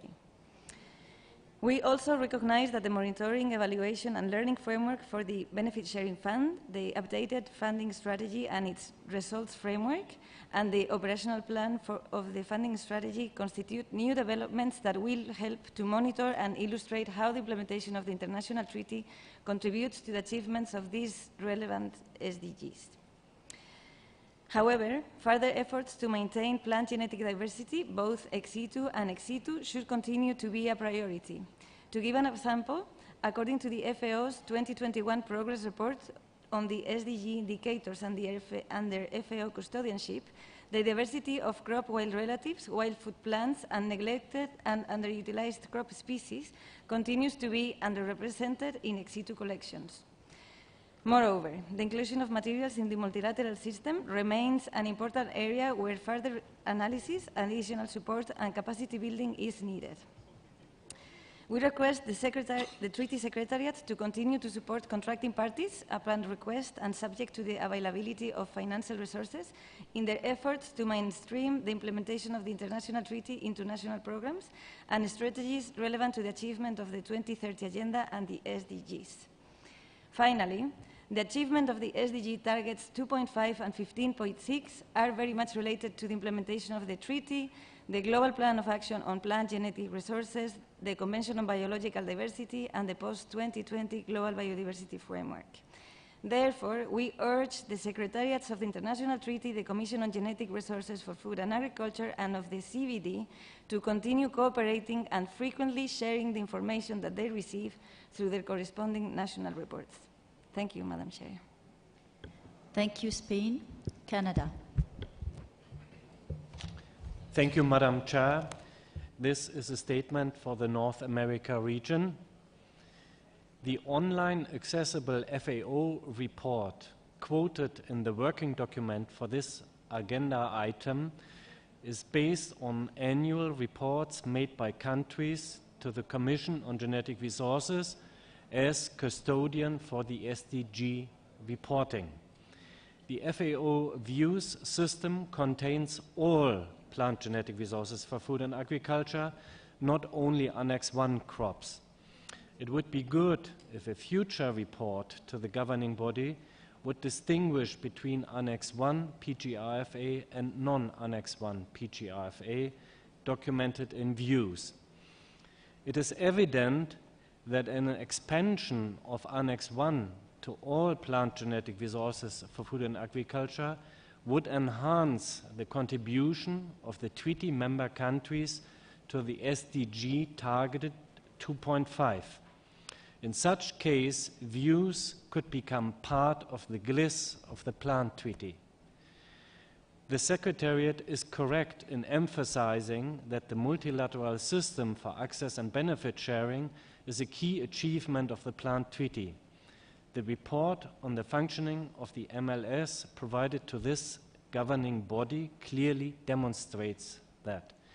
The MLS contributes to the targets 2.5 and 15.6 of the SDGs. Thank you. Thank you, Canada. Ecuador. Gracias, señora presidenta. Ecuador considera que la implementación efectiva del tratado ha contribuido al logro de la Agenda 2030, específicamente a las metas 2.5 y 15.6 de los ODS. Sin embargo, en el examen se debería detallar las contribuciones indirectas a los ODS 1, 12, 13 y 17. Gracias, señora presidenta. Gracias, Ecuador.